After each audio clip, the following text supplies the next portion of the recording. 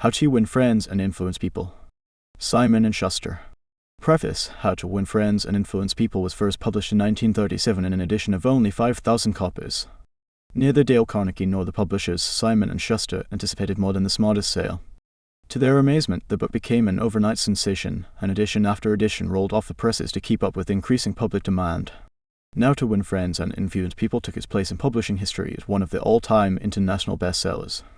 It touched a nerve and filled a human need that was more than a faddish phenomenon of post-Depression days, as evidenced by its continued and uninterrupted sales into the 80s, almost half a century later. Dale Carnegie used to say that it was easier to make $1 million than to put a phrase into the English language. How to Win Friends and Influence People became such a phrase, quoted, paraphrased, parodied, used in innumerable contexts from political cartoon to novels. The book itself was translated into almost every known written language. Each generation has discovered it, and new one has found it relevant.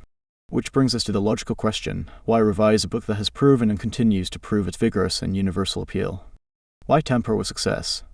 To answer that, we must realize that Dale Carnegie himself was a tireless reviser of his own work during his lifetime. How to Win Friends and Influence People was written to be used as a textbook for his courses in effective speaking and human relations, and is still used in those courses today.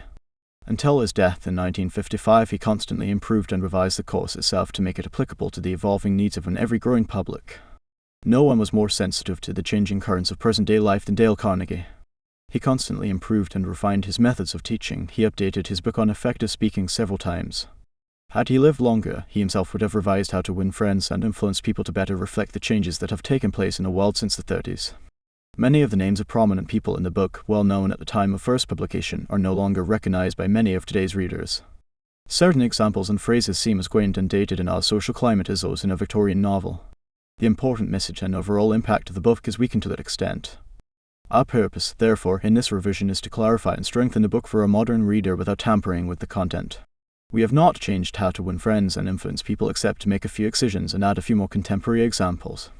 The brash, breezy Carnegie style is intact. Even the 30s slang is still there. Dale Carnegie wrote as he spoke in an intensively exuberant, colloquial, conversational manner. So his voice still speaks as forcefully as ever in the book and in his work. Thousands of people all over the world are being trained in Carnegie courses in increasing numbers each year. Another thousands are reading and studying How to Win Friends and Influence People and being inspired to use its principles to better their lives. To all of them, we offer this revision in the spirit of the honing and polishing of a finely made tool. During the first 35 years of the 20th century, the publishing houses of America printed more than 1/5 different books. Most of them were deadly dull, and many were financial failures. Many, did I say? The president of one of the largest publishing houses in the world confessed to me that his company, after 75 years of publishing experience, still lost money on 7 out of every 8 books it published. Why, then, did I have the temerity to write another book? And, after I had written it, why should you bother to read it? Fair questions, both, and I'll try to answer them. I have, since 1912, been conducting educational courses for business and professional men and women in New York. At first, I conducted courses in public speaking, only courses designed to train adults, by actual experience, to think on their feet and express their ideas with more clarity, more effectiveness, and more poise, both in business interviews and before groups.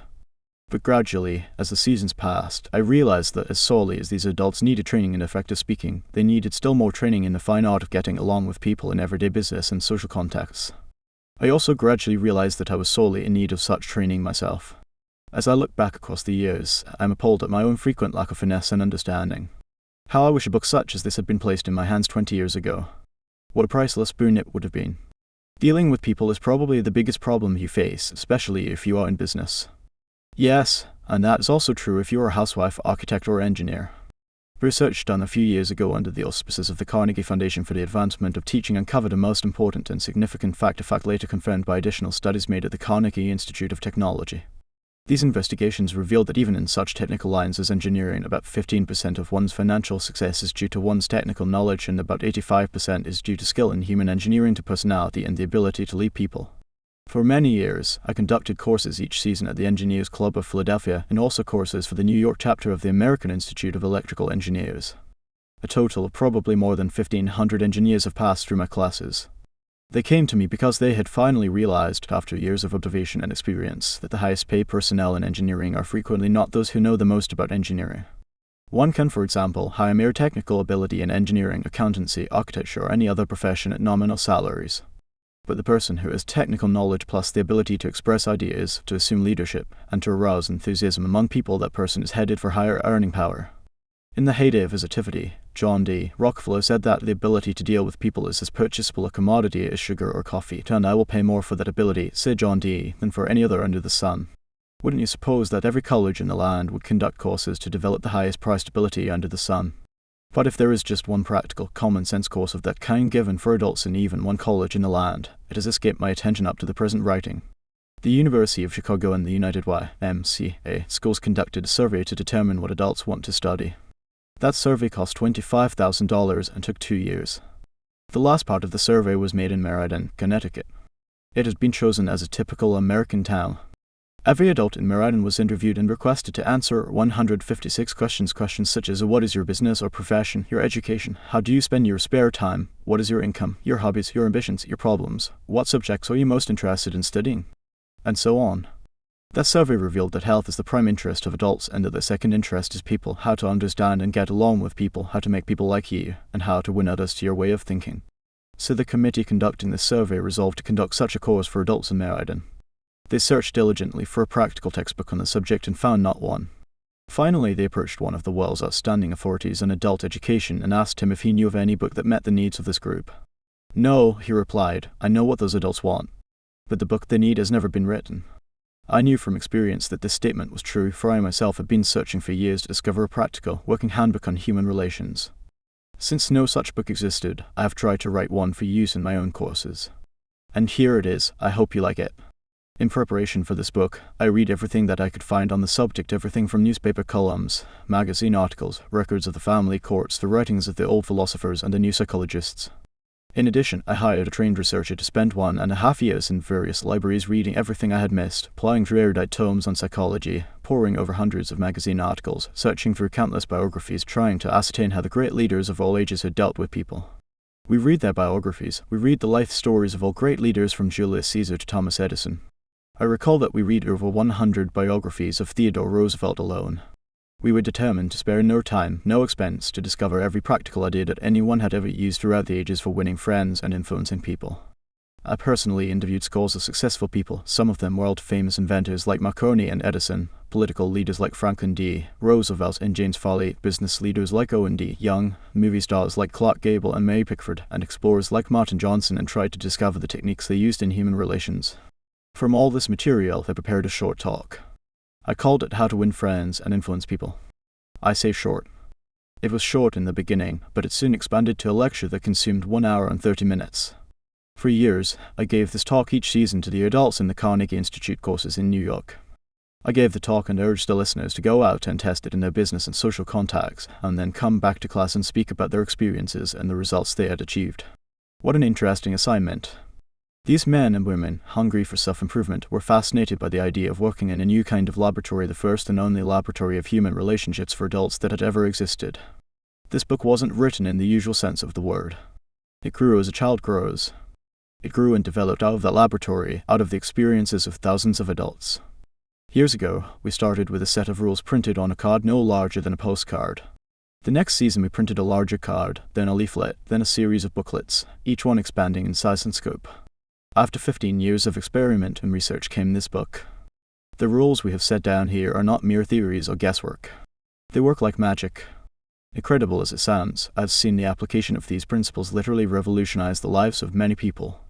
To illustrate, a man with 314 employees joined one of these courses. For years, he had driven and criticized and condemned his employees without stint or discretion. Kindness, words of appreciation and encouragement were alien to his lips. After studying the principles discussed in this book, this employer sharply altered his philosophy of life. His organization is now inspired with a new loyalty, a new enthusiasm, a new spirit of teamwork. 314 enemies have been turned into 314 friends. As he proudly said in a speech before the class, when I used to walk through my establishment, no one greeted me. My employees actually looked the other way when they saw me approaching, but now they are all my friends, and even the janitor calls me by my first name. This employer gained more profit, more leisure, and what is infinitely more important, he found far more happiness in his business and in his home. Countless numbers of salespeople have sharply increased their sales by the use of these principles. Many have opened up new accounts that they had formerly solicited in vain. Executives have been given increased authority, increased pay. One executive reported a large increase in salary because he applied these truths. Another, an executive in the Philadelphia Gas Works Company, was slated for demotion when he was 65 because of his belligerence, because of his inability to lead people skillfully. This training not only saved him from the demotion but brought him a promotion with increased pay. On innumerable occasions, spouses attending the banquet given at the end of the course have told me that their homes have been much happier since their husbands or wives started this training. People are frequently astonished at the new results they achieve. It all seems like magic. In some cases, in their enthusiasm, they have telephoned me at my home on Sundays because they couldn't wait 48 hours to report their achievements at the regular session of the course. One man was so astounded by a talk on these principles that he sat far into the night discussing them with other members of the class. At 3 o'clock in the morning, the others went home. But he was so shaken by a realization of his own mistakes, so inspired by the vista of a new and richer world opening before him, that he was unable to sleep. He didn't sleep that night or the next day or the next night. Who was he? A naive, untrained individual ready to gush over any new theory that came along? No, far from it. He was a sophisticated, was a dealer in art, very much the man about town, who spoke 3 languages fluently and was a graduate of 2 European universities. While writing this chapter, I received a letter from a German of the old school, an aristocrat whose forebears had served for generations as professional army officers under the Hohenzollerns. His letter, written from a transatlantic steamer, telling about the application of these principles, rose almost to a religious fervor. Another man, an old New Yorker, a Harvard graduate, a wealthy man, the owner of a large carpet factory, declared he had learned more in 14 weeks through this system of training about the fine art of influencing people than he had learned about the same subject during his 4 years in college. Absurd? Laughable? Fantastic? Of course, you are privileged to dismiss this statement with whatever adjective you wish. I am merely reporting, without comment, a declaration made by a conservative and eminently successful Harvard graduate in a public address to approximately 600 people at the Yale Club in New York on the evening of Thursday, February 23, 1933.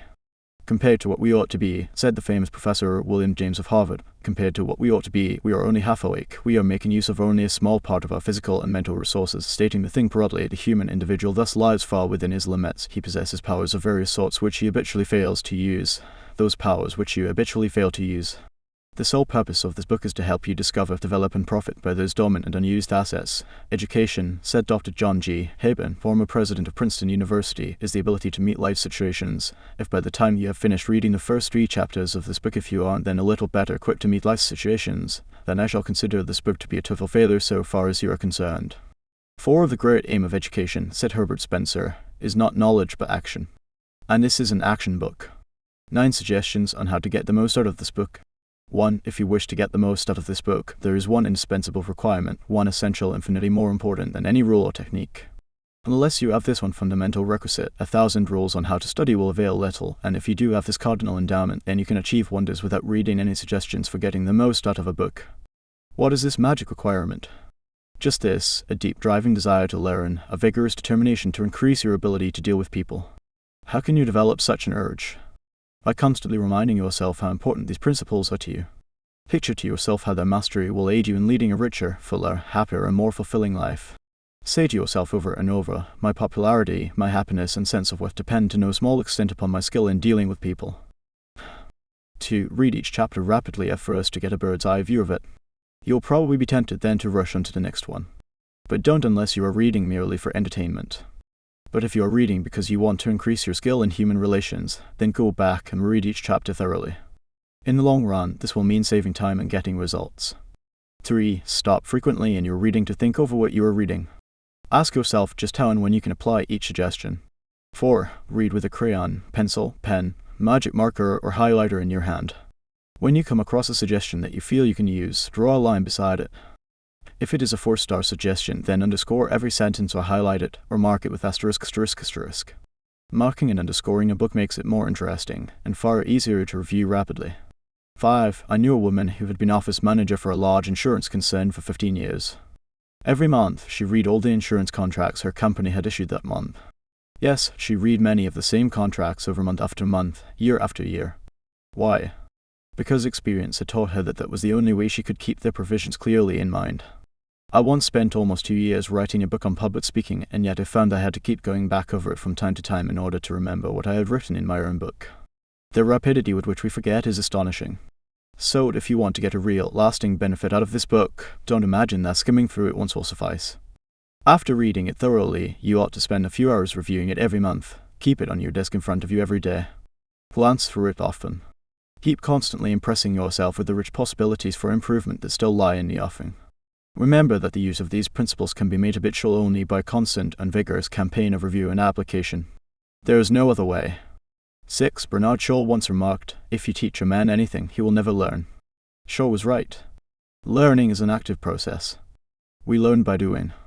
So, if you desire to master the principles you are studying in this book, do something about them. Apply these rules at every opportunity. If you don't, you will forget them quickly. Only knowledge that is used sticks in your mind. You will probably find it difficult to apply these suggestions all the time. I know because I wrote the book, and yet frequently I found it difficult to apply everything I advocated. For example, when you are displeased, it is much easier to criticize and condemn than it is to try to understand the other person's viewpoint. It is frequently easier to find fault than to find praise. It is more natural to talk about what we want than to talk about what the other person wants. And so on. So, as you read this book, remember that you are not merely trying to acquire information. You are attempting to form new habits. Oh yes, you are attempting a new way of life. That will require time and persistence and daily application. So refer to these pages often. Regard this as a working handbook on human relations, and whenever you are confronted with some specific problem such as handling a child, winning your spouse to your way of thinking, or satisfying an irritated customer, hesitate about doing the natural thing, the impulsive thing. This is usually wrong. Instead, turn to these pages and review the paragraphs you have underscored. Then try these new ways and watch them achieve magic for you. 7. Offer your spouse, your child, or some business associate a dime or $1 every time he or she catches you violating a certain principle. Make a lively game out of mastering these rules. 8. The president of an important Wall Street bank once described, in a talk before one of my classes, a highly efficient system he used for self-improvement. This man had little formal schooling, yet he had become one of the most important financiers in America, and he confessed that he owed most of his success to the constant application of his homemade system. This is what he does. I'll put it in his own words as accurately as I can remember. For years I have kept an engagement book showing all the appointments I had during the day. My family never made any plans for me on Saturday night, for the family knew that I devoted a part of each Saturday evening to the illuminating process of self-examination and review and appraisal. After dinner I went off by myself, opened my engagement book, and thought over all the interviews, discussions and meetings that had taken place during the week. I asked myself, what mistakes did I make that time? What did I do that was right? And in what way could I have improved my performance? What lessons can I learn from that experience? I often found that this weekly review made me very unhappy. I was frequently astonished at my own blunders. Of course, as the years passed, these blunders became less frequent. Sometimes I was inclined to pat myself on the back a little after one of these sessions. This system of self-analysis, self-education, continued year after year, did more for me than any other one thing I have ever attempted. It helped me improve my ability to make decisions, and it aided me enormously in all my contacts with people. I cannot recommend it too highly. Why not use a similar system to check up on your application of the principles discussed in this book? If you do, two things will result. First, you will find yourself engaged in an educational process that is both intriguing and priceless. Second, you will find that your ability to meet and deal with people will grow enormously. 9. You will find at the end of this book several blank pages on which you should record your triumphs in the application of these principles. Be specific. Give names, dates, results. Keeping such a record will inspire you to greater efforts, and how fascinating these entries will be when you chance upon them some evening years from now. In order to get the most out of this book, A. Develop a deep, driving desire to master the principles of human relations. B. Read each chapter twice before going on to the next one. C. As you read, stop frequently to ask yourself how you can apply each suggestion. D. Underscore each important idea. E. Review this book each month. F. Apply these principles at every opportunity. Use this volume as a working handbook to help you solve your daily problems. G. Make a lively game out of your learning by offering some friend a dime or $1 every time he or she catches you violating one of these principles. H. Check up each week on the progress you are making. Ask yourself what mistakes you have made, what improvement, what lessons you have learned for the future. I. Keep notes in the back of this book showing how and when you have applied these principles. Part 1. Fundamental Techniques in Handling People. 1. If you want to gather honey, don't kick over the beehive. On May 7, 1931, the most sensational manhunt New York City had ever known had come to its climax. After weeks of search, Tugan Crowley, the killer, the gunman who didn't smoke or drink, was at bay, trapped in his sweetheart's apartment on West End Avenue. 150 policemen and detectives laid siege to his top-floor hideaway. They chopped holes in the roof, they tried to smoke out Crowley, their cop killer, with tear gas. Then they mounted their machine guns on surrounding buildings, and for more than an hour one of New York's fine residential areas reverberated with the crack of pistol fire and the rat-tat-tat of machine guns. Crowley, crouching behind an overstuffed chair, fired incessantly at the police. 10,000 excited people watched the battle. Nothing like it had ever been seen before on the sidewalks of New York. When Crowley was captured, Police Commissioner E.P. Mulrooney declared that the two-gun desperado was one of the most dangerous criminals ever encountered in the history of New York. "He will kill," said the commissioner, "at the drop of a feather." But how did a two-gun Crowley regard himself? We know, because while the police were firing into his apartment, he wrote a letter addressed to whom it may concern, and, as he wrote, the blood flowing from his wounds left a crimson trail on the paper. In this letter Crowley said, "Under my coat is a weary heart, but a kind one that would do nobody any harm."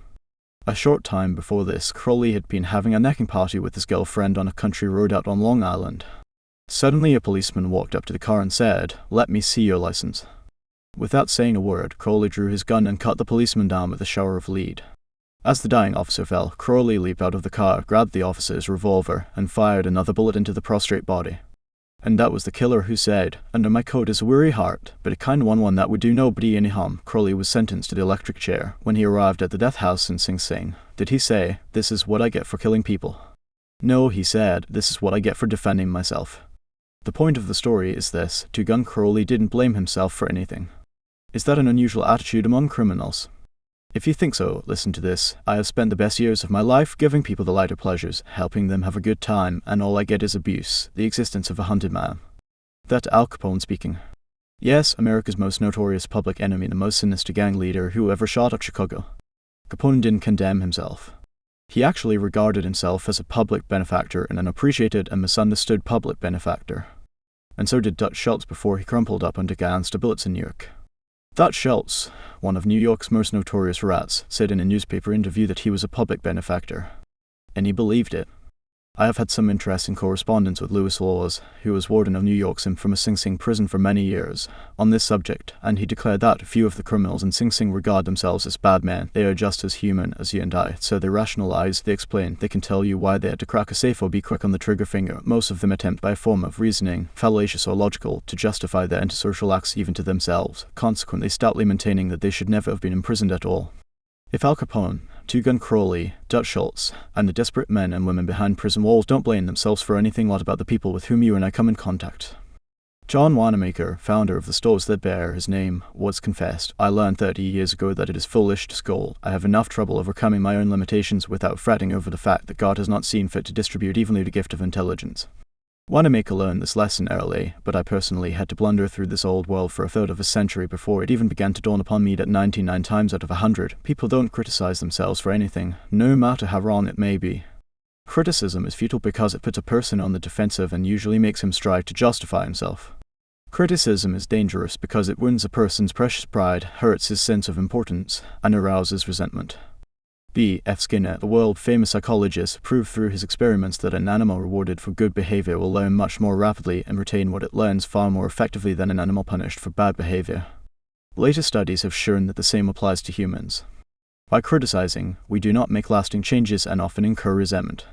Hans Selye, another great psychologist, said, "As much as we thirst for approval, we dread condemnation. The resentment that criticism engenders can demoralize employees, family members, and friends, and still not correct the situation that has been condemned."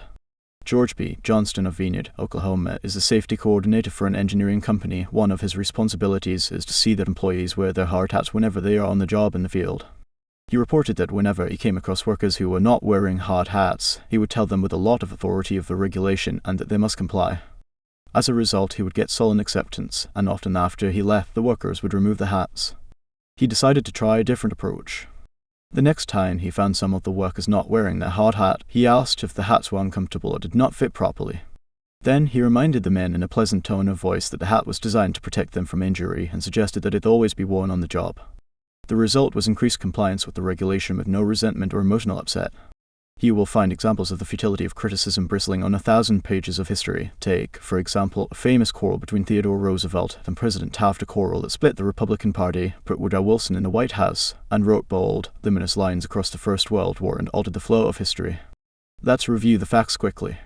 When Theodore Roosevelt stepped out of the White House in 1908, he supported Taft, who was elected president.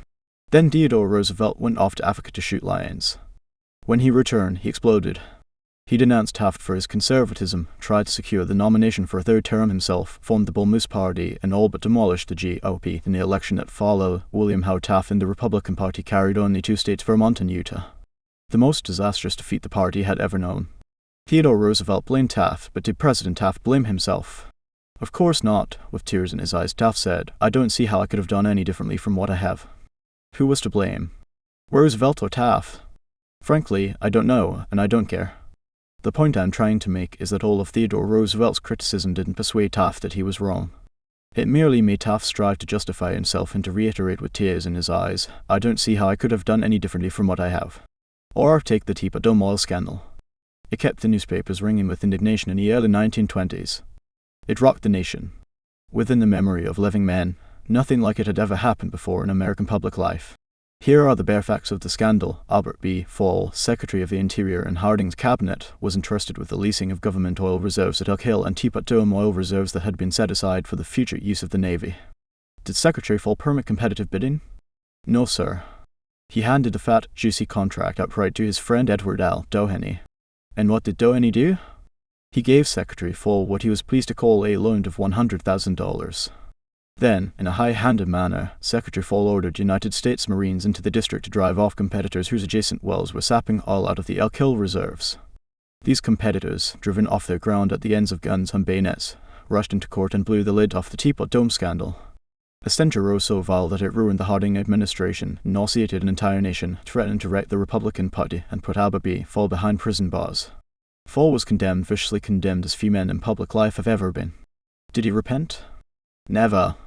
Years later, Herbert Hoover intimated in a public speech that President Harding's death had been due to mental anxiety and worry because a friend had betrayed him. When Mrs. Fall heard that, she sprang from her chair, she wept, she shook her fist at fate and screamed, "What, Harding betrayed by Fall? No, my husband never betrayed anyone. This whole house full of gold would not tempt my husband to do wrong. He is the one who has been betrayed and led to the slaughter and crucified." There you are, human nature in action, wrongdoers, blaming everybody but themselves. We are all like that, so when you and I are tempted to criticize someone tomorrow, let's remember Al Capone, Two Gun Crowley, and Albert Fall. Let's realize that criticisms are like homing pigeons, they always return home. Let's realize that the person we are going to correct and condemn will probably justify himself or herself, and condemn us in return, or, like the gentle Taft, will say, "I don't see how I could have done any differently from what I have." On the morning of April 15, 1865, Abraham Lincoln lay dying in a hall bedroom of a cheap lodging house directly across the street from Ford's Theatre, where John Wilkes Booth had shot him. Lincoln's long body lay stretched diagonally across a sagging bed that was too short for him. A cheap reproduction of Rosa Bonheur's famous painting The Hall's Fair hung above the bed, and a dismal gas jet flickered yellow light. As Lincoln lay dying, Secretary of War Stanton said, "There lies the most perfect ruler of men that the world has ever seen." What was the secret of Lincoln's success in dealing with people? I studied the life of Abraham Lincoln for 10 years and devoted all of 3 years to writing and rewriting a book entitled Lincoln the Unknown. I believe I have made as detailed and exhaustive a study of Lincoln's personality and home life as it is possible for any being to make. I made a special study of Lincoln's method of dealing with people. Did he indulge in criticism? Oh, yes. There's a young man in the Pigeon Creek Valley of Indiana. He not only criticized, but he wrote letters and poems ridiculing people and dropped these letters on the country roads where they were sure to be found. One of these letters aroused resentments that burned for a lifetime. Even after Lincoln had become a practicing lawyer in Springfield, Illinois, he attacked his opponents openly in letters published in the newspapers, but he did this just once too often. In the autumn of 1842, he ridiculed a vain, pugnacious politician by the name of James Shields. Lincoln lammed him through an anonymous letter published in Springfield Journal. The town roared with laughter. Shields, sensitive and proud, boiled with indignation. He found out who wrote the letter, leaped on his horse, started after Lincoln, and challenged him to fight a duel. Lincoln didn't want to fight. He was opposed to dueling, but he couldn't get out of it and save his honor. He was given the choice of weapons since he had very long arms. He chose cavalry broadswords and took lessons in sword fighting from a West Point graduate, and, on their appointed day, he and Shields met on a sandbar in the Mississippi River, prepared to fight to the death. But, at the last minute, the seconds interrupted and stopped the duel. That was the most lurid personal incident in Lincoln's life. It taught him an invaluable lesson in the art of dealing with people. Never again did he write an insulting letter. Never again did he ridicule anyone. And from the time on, he almost never criticized anybody for anything, time after time. During the Civil War, Lincoln put a new general at the head of the Army of the Potomac, and each one in turn McClellan, Pope, Burnside, Hooker, Meade blundered tragically and drove Lincoln to pacing the floor in despair. Half the nation savagely condemned these incompetent generals, but Lincoln, with malice toward none, with charity for all, held his peace. One of his favorite quotations was, "Judge not, that ye be not judged." And when Mrs. Lincoln and others spoke harshly of the Southern people, Lincoln replied, "Don't criticize them, they are just what we would be under similar circumstances." Yet if any man ever had occasion to criticize, surely it was Lincoln. Let's take just one illustration. The Battle of Gettysburg was fought during the first 3 days of July 1863. During the night of July 4, Lee began to retreat southward while storm clouds deluged the country with rain. When Lee reached the Potomac with his defeated army, he found a swollen, impassable river in front of him and a victorious Union army behind him. Lee was in a trap. He couldn't escape. Lincoln saw that. Here was a golden, heaven-sent opportunity to capture Lee's army and end the war immediately. So, with a surge of high hope, Lincoln ordered Meade not to call a council of war, but to attack Lee immediately. Lincoln telegraphed his orders and then sent a special messenger to Meade demanding immediate action. And what did General Meade do? He did the very opposite of what he was told to do. He called a council of war in direct violation of Lincoln's orders. He hesitated. He procrastinated. He telegraphed all manner of excuses. He refused point blank to attack Lee. Finally, the waters receded and Lee escaped over the Potomac with his forces. Lincoln was furious. What does this mean? Lincoln cried to his son Robert, "Great God, what does this mean? We had them within our grasp, and had only to stretch forth our hands and they were ours. Yet nothing that I could say or do could make the army move. Under the circumstances, almost any general could have defeated Lee. If I had gone up there, I could have whipped him myself."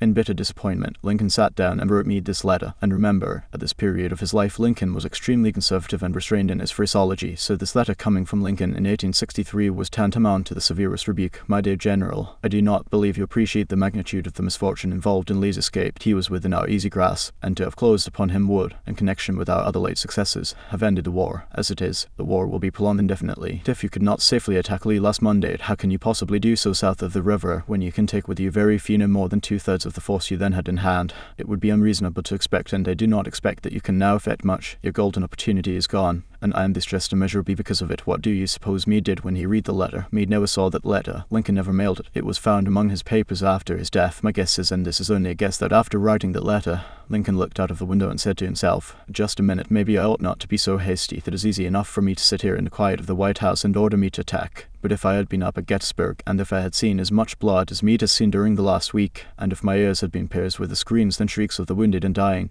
maybe I wouldn't be so anxious to attack you. That if I had Meade's timid temperament, perhaps I would have done just what he had done. Anyhow, it is water under the bridge now. If I send this letter, it will relieve my feelings, but it will make Meade try to justify himself. It will make him condemn me. It will arouse hard feelings, impair all his further usefulness as a commander, and perhaps force him to resign from the army."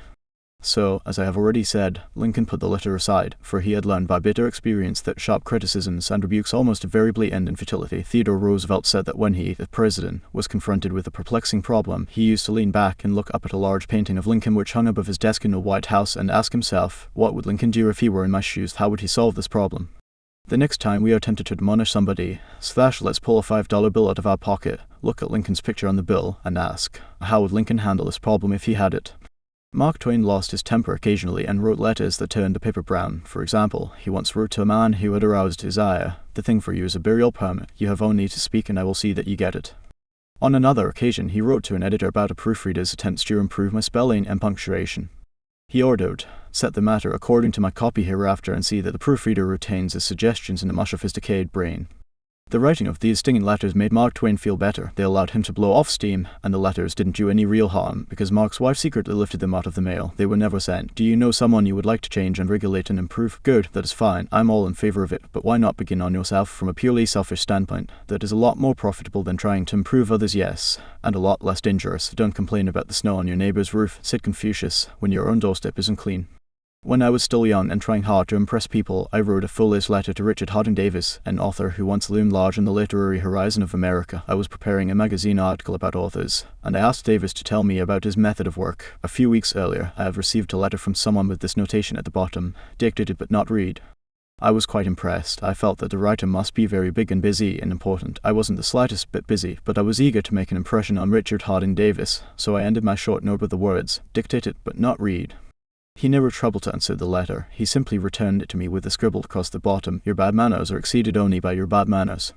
Sure, I had blundered, and perhaps I deserved this rebuke, but, being human, I resented it. I resented it so sharply that when I read of the death of Richard Harding Davis 10 years later, the one thought that still persisted in my mind I am ashamed to admit was the hurt he had given me. If you and I want to stir up a resentment tomorrow that may rankle across the decades and endure until death, just let us indulge in a little stinging criticism no matter how certain we are that it is justified. When dealing with people, let us remember we are not dealing with creatures of logic. We are dealing with creatures of emotion, creatures bristling with prejudices and motivated by pride and vanity. Bitter criticism caused the sensitive Thomas Hardy, one of the finest novelists ever to rich English literature to give up forever the writing of fiction. Criticism drove Thomas Chatterton, the English poet, to suicide. Benjamin Franklin, tactless in his youth, became so diplomatic, so adroit at handling people, that he was made American ambassador to France. The secret of his success: "I will speak ill of no man," he said, "and speak all the good I know of everybody."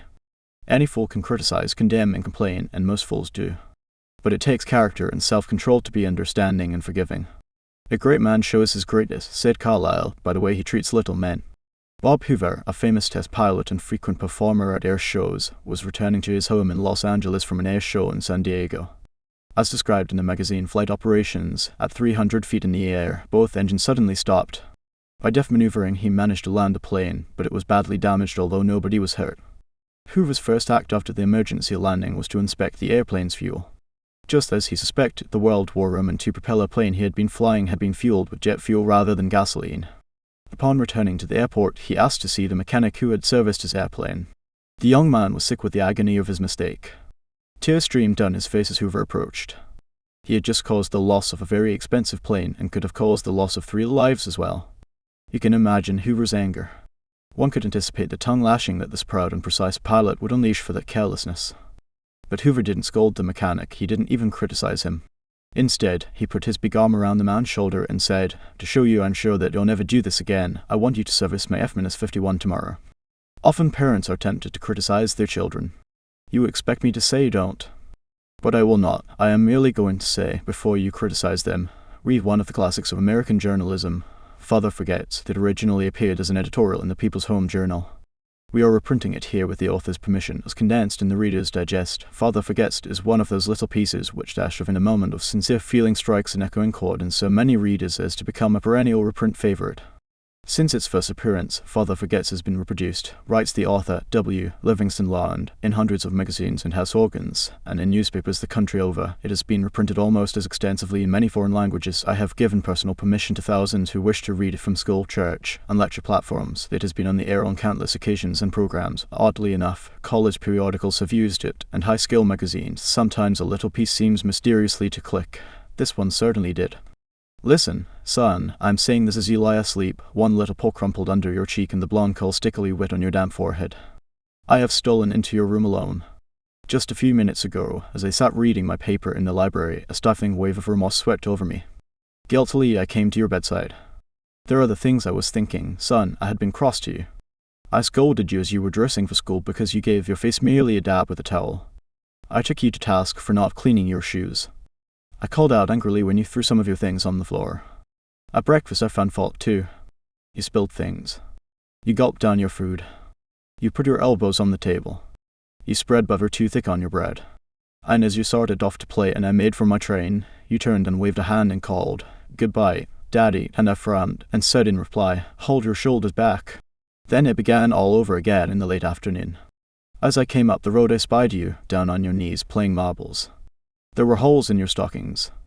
I humiliated you before your boyfriends by marching you ahead of me to the house. Stockings were expensive, and if you had to buy them, you would be more careful. Imagine that, son, from a father. Do you remember, later, when I was reading in the library, how you came in timidly, with a sort of hurt look in your eyes? When I glanced up over my paper, impatient at the interruption, you hesitated at the door. 'What is it you want?' I snapped. You said nothing, but ran across in one tempestuous plunge, and threw your arms around my neck and kissed me, and your small arms tightened with an affection that God had set blooming in your heart and which even neglect could not wither. And then you were gone, pattering up the stairs.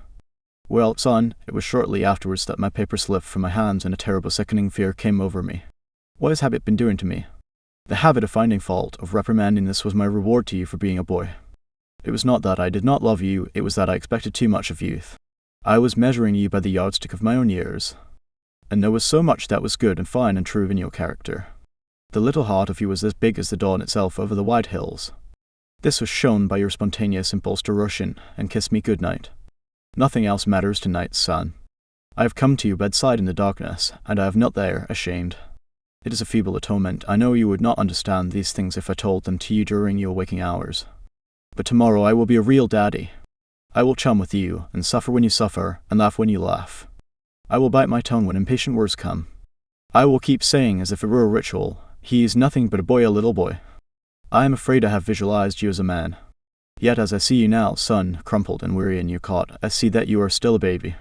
Yesterday you were in your mother's arms, your head on her shoulder. I have asked too much. Instead of condemning people, let's try to understand them. Let's try to figure out why they do what they do. That's a lot more profitable and intriguing than criticism, and it breeds sympathy, tolerance, and kindness. To know all is to forgive all. As Dr. Johnson said, God himself, sir, does not propose to judge man until the end of his days. Why should you and I? Principle 1. Don't criticize, condemn, or complain. 2. The big secret of dealing with people, there is only one way under high heaven to get anybody to do anything. Did you ever stop to think of that? Yes, just one way. And that is by making the other person want to do it. Remember, there is no other way. Of course, you can make someone want to give you his watch by sticking a revolver in his ribs. You can make your employees give you cooperation until your back is turned by threatening to fire them. You can make a child do what you wanted to do by a whip or a threat. But these crude methods have sharply undesirable repercussions. The only way I can get you to do anything is by giving you what you want. What do you want? Sigmund Freud said that everything you and I do springs from two motives, a sex urge and the desire to be great. John Dewey, one of America's most profound philosophers, phrased it a bit differently. Dr. Dewey said that the deepest urge in human nature is the desire to be important. Remember that phrase, the desire to be important. It is significant.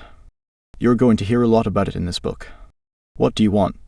Not many things, but the few that you do wish, you crave with an insistence that will not be denied.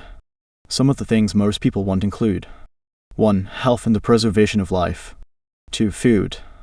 3. Sleep. 4. Money and the things money will buy. 5. Life in the hereafter.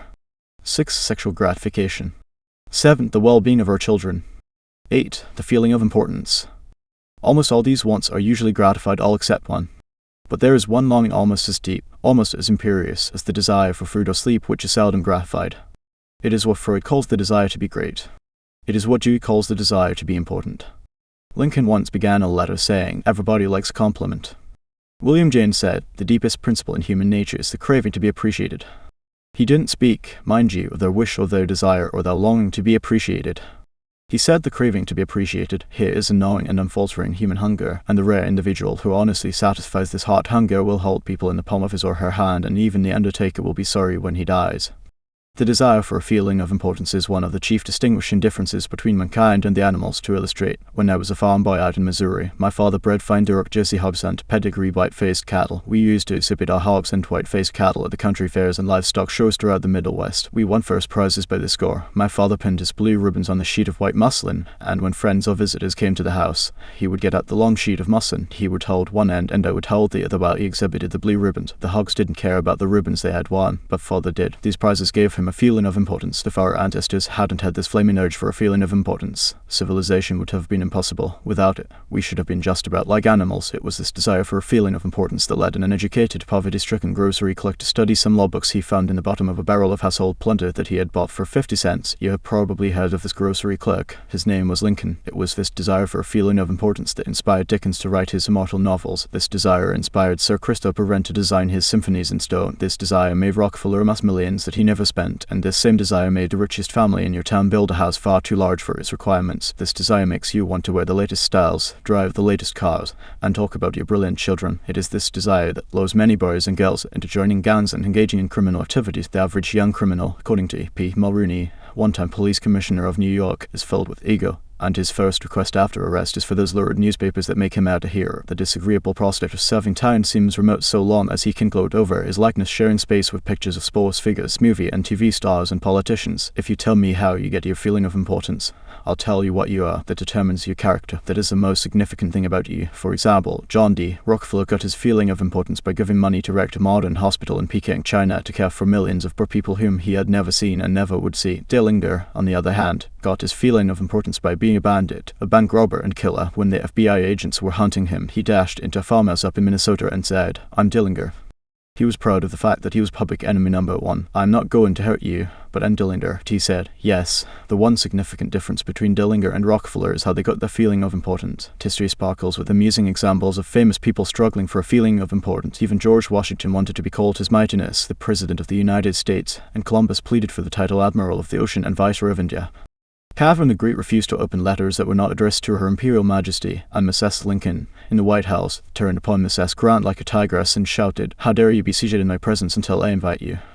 Our millionaires helped finance Admiral Byer's expedition to the Antarctic in 1928 with the understanding that ranges of icy mountains would be named after them, and Victor Hugo aspired to have nothing less than the city of Paris renamed in his honor. Even Shakespeare, mightiest of the mighty, tried to add luster to his name by procuring a coat of arms for his family. People sometimes became invalids in order to win sympathy and attention, and get a feeling of importance. For example, take Mrs. McKinley. She got a feeling of importance by forcing her husband, the President of the United States, to neglect important affairs of state while he reclined in the bed beside her for hours at a time, his arm about her, soothing her to sleep. She fed her gnawing desire for attention by insisting that he remain with her while she was having her teeth fixed, and once created a stormy scene when he had to leave her alone with the dentist while he kept an appointment with John Hay, his Secretary of State. The writer Mary Roberts Reinhardt once told me of a bright, vigorous young woman who became an invalid in order to get a feeling of importance. One day, said Mrs. Reinhardt, this woman had been obliged to face something, her age perhaps. The lonely years were stretching ahead and there was little left for her to anticipate. She took to her bed, and for 10 years her old mother travelled to the 3rd floor and back, carrying trays, nursing her. Then one day the old mother, weary with service, lay down and died. For some weeks the invalid languished. Then she got up, put on her clothing, and resumed living again.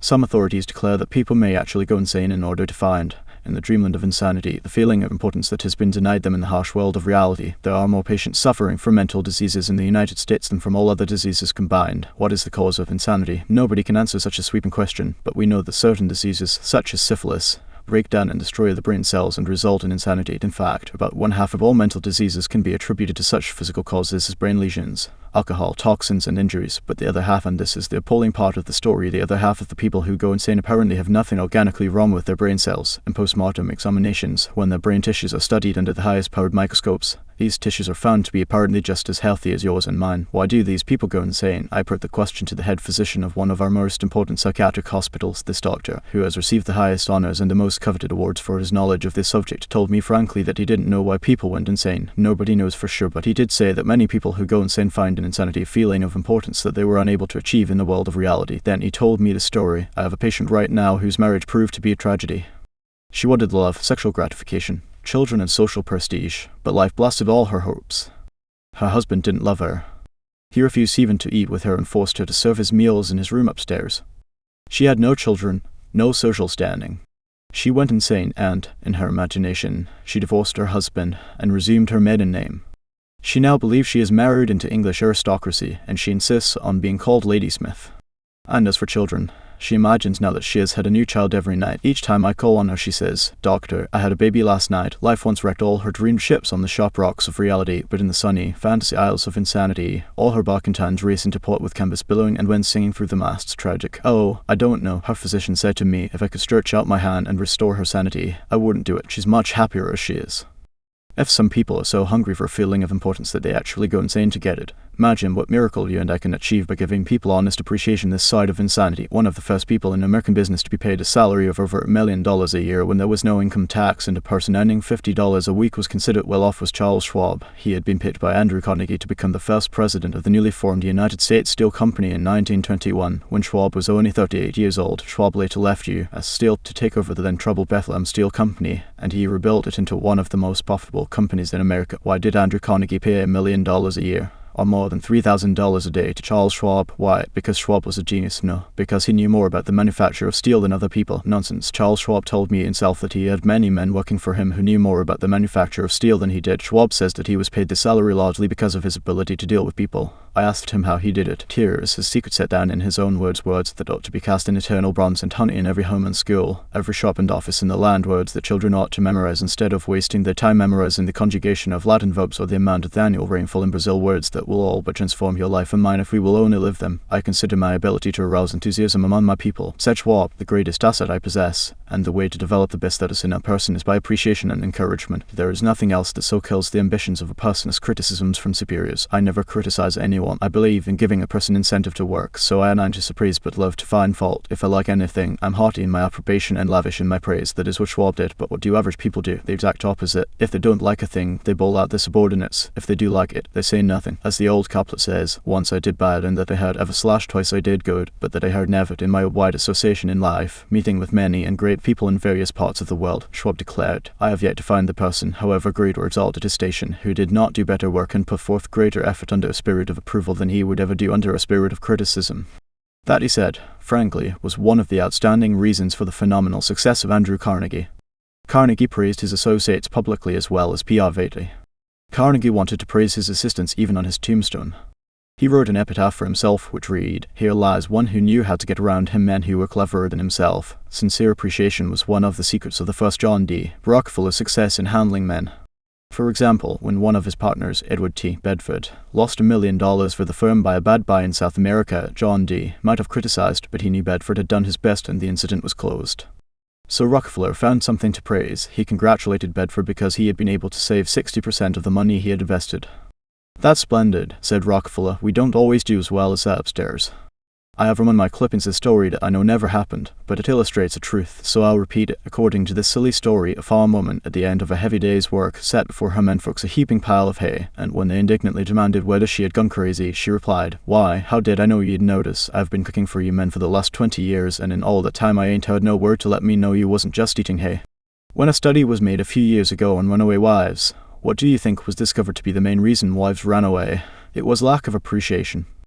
And I'd bet that a similar study made of runaway husbands would come out the same way. We often take our spouses so much for granted that we never let them know we appreciate them. A member of one of our classes told of a request made by his wife. She and a group of other women in her church were involved in a self-improvement program. She asked her husband to help her by listing 6 things he believed she could do to help her become a better wife. He reported to the class, I was surprised by such a request. Frankly, it would have been easy for me to list 6 things I would like to change about her. My heavens, she could have listed 1,000 things she would like to change about me, but I didn't. I said to her, let me think about it and give you an answer in the morning. The next morning I got up very early and called the florist and had them send 6 red roses to my wife with a note saying, I can't think of 6 things I would like to change about you. I love you the way you are. When I arrived at home that evening, who do you think greeted me at the door? That's right, my wife. She was almost in tears. Needless to say, I was extremely glad I had not criticized her. She had requested the following Sunday at church, after she had reported the results of her assignment, several women with whom she had been studying came up to me and said, that was the most considerate thing I have ever heard. It was then I realized the power of appreciation.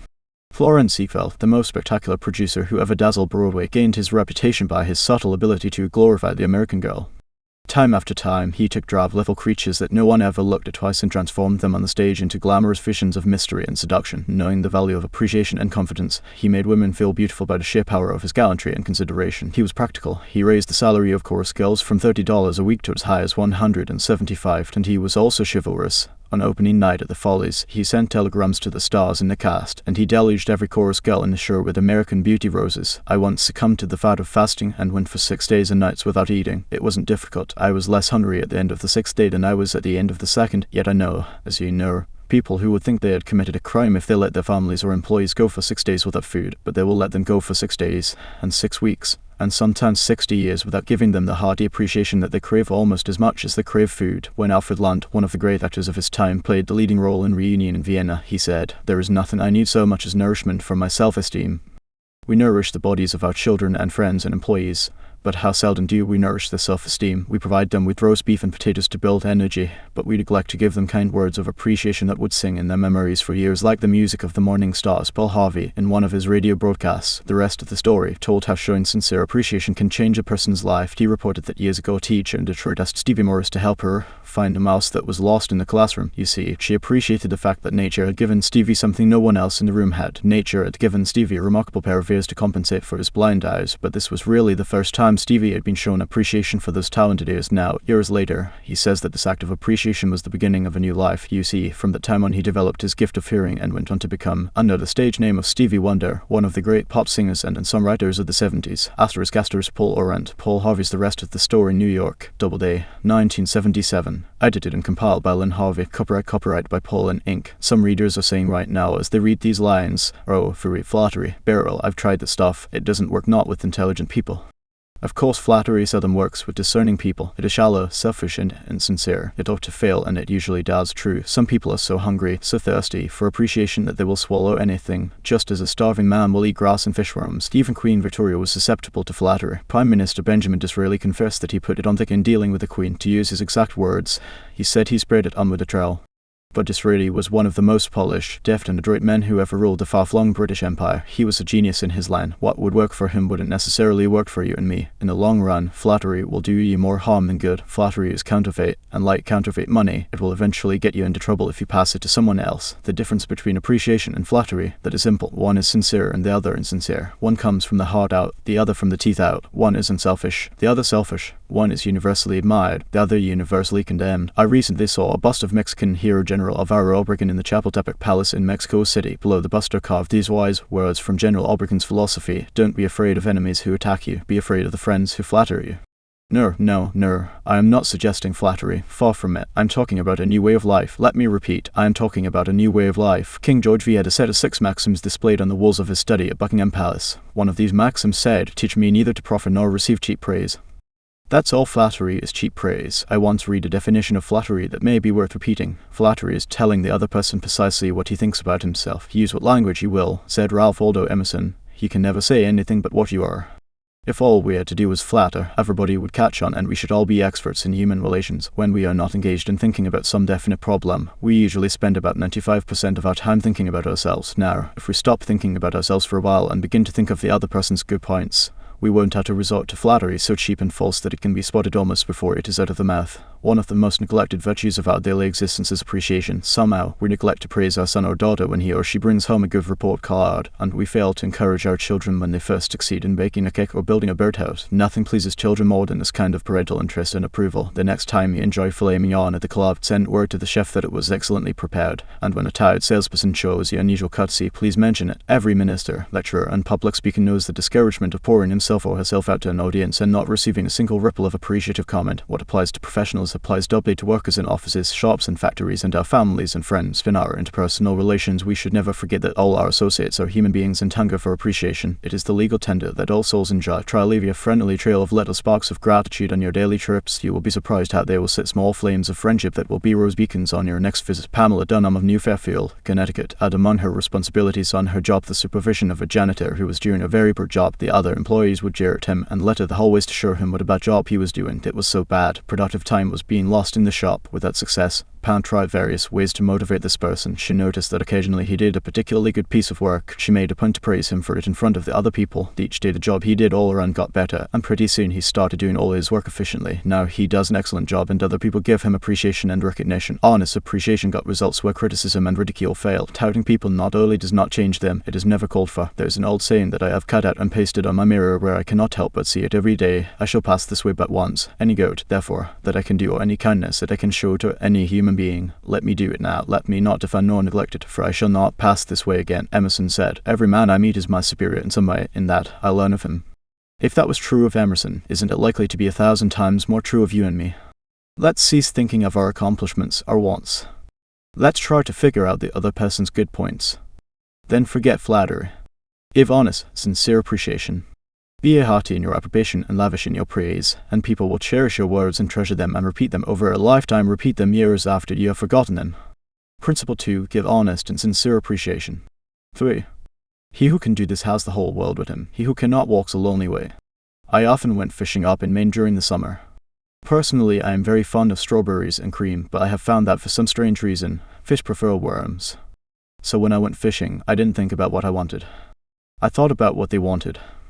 I didn't bait the hook with strawberries and cream. Rather, I dangled a worm or a grasshopper in front of the fish and said, wouldn't you like to have that? Why not use the same common sense when fishing for people?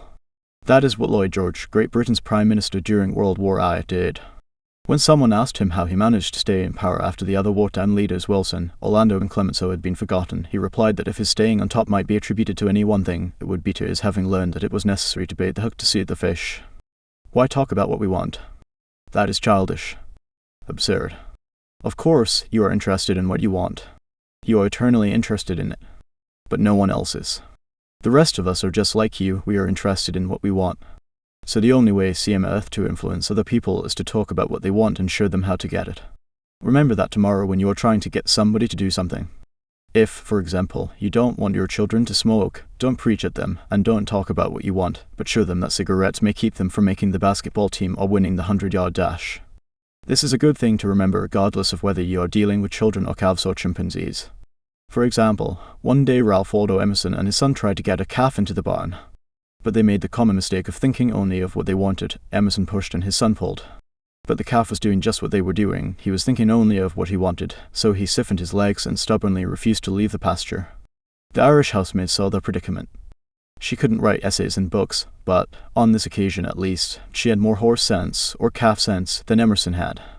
She thought of what the calf wanted, so she put her maternal finger in the calf's mouth and let the calf suck her finger as she gently led him into the barn. Every act you have ever performed since the day you were born was performed because you wanted something. How about the time you gave a large contribution to the Red Cross? Yes, that is no exception to the rule. You gave the Red Cross the donation because you wanted to lend a helping hand. You wanted to do a beautiful, unselfish, divine act. Inasmuch as ye have done it unto one of the least of these my brethren, ye have done it unto me. If you hadn't wanted that feeling more than you wanted your money, you would not have made the contribution. Of course, you might have made the contribution because you were ashamed to refuse or because a customer asked you to do it, but one thing is certain, you made the contribution because you wanted something. Harry A. Overstreet in his illuminating book Influencing Human Behavior said, "Action springs out of what we fundamentally desire, and the best piece of advice which can be given to would-be persuaders, whether in business, in the home, in the school, in politics, is, first, arouse in the other person an eager want. He who can do this is the whole world with him. He who cannot walks a lowly way." Andrew Carnegie, the poverty-stricken Scotch lad who started to work at 2 cents an hour and finally gave away $365 million, learned early in life that the only way to influence people is to talk in terms of what the other person wants. He attended school only 4 years, yet he learned how to handle people. To illustrate, his sister-in-law was worried sick over her 2 boys. They were at Yale, and they were so busy with their own affairs that they neglected to write home and paid no attention whatever to their mother's frantic letters. Then Carnegie offered to wager $100 that he could get an answer by return mail without even asking for it. Someone called his bed, so he wrote his nephews a chatty letter, mentioning casually in a postscript that he was sending each one a $5 bill. He neglected, however, to enclose the money. Back came replies by return mail thanking dear Uncle Andrew for his kind note, and you can finish the sentence yourself. Another example of persuading comes from Stan Novick of Cleveland, Ohio, a participant in our course. Stan came home from work one evening to find his youngest son, Tim, kicking and screaming on the living room floor. He was to start kindergarten the next day and was protesting that he would not go. Stan's normal reaction would have been to banish the child to his room and tell him he'd just better make up his mind to go. He had no choice, but tonight, recognizing that this would not really help Tim start kindergarten in the best frame of mind, Stan sat down and thought, if I were Tim, why would I be excited about going to kindergarten? He and his wife made a list of all the fun things Tim would do, such as finger painting, singing songs, making new friends. Then they put them into action. We all started finger painting on the kitchen table, my wife, Thel, my other son Bob, and myself, all having fun. Soon Tim was peeping around the corner. Next he was begging to participate. Oh, no, you have to go to kindergarten first to learn how to finger paint. With all the enthusiasm I could muster, I went through the list talking in terms he could understand, telling him all the fun he would have in kindergarten. The next morning, I thought I was the first one up. I went downstairs and found Tim sitting sound asleep in the living room chair. What are you doing here? I asked. I'm waiting to go to kindergarten. I don't want to be late. The enthusiasm of our entire family had aroused in Tim an eager want that no amount of discussion or threat could have possibly accomplished. Tomorrow you may want to persuade somebody to do something. Before you speak, pause and ask yourself, how can I make this person want to do it? That question will stop us from rushing into a situation heedlessly with futile chatter about our desires. That one time I rented the grand ballroom of a certain New York hotel for 20 nights in each season in order to hold a series of lectures. At the beginning of one season, I was suddenly informed that I should have to pay almost 3 times as much rent as formerly. This news reached me after the tickets had been printed and distributed and all announcements had been made. Naturally, I didn't want to pay the increase, but what was the use of talking to the hotel about what I wanted? They were interested only in what they wanted. So a couple of days later I went to see the manager. I was a bit shocked when I got your letter, I said, but I don't blame you at all. If I had been in your position, I should probably have written a similar letter myself. Your duty as the manager of the hotel is to make all the profit possible. If you don't do that, you will be fired, and you ought to be fired. Now, let's take a piece of paper and write down the advantages and the disadvantages that will accrue to you if you insist on this increase in rent. Then I took a letterhead and ran a line through the center and headed one column advantages and the other column disadvantages. I wrote down under the head advantages these words, ballroom free. Then I went on to say, you will have the advantage of having the ballroom free to rent for dances and conventions. That is a big advantage for affairs like that will pay you much more than you can get for a series of lectures. If I tie your ballroom up for 20 nights during the course of the season, it is sure to mean a loss of some very profitable business to you. Now, let's consider the disadvantages first. Instead of increasing your income from me, you are going to decrease it. In fact, you are going to wipe it out because I cannot pay the rent you are asking. I shall be forced to hold these lectures at some other place. There's another disadvantage to you also. These lectures attract crowds of educated and cultured people to your hotel. That is good advertising for you, isn't it? In fact, if you spent $5,000 advertising in the newspapers, you couldn't bring as many people to look at your hotel as I can bring by these lectures. That is worth a lot to your hotel, isn't it? As I talked, I wrote these two disadvantages under the proper heading and handed the sheet of paper to the manager, saying, I wish you would carefully consider both the advantages and disadvantages that are going to accrue to you and then give me your final decision. I received a letter the next day informing me that my rent would be increased only 50% instead of 300%. Mind you, I got this reduction without saying a word about what I wanted. I talked all the time about what the other person wanted and how he could get it. Suppose I had done the human, natural thing. Suppose I had stormed into his office and said, what do you mean by raising my rent 300% when you know the tickets have been printed and the announcements made? 300%, ridiculous, absurd, I won't pay it. What would have happened then? An argument would have begun to steam and boil and sputter, and you know how arguments end. Even if I had convinced him that he was wrong, his pride would have made it difficult for him to back down and give in. Here is one of the best bits of advice ever given about the fine art of human relationships. If there is any one secret of success, said Henry Ford, it lies in the ability to get the other person's point of view and see things from that person's angle as well as from your own. That is so good, I want to repeat it. If there is any one secret of success, it lies in the ability to get the other person's point of view and see things from that person's angle as well as from your own. That is so simple, so obvious, that anyone ought to see the truth of it at a glance, yet 90% of the people on this earth ignore it 90% of the time. An example, look at the letters that come across your desk tomorrow morning, and you will find that most of them violate this important canon of common sense. Take this one, a letter written by the head of the radio department of an advertising agency with offices scattered across the continent. This letter was sent to the managers of local radio stations throughout the country. I have set down, in brackets, my reactions to each paragraph. Mr. John Blank, Blankville, Indiana. Dear Mr. Blank, the company desires to retain its position in advertising agency leadership in the radio field. Who cares what your company desires? I am worried about my own problems. The bank is foreclosing the mortgage on my house. The bugs are destroying the hollyhocks. The stock market tumbled yesterday. I missed the 8:15 this morning. I wasn't invited to the Joneses' dance last night. The doctor tells me I have high blood pressure and neuritis and dandruff. And then what happened? I come down to the office this morning worried. Open my mail and here is some little whippersnapper off in New York yapping about what his company wants. Bah. If he only realized what sort of impression his letter makes, he would get out of the advertising business and start manufacturing sheep dip. This agency's national advertising accounts were the bulwark of the network. Our subsequent clearances of station time have kept us at the top of agencies year after year. You are big and rich and right at the top.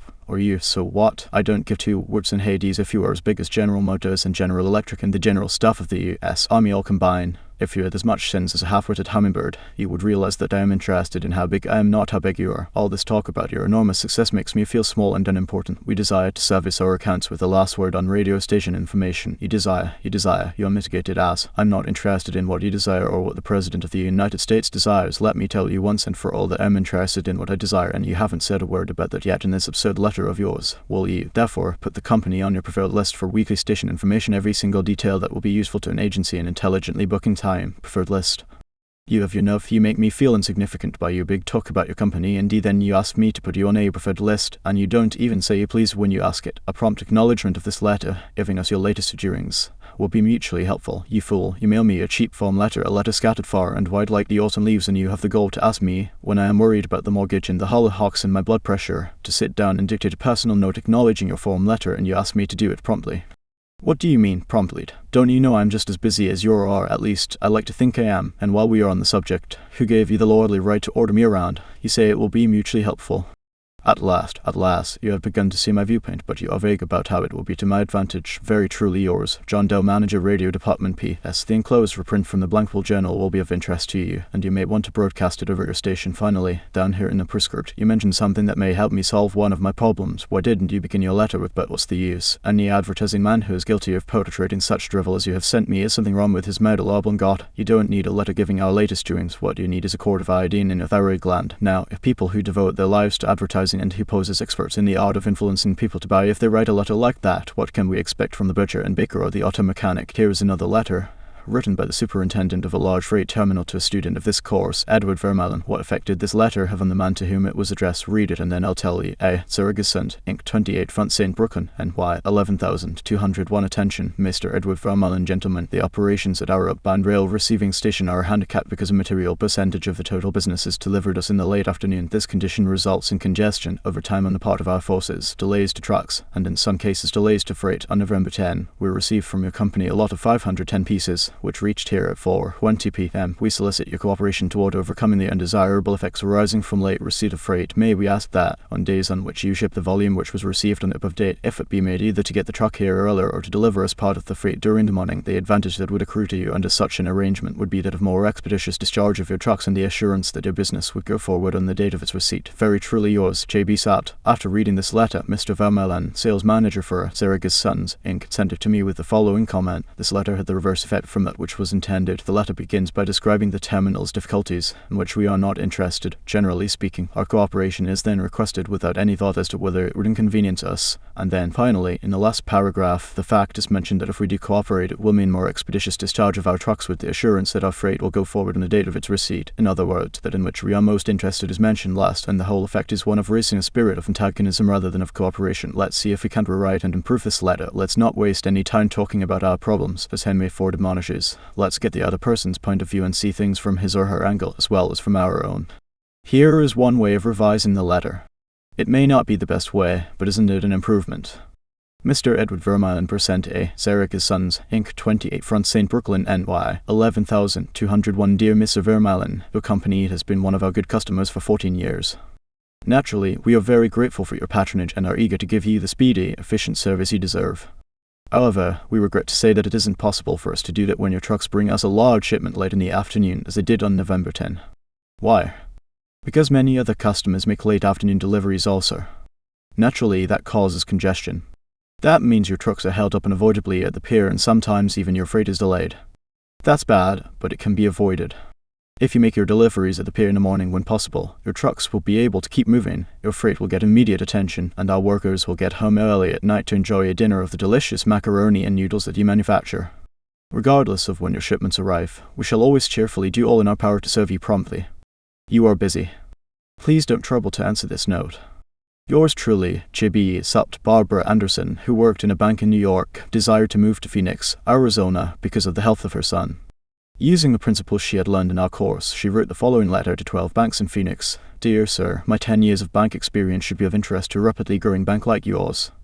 In various capacities in bank operations with the Bankers Trust Company in New York, leading to my present assignment as branch manager, I have acquired skills in all phases of banking, including depositor relations, credits, loans, and administration. I will be relocating to Phoenix in May, and I am sure I can contribute to your growth and profit. I will be in Phoenix the week of April 3 and would appreciate the opportunity to show you how I can help your bank meet its goals. Sincerely, Barbara L. Anderson. Do you think Mrs. Anderson received any response from that letter? 11 of the 12 banks invited her to be interviewed, and she had a choice of which banks offered to accept. Why? Mrs. Anderson did not state what she wanted, but wrote in the letter how she could help them, and focused on their wants, not her own. Thousands of salespeople are pounding the pavements today, tired, discouraged, and underpaid. Why? Because they are always thinking only of what they want. They don't realize that neither you nor I want to buy anything. If we did, we would go out and buy. But both of us are eternally interested in solving our problems.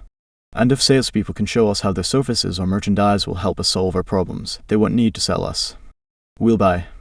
And customers like to feel that they are buying, not being sold. Yet many salespeople spend a lifetime in selling without seeing things from the customer's angle. For example, for many years I lived in Forest Hills, a little community of private homes in the center of Greater New York. One day as I was rushing to the station, I chanced to meet a real estate operator who had bought and sold property in that area for many years. He knew Forest Hills well, so I hurriedly asked him whether or not my stucco house was built with metal lath or hollow tile. He said he didn't know and told me what I already knew that I could find out by calling the Forest Hills Garden Association. The following morning, I received a letter from him. Did he give me the information I wanted? He could have gotten it in 60 seconds by a telephone call. But he didn't. He told me again that I could get it by telephoning, and then asked me to let him handle my insurance. He was not interested in helping me. He was interested only in helping himself. J. Howard Lucas of Birmingham, Alabama, tells how two salespeople from the same company handled the same type of situation. He reported, "Several years ago I was in the management team of a small company. Headquartered near us was the district office of a large insurance company. Their agents were assigned territories, and our company was assigned to two agents, whom I shall refer to as Carl and John. One morning, Carl dropped by our office and casually mentioned that his company had just introduced a new life insurance policy for executives and thought we might be interested later on, and he would get back to us when he had more information on it. The same day, John saw us on the sidewalk while returning from a coffee break, and he shouted, 'Hey Luke, hold up, I have some great news for you fellows.' He hurried over and very excitedly told us about an executive life insurance policy his company had introduced that very day. It was the same policy that Carl had casually mentioned. He wanted us to have one of the first issued. He gave us a few important facts about the coverage and ended saying, 'The policy is so new, I'm going to have someone from the home office come out tomorrow and explain it now. In the meantime, let's get the application signed and in a way so he can have more information to work with.' His enthusiasm aroused in us an eager want for this policy even though we still did not have details. When they were made available to us, they confirmed John's initial understanding of the policy, and he not only sold each of us a policy, but later doubled our coverage. Carl could have had those sales, but he made no effort to arouse in us any desire for the policies. The world is full of people who are grabbing and self-seeking. So the rare individual who unselfishly tries to serve others has an enormous advantage. He has little competition. Owen D. Young, a noted lawyer and one of America's great business leaders, once said, "People who can put themselves in the place of other people who can understand the workings of their minds need never worry about what the future has in store for them." If out of reading this book you get just one thing, an increased tendency to think always in terms of other people's point of view and see things from their angle, if you get that one thing out of this book, it may easily prove to be one of the building blocks of your career. Looking at the other person's point of view and arousing in him an eager want for something is not to be construed as manipulating that person so that he will do something that is only for your benefit and his detriment. Each party should gain from the negotiation. In the letters to Mr. Vermaelen, both the sender and the receiver of the correspondence gained by implementing what was suggested. Both the bank and Miss S. Anderson won by her letter in that the bank obtained a valuable employee in Miss S. Anderson a suitable job. And in the example of John's sale of insurance to Mr. Lucas, both gained through this transaction. Another example in which everybody gains through this principle of arousing an eager want comes from Michael E. Whidden of Warwick, Rhode Island, who was a territory salesman for the Shell Oil Company. Mike wanted to become the #1 salesperson in his district, but one service station was holding him back. It was run by an older man who could not be motivated to clean up his station. It was in such poor shape that sales were declining significantly. This manager would not listen to any of Mike's pleas to upgrade the station. After many exhortations and heart-to-heart talks, all of which had no impact, Mike decided to invite the manager to visit the newest Shell station in his territory. The manager was so impressed by the facilities of the new station that when Mike visited him the next time, his station was cleaned up and had recorded a sales increase. This enabled Mike to reach the #1 spot in his district. All his talking and discussion hadn't helped, but by rousing an eager want in the manager, by showing him the modern station, he had accomplished his goal, and both the manager and Mike benefited. Most people go through college and learn to read Virgil and master the mysteries of calculus without ever discovering how their own minds function. For instance, I once gave a course in effective speaking for the young college graduates who were entering the employ of the Carrier Corporation, the large air conditioner manufacturer. One of the participants wanted to persuade the others to play basketball in their free time, and this is about what he said: "I want you to come out and play basketball. I like to play basketball, but the last few times I've been to the gymnasium there haven't been enough people to get up a game. 2 or 3 of us got to throwing the ball around the other night, and I got a black eye. I wish all of you would come down tomorrow night. I want to play basketball."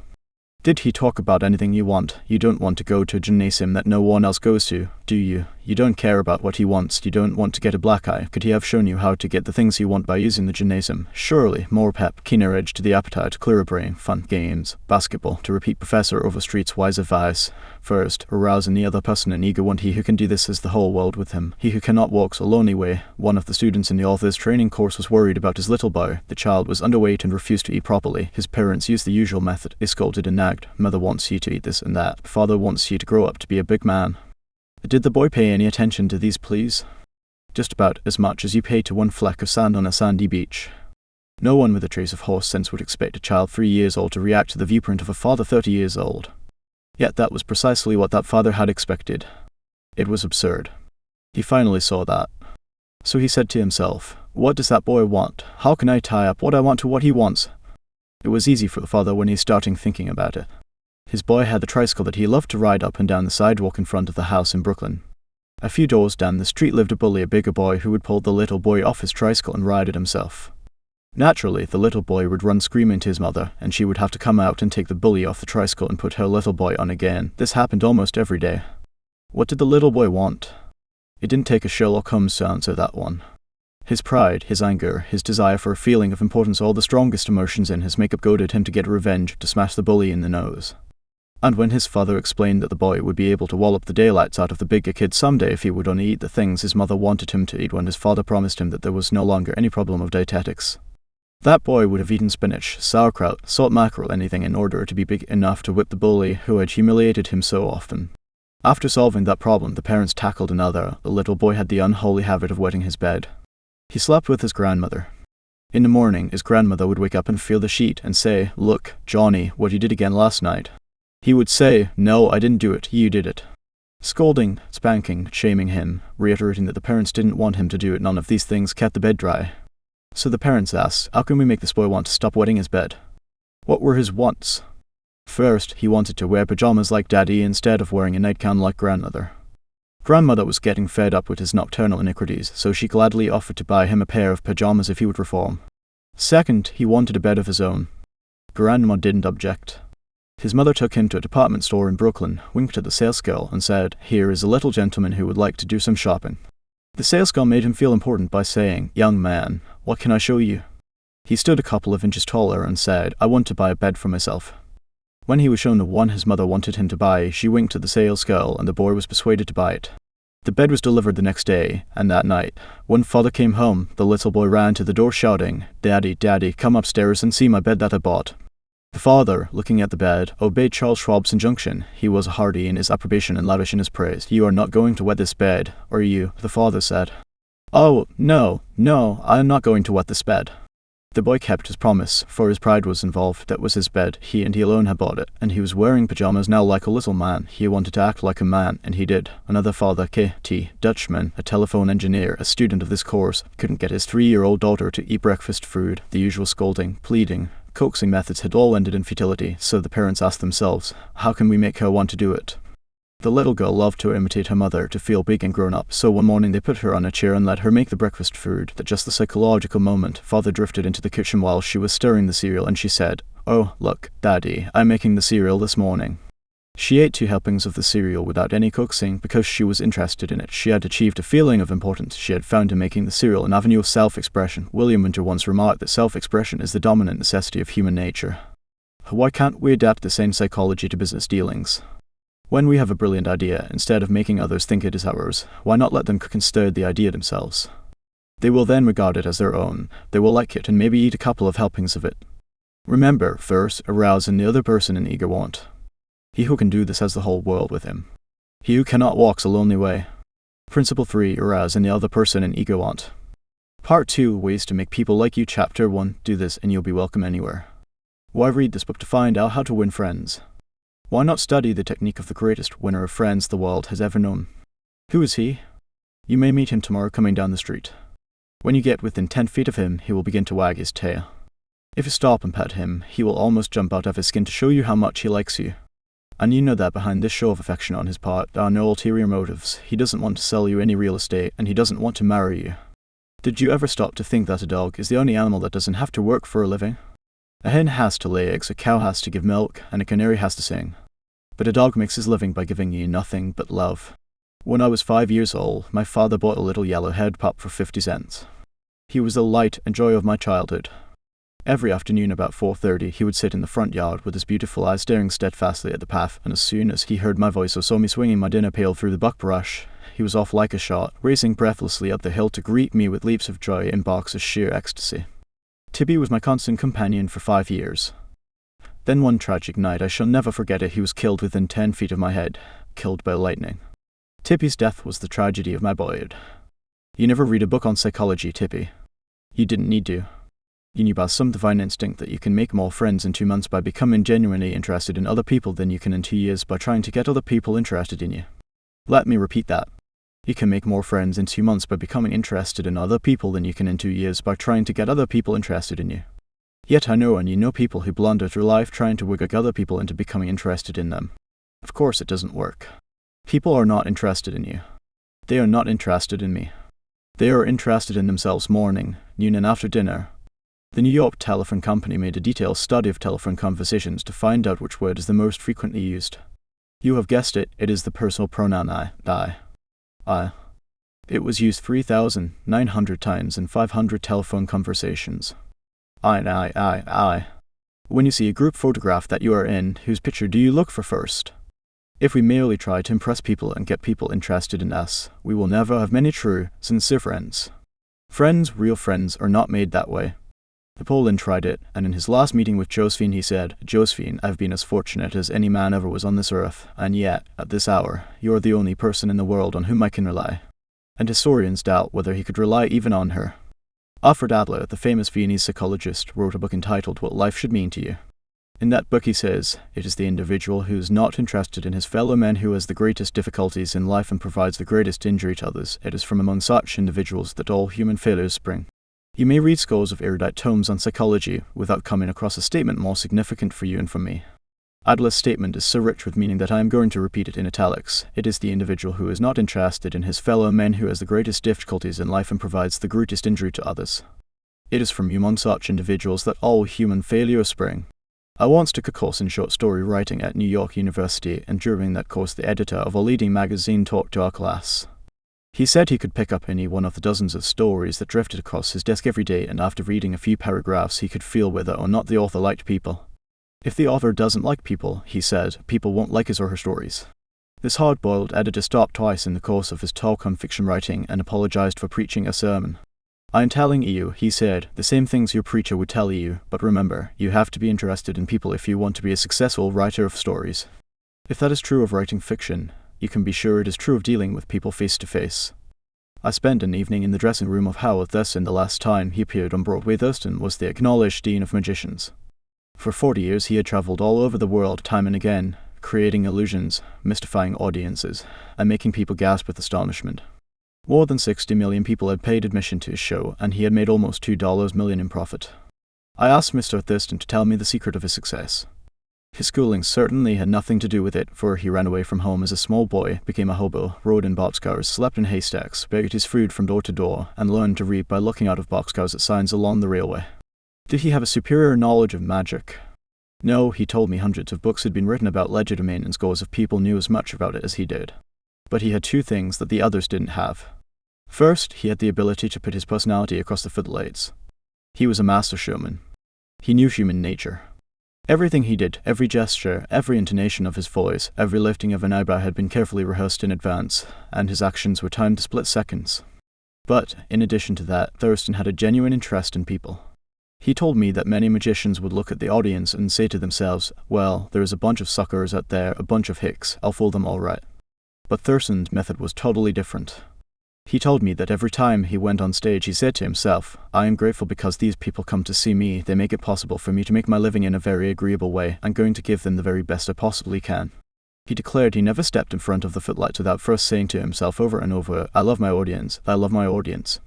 Ridiculous? Absurd? You're privileged to think anything you like. I'm merely passing it on to you without comment as a recipe used by one of the most famous magicians of all time. George Dyke of North Warren, Pennsylvania, was forced to retire from his service station business after 30 years when a new highway was constructed over the site of his station. It wasn't long before the idle days of retirement began to bore him, so he started filling in his time trying to play music on his old fiddle. Soon he was traveling the area to listen to music and talk with many of the accomplished fiddlers. In his humble and friendly way, he became generally interested in learning the background and interests of every musician he met. Although he was not a great fiddler himself, he made many friends in this pursuit. He attended competitions and soon became known to the country music fans in the eastern part of the United States as Uncle George, the fiddle scraper from Kinser County. When we heard Uncle George, he was 72 and enjoying every minute of his life. By having a sustained interest in other people, he created a new life for himself at a time when most people consider their productive years over. That, too, was one of the secrets of Theodore Roosevelt's astonishing popularity. Even his servants loved him. His valet, James E. Amos, wrote a book about him entitled Theodore Roosevelt, Hero des Allées. In that book, Amos relates this illuminating incident. My wife one time asked the president about a bobwhite. She had never seen one, and he described it to her fully. Sometime later, the telephone at our cottage rang. Amos and his wife lived in a little cottage on the Roosevelt estate at Oyster Bay. My wife answered, and it was Mr. Roosevelt himself. He had called her, he said, to tell her that there was a bobwhite outside her window and that if she would look out she might see it. Little things like that were so characteristic of him. Whenever he went by our cottage, even though we were out of sight, we would hear him call out, "You, Annie, or James." It was just a friendly greeting as he went by. How could employees keep from liking a man like that? How could anyone keep from liking him? Roosevelt called at the White House one day when the President and Mrs. Taft were away. His honest liking for humble people was shown by the fact that he greeted all the old White House servants by name, even the scullery maids.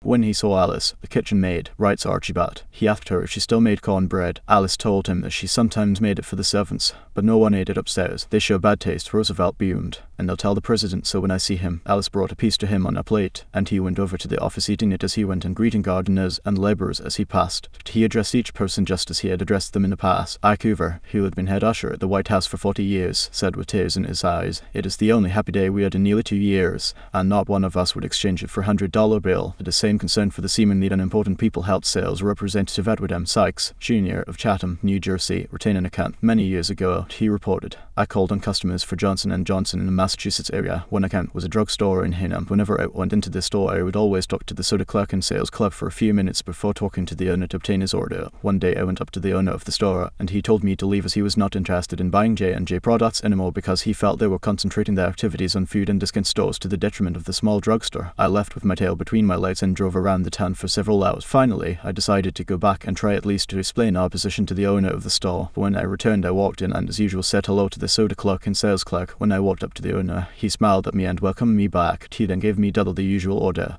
I looked at him with surprise and asked him what had happened since my visit only a few hours earlier. He pointed to the young man at the soda fountain and said that after I had left, the boy had come over and said that I was one of the few salespeople that called in the store that even bothered to say hello to him and to the others in the store. He told the owner that if any salesperson deserved his business, it was I. The owner agreed and remained a loyal customer. I never forgot that to be genuinely interested in other people is the most important quality for a salesperson to possess, for any person, for that matter. I have discovered from personal experience that one can win the attention and time and cooperation of even the most sought-after people by becoming genuinely interested in them. Let me illustrate. Years ago I conducted a course in fiction writing at the Brooklyn Institute of Arts and Sciences, and we wanted such distinguished and busy authors as Kathleen Norris, Fanny Hurst, Ida Tarbell, Albert Payson Terhune, and Rupert Hughes to come to Brooklyn and give us the benefit of their experiences. So we wrote them, saying we admired their work and were deeply interested in getting their advice and learning the secrets of their success. Each of these letters was signed by about 150 students. We said we realized that these authors were too busy to prepare a lecture, so we enclosed a list of questions for them to answer about themselves and their methods of work. They liked that. Who wouldn't like it? So they left their homes and traveled to Brooklyn to give us a helping hand. By using the same method, I persuaded Leslie M. Sure, Secretary of the Treasury in Theodore Roosevelt's cabinet, George W. Wickersham, Attorney General in Taft's cabinet, William Jennings Bryan, Franklin D. Roosevelt, and many other prominent men to come to talk to the students of my courses in public speaking. All of us, be we workers in a factory, clerks in an office, or even a king upon his throne, all of us like people who admire us. Take the German Kaiser, for example. At the close of World War I, he was probably the most savagely and universally despised man on this earth. Even his own nation turned against him when he fled over into Holland to save his neck. The hatred against him was so intense that millions of people would have loved to tear him limb from limb or burn him at the stake. In the midst of all this forest fire of fury,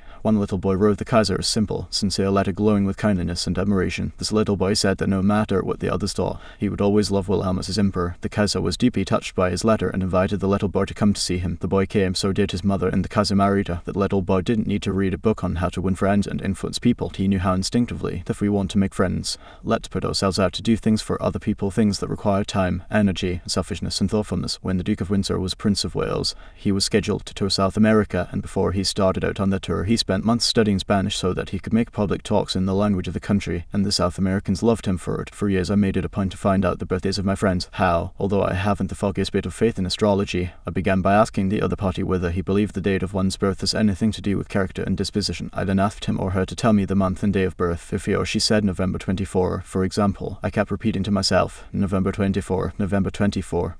The minute my friend's back was turned, I wrote down the name and birthday and later would transfer it to a birthday book at the beginning of each year. I had these birthday dates scheduled in my calendar pad so that they came to my attention automatically. When the natal day arrived, there was my letter or telegram. What a hit it made. I was frequently the only person on earth who remembered. If we want to make friends, let's greet people with animation and enthusiasm. When somebody calls you on the telephone, use the same psychology. Say hello in tones that speak how pleased you are to have the person call. Many companies train their telephone operators to greet all callers in a tone of voice that radiates interest and enthusiasm. The caller feels the company is concerned about them, let's remember that when we answer the telephone tomorrow, showing a genuine interest in others not only wins friends for you, but may develop in its customers a loyalty to your company. In an issue of the publication of the National Bank of North America of New York, the following letter from Madeline Rosedale, a depositor, was published. *** Eagle, publication of the National Bank of North America, H. York, March 31, 1978. I would like you to know how much I appreciate your staff. Everyone is so courteous, polite, and helpful. What a pleasure it is, after waiting on a long line, to have the teller greet you pleasantly. Last year my mother was hospitalized for 5 months. Frequently I went to Marie Petricello, a teller. She was concerned about my mother and inquired about her progress.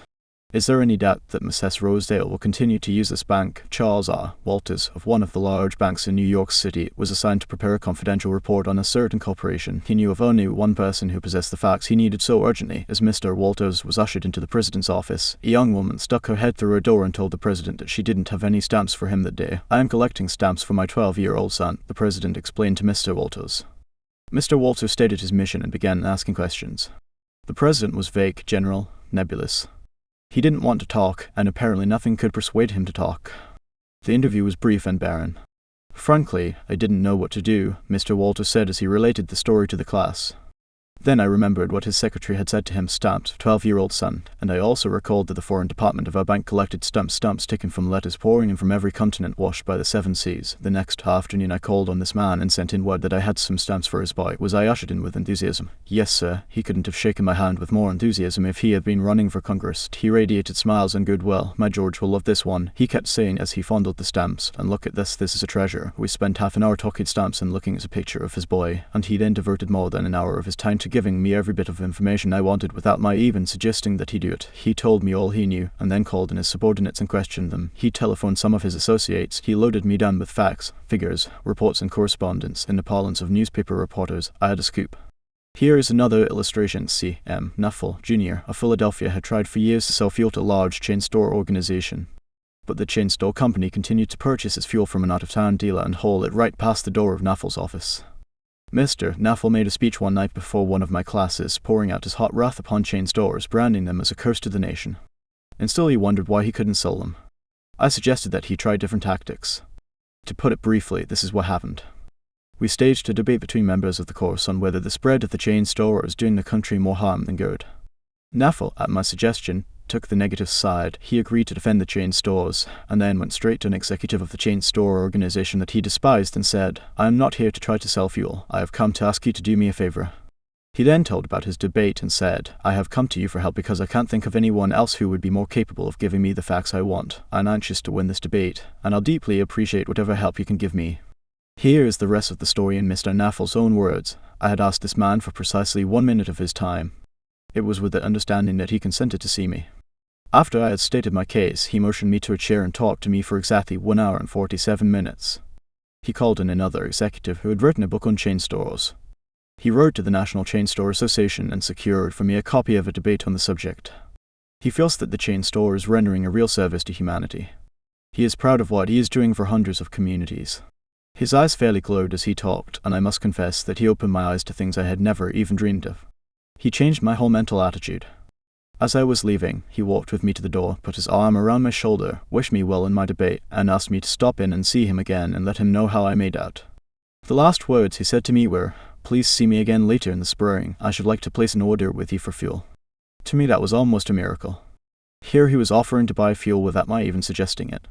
I have made more headway in 2 hours by becoming genuinely interested in him and his problems than I could have made in 10 years trying to get him interested in me and my product. You didn't discover a new truth. Mr. Nuffle, for a long time ago, 100 years before Christ was born, a famous old Roman poet, Publius Syrus, remarked, "We are interested in others when they are interested in us."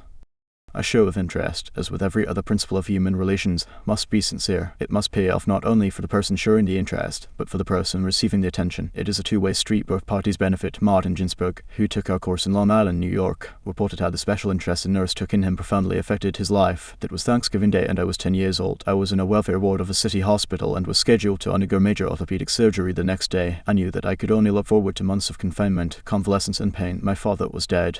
My mother and I lived alone in a small apartment, and we were were on welfare. My mother was unable to visit me that day. As the day went on, I became overwhelmed with a feeling of loneliness, despair, and fear. I knew my mother was home alone, worrying about me, not having anyone to be with, not having anyone to eat with, and not even having enough money to afford a Thanksgiving Day dinner. The tears welled up in my eyes, and I stuck my head under the pillow and pulled the covers over it. I cried silently, but it was so bitterly. So much that my body racked with pain. The young student nurse heard my sobbing and came over to me. She took the covers off my face and started wiping my tears. She told me how lonely she was, having to work that day and not being able to be with her family. She asked me whether I would have dinner with her. She brought 2 trays of fruit, sliced turkey, mashed potatoes, cranberry sauce, and ice cream for dessert. She talked to me and tried to calm my fears. Even though she was scheduled to go off duty at 4 p.m., she stayed on her own time until almost 11 p.m. She played games with me, talked to me, and stayed with me until I finally fell asleep. Many Thanksgivings have come and since I was 10, but one never passes without me remembering that particular one and my feelings of frustration, fear, loneliness, and the warmth and tenderness of the stranger that somehow made it all bearable.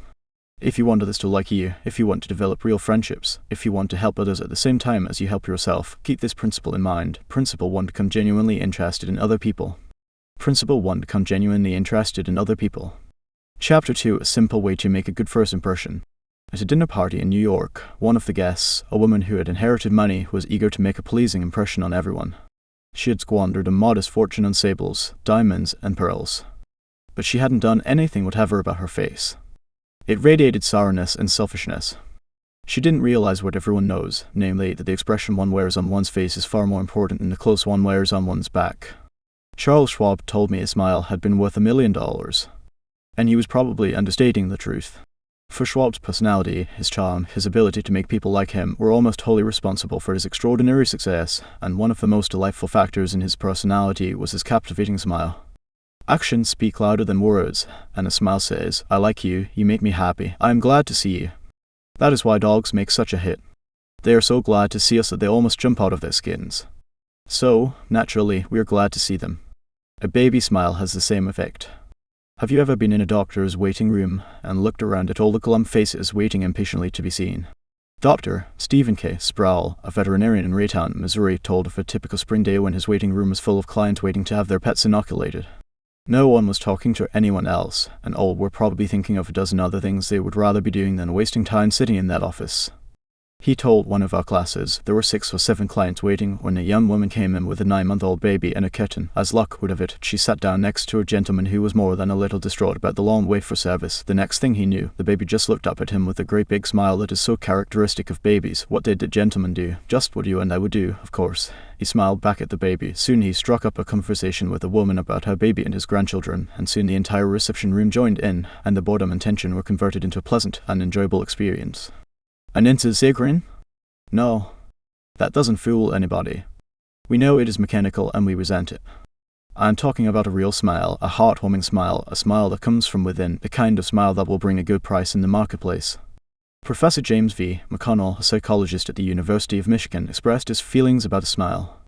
People who smile, he said, tend to manage, teach, and sell more effectively, and to raise happy children. There's far more information in a smile than a frown. That's why encouragement is a much more effective teaching device than punishment. The employment manager of a large New York department store told me she would rather hire a sales clerk who hadn't finished grade school if he or she has a pleasant smile than to hire a doctor of philosophy with a solemn face. The effect of a smile is powerful even when it is unseen. Telephone companies throughout the United States have a program called Phone Power, which is offered to employees who use the telephone for selling their services or products. In this program, they suggest that you smile when talking on the phone. Your smile comes through in your voice. Robert Cryer, manager of a computer department for a Cincinnati, Ohio company, told how he had successfully found the right applicant for a hard-to-fill position. I was desperately trying to recruit a PhD in computer science for my department. I finally located a young man with ideal qualifications who was about to be graduated from Purdue University. After several phone conversations, I learned that he had several offers from other companies, many of them larger and better known than mine. I was delighted when he accepted my offer. After he started on the job, I asked him why he had chosen us over the others. He paused for a moment, and then he said, "I think it was because managers in the other companies spoke on the phone in a cold, business-like manner, which made me feel like just another business transaction. Your voice sounded as if you were glad to hear from me, that you really wanted me to be part of your organization. You can be assured, I'm still answering my phone with a smile." The chairman of the board of directors of one of the largest rubber companies in the United States told me that, according to his observations, people rarely succeed at anything unless they have fun doing it. This industrial leader doesn't put much faith in the old adage that hard work alone is the magic key that will unlock the door to our desires. I have known people, he said, who succeeded because they had a rip-roaring good time conducting their business. Later, I saw those people change as the fun became work. The business had grown dull, they lost all joy in it, and they fail. You must have a good time meeting people if you expect them to have a good time meeting you. I have asked thousands of business people to smile at someone every hour of the day for a week and then come to class and talk about the results. How did it work? Let's see. Here is a letter from William B. Steinhardt, a New York stockbroker. His case isn't isolated. In fact, it is typical of hundreds of cases. The one have been married for over 18 years. Wrote Mr. Steinhardt, and in all the time I seldom smiled at my wife or spoke 2 dozen words to her from the time I got up until I was ready to leave for business. I was one of the worst grouches who ever walked down Broadway, but when you asked me to make a talk about my experience with smiles, I thought I would try it for a week. So the next morning, while combing my hair, I looked at my glum mug in the mirror and said to myself, Bill, you are going to wipe the scowl off this outpost of yours today. You are going to smile, and you are going to begin right now. As I sat down to breakfast, I greeted my wife with a good morning, my dear, and smiled as I said it. You warned me that she might be surprised. Well, you underestimated her reaction. She was bewildered. She was shocked. I told her that in the future she could expect this as a regular occurrence, and I kept it up every morning. This changed attitude of mine brought more happiness into our home in the 2 months since I started than there was during the last year. As I leave from my office, I greet the elevator operator in the apartment house with a good morning and a smile. I greet the doorman with a smile. I smile at the cashier in the subway booth when I ask for change. As I stand on the floor of the stock exchange, I smile at people who until recently never saw me smile. I soon found that everybody was smiling back at me. I treat those who come to me with complaints or grievances in a cheerful manner. I smile as I listen to them, and I find that adjustments are accomplished much easier. I find that smiles are bringing me dollars, many dollars every day. I share my office with another broker. One of his clerks is a likable young chap, and I was so elated about the results I was getting that I told him recently about my new philosophy of human relations. He then confessed that when I first came to share my office with his firm, he thought me a terrible grouch and only recently changed his mind. He said I was really human when I smiled. I have also eliminated criticism from my system. I give appreciation and praise now instead of condemnation. I have stopped talking about what I want. I am now trying to see the other person's viewpoint, and these things have literally revolutionized my life. I am a totally different man, a happier man, a richer man, richer in friendships and happiness, the only things that matter much after all. You don't feel like smiling? Then what? 2 things. First, force yourself to smile. If you are alone, force yourself to whistle or hum a tune or sing. Act as if you were already happy, and that will tend to make you happy. Here's the way the psychologist and philosopher William James put it. Action seems to follow feeling, but really action and feeling go together, and by regulating the action, which is under the more direct control of the will, we can indirectly regulate the feeling, which is not. Thus the sovereign voluntary path to cheerfulness, if our cheerfulness be lost, is to sit up cheerfully and to act and speak as a cheerfulness were already there. Everybody in the world is seeking happiness, and there is one sure way to find it. That is by controlling your thoughts. Happiness doesn't depend on outward conditions. It depends on inner conditions. It isn't what you have or who you are or where you are or what you are doing that makes you happy or unhappy. It is what you think about it. For example, 2 people may be in the same place, doing the same thing. Both may have about an equal amount of money and prestige, and yet one may be miserable and the other happy. Why? Because of a different mental attitude. I have seen just as many happy faces among the poor peasants toiling with their primitive tools in the devastating heat of the tropics as I have seen in air-conditioned offices in New York, Chicago, or Los Angeles. There is nothing either good or bad, said Shakespeare, but thinking makes it so. Abe Lincoln once remarked that most folks are about as happy as they make up their minds to be. He was right. I saw a vivid illustration of the truth as I was walking up the stairs of the Long Island Railroad station in New York. Directly in front of me 30 or 40 crippled boys on canes and crutches were struggling up the stairs. One boy had to be carried up. I was astonished at their laughter and gaiety. I spoke about it to one of the men in charge of the boys. Oh, yes, he said, when a boy realizes that he is going to be a cripple for life, he is shocked at first, but after he gets over the shock, he usually resigns himself to his fate and then becomes as happy as normal boys. I felt like taking my hat off to those boys. They taught me a lesson I hope I shall never forget. Working all by oneself in a closed-off room in an office not only is lonely, but it denies one the opportunity of making friends with other employees in the company.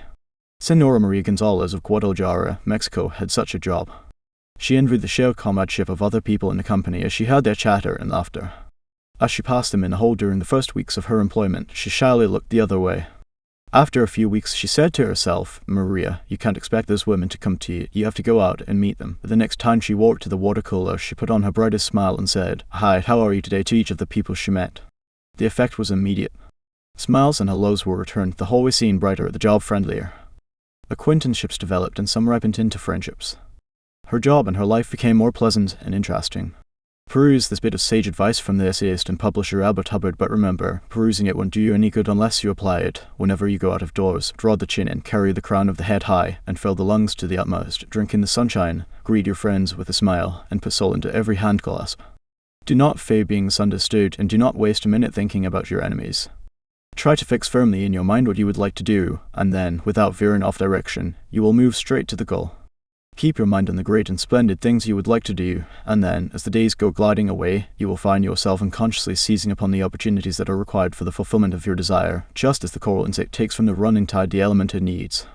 Picture in your mind the able, earnest, useful person you desire to be, and the thought you hold is hourly transforming you into that particular individual. Thought is supreme. Preserve a right mental attitude, the attitude of courage, frankness, and good cheer. To think rightly is to create. All things come through desire, and every sincere prayer is answered. We become like that on which our hearts are fixed. Carry your chin in and the crown of your head high. We are gods in the chrysalis. The ancient Chinese were a wise lot wise in the ways of the world, and they had a proverb that you and I ought to cut out and paste inside our hats. It goes like this: a man without a smiling face must not open a shop. Your smile is the messenger of your goodwill. Your smile brightens the lives of all who see it. To someone who has seen a dozen people frown, scowl, or turn their faces away, your smile is like the sun breaking through the clouds. Especially when someone is under pressure from his bosses, his customers, his teachers, or parents or children, a smile can help him realize that all is not hopeless, that there is joy in the world. Some years ago, a department store in New York City, in recognition of the pressures its sales clerks were under during the Christmas rush, presented the readers of its advertisement with the following homely philosophy: the value of a smile at Christmas, it costs nothing, but creates much. It enriches those who receive, without impoverishing those who give. It happens in a flash, and the memory of it sometimes lasts forever. None are so rich they can get along without it, and none so poor but are richer for its benefits. It creates happiness in the home, fosters goodwill in a business, and is the countersign of friends. It is rest to the weary, daylight to the discouraged, sunshine to the sad, and nature's best antidote for trouble. Yet it cannot be bought, begged, borrowed, or stolen, for it is something that is no earthly good to anybody till it is given away. And if in the last-minute rush of Christmas buying some of our salespeople should be too tired to give you a smile, may we ask you to leave one of yours. For nobody needs a smile so much as those who have none left to give. Principle 2: smile. 3. If you don't do this, you are headed for trouble. Back in 1898, a tragic thing happened in Rockland County in New York. A child had died, and on this particular day the neighbors were preparing to go to the funeral. Jim Farley went out to the barn to hitch up his horse. The ground was covered with snow, the air was cold and snappy, the horse hadn't been exercised for days, and as he was led out to the watering trough, he wheeled playfully, kicked both his heels high in the air, and killed Jim Farley. So the little village of Stony Point had 2 funerals that week instead of 1. Jim Farley left behind him a widow and 3 boys, and a few $100s in insurance. His oldest boy, Jim, was 10, and he went to work in a brickyard, wheeling sand and pouring it into the molds and turning the brick on edge to be dried by the sun. This boy Jim never had a chance to get much education. But with his natural geniality, he had a flair for making people like him, so he went into politics, and as the years went by, he developed an uncanny ability for remembering people's names. He never saw the inside of a high school, but before he was 46 years of age, 4 colleges had honored him with degrees, and he had become chairman of the Democratic National Committee and Postmaster General of the United States. I once interviewed Jim Farley and asked him the secret of his success. He said, hard work, and I said, don't be funny. He then asked me what I thought was the reason for his success. I replied, I understand you can call 10,000 people by their first names. No, you are wrong, he said. I can call 50,000 people by their first names. Make no mistake about it. That ability helped Mr. Farley put Franklin D. Roosevelt in the White House when he managed Roosevelt's campaign in 1932. During the years that Jim Farley traveled as a salesman for a gypsum concern, and during the years that he held office as town clerk in Stony Point, he built up a system for remembering names. In the beginning, it was a very simple one. Whenever he met a new acquaintance, he found out his or her complete name and some facts about his or her family, business, and political opinions. He fixed all these facts well in mind as part of the picture, and the next time he met that person, even if it was a year later, he was able to shake hands, inquire after the family, and ask about the hollyhocks in the backyard. No wonder he developed a following. For months before Roosevelt's campaign for president began, Jim Farley wrote hundreds of letters a day to people all over the western and northwestern states. Then he hopped onto a train and in 19 days covered 20 states and 12,000 miles traveling by buggy, train, automobile and boat. He would drop into town, meet his people at lunch or breakfast, tea or dinner, and give them a heart-to-heart talk. Then he'd dash off again on another leg of his journey. As soon as he arrived back east, he wrote to one person in each town he had visited, asking for a list of all the guests to whom he had talked. The final list contained thousands and thousands of names, yet each person on that list was paid the subtle flattery of getting a personal letter from James Foley. These letters began Dear Bill or Dear Jane, and they were always signed Jim. Jim Foley discovered early in life that the average person is more interested in his or her own name than in all the other names on earth put together. Remember that name and call it easily, and you have paid a subtle and very effective compliment. But forget it or misspell it, and you have placed yourself at a sharp disadvantage. For example, I once organized a public speaking course in Paris and sent form letters to all the American residents in the city. French typists with apparently little knowledge of English filled in the names, and naturally they made blunders. One man, the manager of a large American bank in Paris, wrote me a scathing rebuke because his name had been misspelled. Sometimes it is difficult to remember a name, particularly if it is hard to pronounce. Rather than even try to learn it, many people ignore it or call the person by an easy nickname. Sid Levy called on a customer for some time whose name was Nicodemus Papadoulos. Most people just called him Nick. Levy told us, I made a special effort to say his name over several times to myself before I made my call. When I greeted him by his full name, "Good afternoon, Mr. Nicodemus Papadoulos," he was shocked. For what seemed like several minutes there was no reply from him at all. Finally, he said with tears rolling down his cheeks, "Mr. Levy, in all the 15 years I have been in this country, nobody has ever made the effort to call me by my right name. What was the reason for Andrew Carnegie's success? He was called the Steel King. Yet he himself knew little about the manufacture of steel. He had hundreds of people working for him who knew far more about steel than he did, but he knew how to handle people, and that is what made him rich. Early in life, he showed a flair for organization, a genius for leadership. By the time he was 10, he too had discovered the astounding importance people place on their own name, and he used that discovery to win cooperation. To illustrate, when he was a boy back in Scotland, he got hold of a rabbit. A mother rabbit pressed her. He soon had a whole nest of little rabbits and nothing to feed them, but he had a brilliant idea. He told the boys and girls in the neighborhood that if they would go out and pull enough clover and dandelions to feed the rabbits, he would name the bunnies in their honor. The plan worked like magic, and Carnegie never forgot it. Years later, he made millions by using the same psychology in business. For example, he wanted to sell steel rails to the Pennsylvania Railroad. J. Edgar Thomson was the president of the Pennsylvania Railroad then, so Andrew Carnegie built a huge steel mill in Pittsburgh and called it the Edgar Thomson Steel Works. Here is a riddle, see if you can guess it. When the Pennsylvania Railroad needed steel rails, where do you suppose J. Edgar Thomson bought them? From Sears. Roebuck? No, you're wrong. Guess again. When Carnegie and George Pullman were battling each other for supremacy in the railroad sleeping car business, the Steel King again remembered the lesson of the rabbits. The Central Transportation Company, which Andrew Carnegie controlled, was fighting with the company that Pullman owned. Both were struggling to get the sleeping car business of the Union Pacific Railroad, bucking each other, slashing prices, and destroying all chance of profit. Both Carnegie and Pullman had gone to New York to see the board of directors of the Union Pacific. Meeting one evening in the St. Nicholas Hotel, Carnegie said, "Good evening, Mr. Pullman. Aren't we making a couple of fools of ourselves? What do you mean?"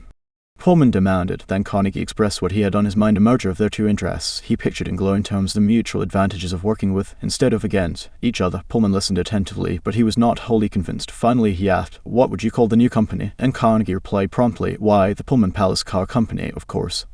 Pullman's face brightened. "Come into my room," he said. "Let's talk it over."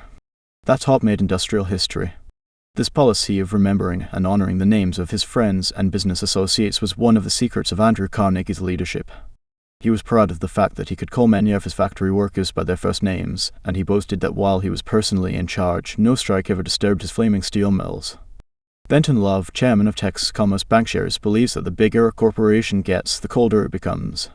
"One way to warm it up," he said, "is to remember people's names. The executive who tells me he can't remember names is at the same time telling me he can't remember a significant part of his business and is operating on quicksand."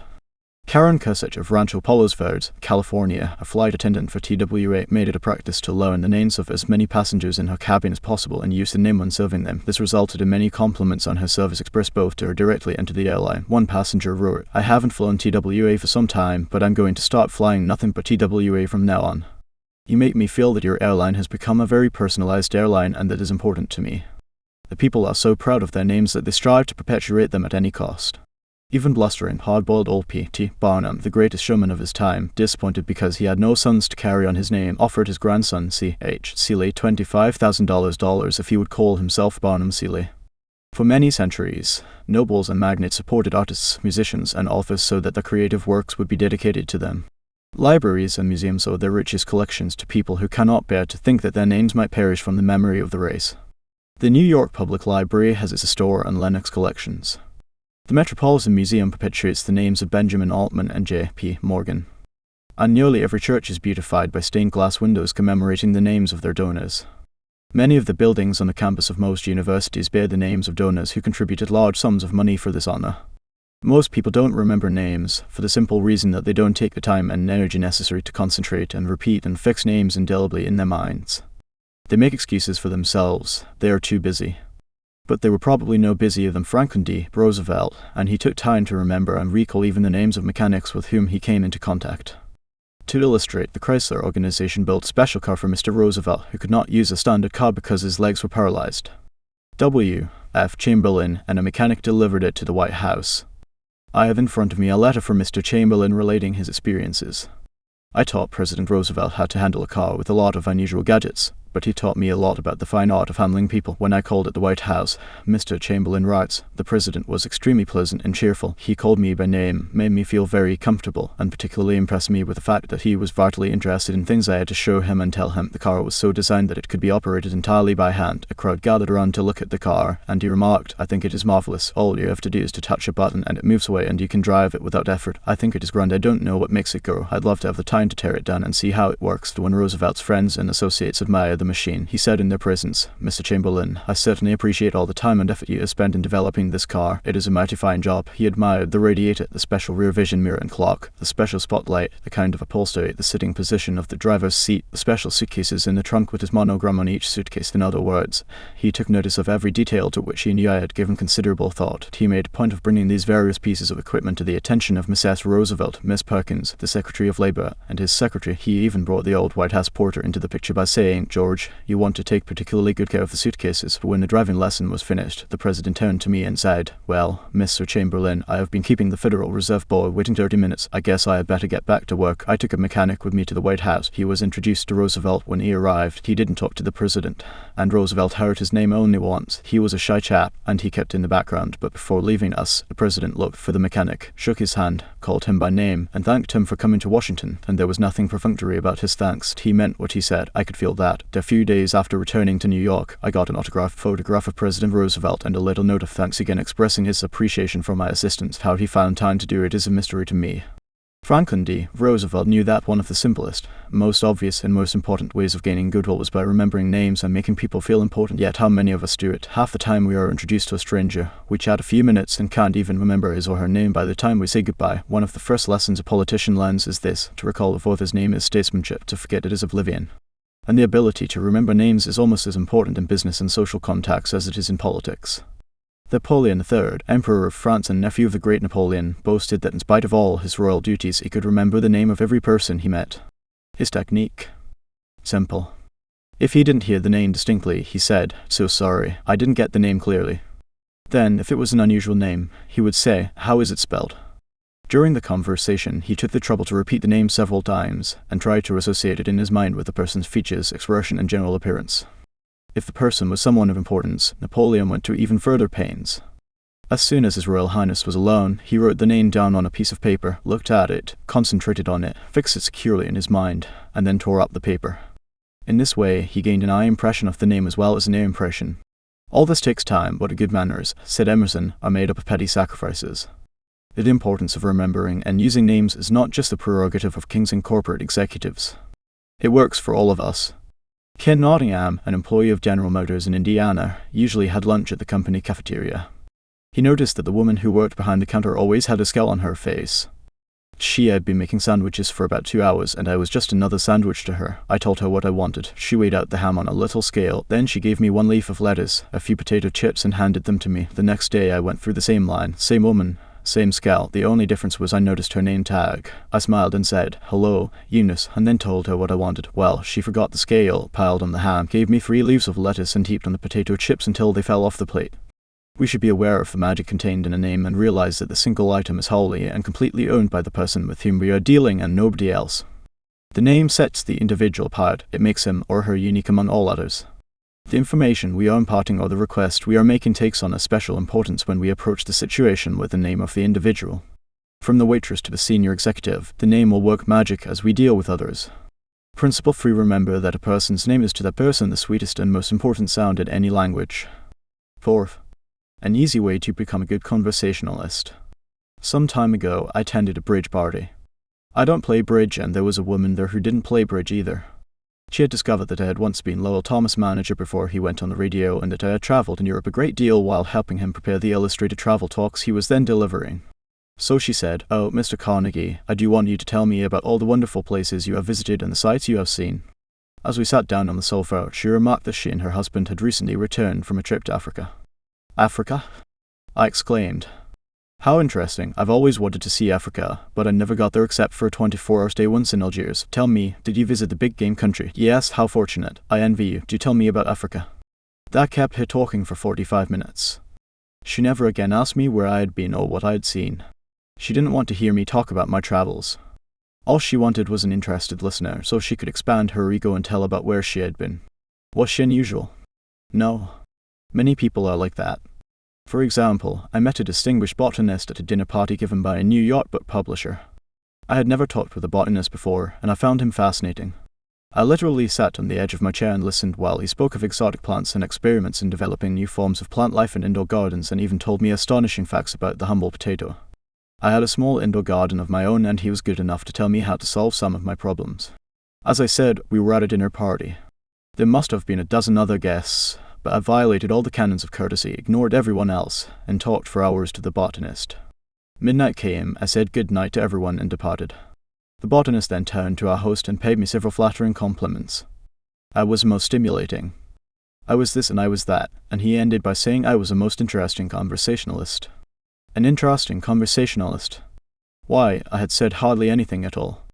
I couldn't have said anything if I had wanted to without changing the subject, for I didn't know any more about botany than I knew about the anatomy of a penguin. But I had done this, I had listened intently. I had listened because I was genuinely interested. And he felt it. Naturally, that pleased him. That kind of listening is one of the highest compliments we can pay anyone. "Few human beings," wrote Jack Woodford in Strangers in Love, "few human beings are proof against the implied flattery of rapt attention." I went even further than giving him rapt attention. I was hearty in my approbation and lavish in my praise. I told him that I had been immensely entertained and instructed, and I had. I told him I wished I had his knowledge, and I did. I told him that I should love to wander the fields with him, and I have. I told him I must see him again, and I did. And so I had him thinking of me as a good conversationalist when, in reality, I had been merely a good listener and had encouraged him to talk. What is the secret, the mystery, of a successful business interview? Well, according to former Harvard President Charles W. Eliot, there is no mystery about successful business intercourse. Exclusive attention to the person who is speaking to you is very important. Nothing else is so flattering as that. Eliot himself was a past master of the art of listening. Henry James, one of America's first great novelists, recalled, Dr. Eliot's listening was not mere silence, but a form of activity, sitting very erect on the end of his spine with hands joined in his lap, making no movement except that he revolved his thumbs around each other faster or slower. He faced his interlocutor and seemed to be hearing with his eyes as well as his ears. He listened with his mind and attentively considered what you had to say while you said it. At the end of an interview, the person who had talked to him felt that he had had his say. Self-evident, isn't it? You don't have to study for 4 years in Harvard to discover that. Yet I know and you know department store owners who will rent expensive space, buy their goods economically, dress their windows appealingly, spend thousands of dollars in advertising, and then hire clerks who haven't the sense to be good listeners, clerks who interrupt customers, contradict them, irritate them, and all but drive them from the store. A department store in Chicago almost lost a regular customer who spent several $1,000s each year in that store because its sales clerk wouldn't listen. Mrs. Henrietta Douglas, who took our course in Chicago, had purchased a coat at a special sale. After she had brought it home, she noticed that there was a tear in the lining. She came back the next day and asked the sales clerk to exchange it. The clerk refused even to listen to her complaint. "You bought this at a special sale," she said. She pointed to a sign on the wall. "Read that," she exclaimed. "All sales are final. Once you bought it, you have to keep it. Sew up the lining yourself." But this was damaged merchandise, Mrs. Douglas complained. "Makes no difference," the clerk interrupted. "Final's final." Mrs. Douglas was about to walk out indignantly, swearing never to return to the store ever, when she was greeted by the department manager, who knew her from her many years of patronage. Mrs. Douglas told her what had happened. The manager listened attentively to the whole story, examined the coat, and then said, "Special sales are final so we can dispose of merchandise at the end of the season, but this no-return policy does not apply to damaged goods. We will certainly repair or replace the lining, or if you prefer, give you your money back." What a difference in treatment. If that manager had not come along and listened to the customer, a long-term patron of that store could have been lost forever. Listening is just as important in one's home life as in the world of business. Millie Esposito of Croton-on-Hudson, New York, made it her business to listen carefully when one of her children wanted to speak with her. One evening she was sitting in the kitchen with her son, Robert, and after a brief discussion of something that was on his mind, Robert said, "Mom, I know that you love me very much." Mrs. Esposito was touched and said, "Of course I love you very much. Did you doubt it?" Robert responded, "No, but I really know you love me because whenever I want to talk to you about something you stop whatever you are doing and listen to me." The chronic kicker, even the most violent critic, will frequently soften and be subdued in the presence of a patient, sympathetic listener who will be silent while the irate fault finder dilates like a king cobra and spews the poison out of his system to illustrate. The New York Telephone Company discovered a few years ago that it had to deal with one of the most vicious customers who ever cursed a customer service representative, and he did curse. He raved. He threatened to tear the phone out by its roots. He refused to pay certain charges that he declared were false. He wrote letters to the newspapers. He filed innumerable complaints with the Public Service Commission, and he started several suits against the telephone company. At last, one of the company's most skillful troubleshooters was sent to interview the stormy petrel. This troubleshooter listened and let the cantankerous customer enjoy himself pouring out his tirade. The telephone representative listened and said yes and sympathized with his grievance. He raved on and I listened for no 3 hours. The troubleshooter said as he related his experiences before one of the office classes. Then I went back and listened some more. I interviewed him 4 times, and before the 4th visit was over I had become a charter member of an organization he was starting. He called it the Telephone Subscribers Protective Association. I'm still a member of this organization, and so far as I know, and the only member in the world today besides Mr. I listened and sympathized with him on every point that he made during these interviews. He had never had a telephone representative talk with him that way before, and he became almost friendly. The point on which I went to see him was not even mentioned on the first visit, nor was it mentioned on the second or third, but upon the 4th interview, I closed the case completely. He paid all his bills in full, and for the first time in the history of his difficulties with the telephone company, he voluntarily withdrew his complaints from the Public Service Commission. Doubtless Mr. had considered himself a holy crusader defending the public rights against callous exploitation, but in reality, what he had really wanted was a feeling of importance. He got this feeling of importance at first by kicking and complaining, but as soon as he got his feeling of importance from a representative of the company, his imagined grievances vanished into thin air. One morning years ago, an angry customer stormed into the office of Julian F. Detmer, founder of the Detmer Woolen Company, which later became the world's largest distributor of woolens to the tailoring trade. This man owed us a small sum of money. Mr. Detmer explained to me. The customer denied it, but we knew he was wrong, so our credit department had insisted that he pay. After getting a number of letters from our credit department, he packed his grip, made a trip to Chicago, and hurried into my office to inform me not only that he was not going to pay that bill, but that he was never going to buy another dollar's worth of goods from the Detmer Woolen Company. I listened patiently to all he had to say. I was tempted to interrupt, but I realized that would be bad policy, so I let him talk himself up. When he finally simmered down and got in a receptive mood, I said quietly, "I want to thank you for coming to Chicago to tell me about this. You have done me a great favor, for if our credit department has annoyed you, it may annoy other good customers, and it would be just too bad. Believe me, I'm far more eager to hear this than you are to tell it." That was the last thing in the world he expected me to say. I think he was a trifle disappointed, because he had come to Chicago to tell me a thing or two, but here I was thanking him instead of scrapping with him. I assured him we would wipe the charge off the books and forget it, because he was a very careful man with only one account to look after, while our clerks had to look after thousands. Therefore,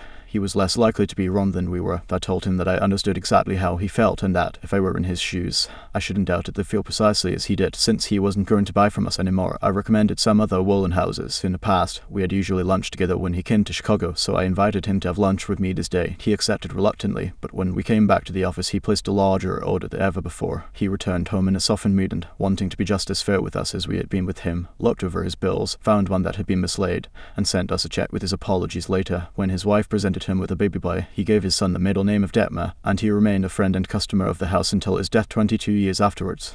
Years ago, a product immigrant boy washed the windows of a bakery shop after school to help support his family. His people were so poor that in addition he used to go out in the street with a basket every day and collect stray bits of coal that had fallen in the gutter where the coal wagons had delivered fuel. The boy, Edward Bach, never got more than 6 years of schooling in his life, yet eventually he made himself one of the most successful magazine editors in the history of American journalism. How did he do it? That is a long story, but how he got his start can be told briefly. He got his start by using the principles advocated in this chapter. He left school when he was 13 and became an office boy for Western Union, but he didn't for one moment give up the idea of an education. Instead, he started to educate himself. He saved his car fares and went without lunch until he had enough money to buy an encyclopedia of American biography, and then he did an unheard of thing. He read the lives of famous people and wrote them asking for additional information about their childhoods. He was a good listener. He asked famous people to tell him more about themselves. He wrote General James A. Garfield, who was then running for president, and asked if it was true that he was once a towboy on a canal, and Garfield replied. He wrote General Grant asking about a certain battle, and Grant drew a map for him and invited this 14-year-old boy to dinner and spent the evening talking to him. Soon our Western Union messenger boy was corresponding with many of the most famous people in the nation: Ralph Waldo Emerson, Oliver Wendell Holmes, Longfellow, Mrs. Abraham Lincoln, Lewis May Alcott, General Sherman, and Jefferson Davis. Not only did he correspond with these distinguished people, but as soon as he got a vacation, he visited many of them as a welcome guest in their homes. This experience imbued him with a confidence that was invaluable. These men and women fired him with a vision and ambition that shaped his life. And all this, let me repeat, was made possible solely by the application of the principles we are discussing here. Isaac F. Markelson, a journalist who interviewed hundreds of celebrities, declared that many people fail to make a favorable impression because they don't listen attentively. They have been so much concerned with what they are going to say next that they do not keep their ears open.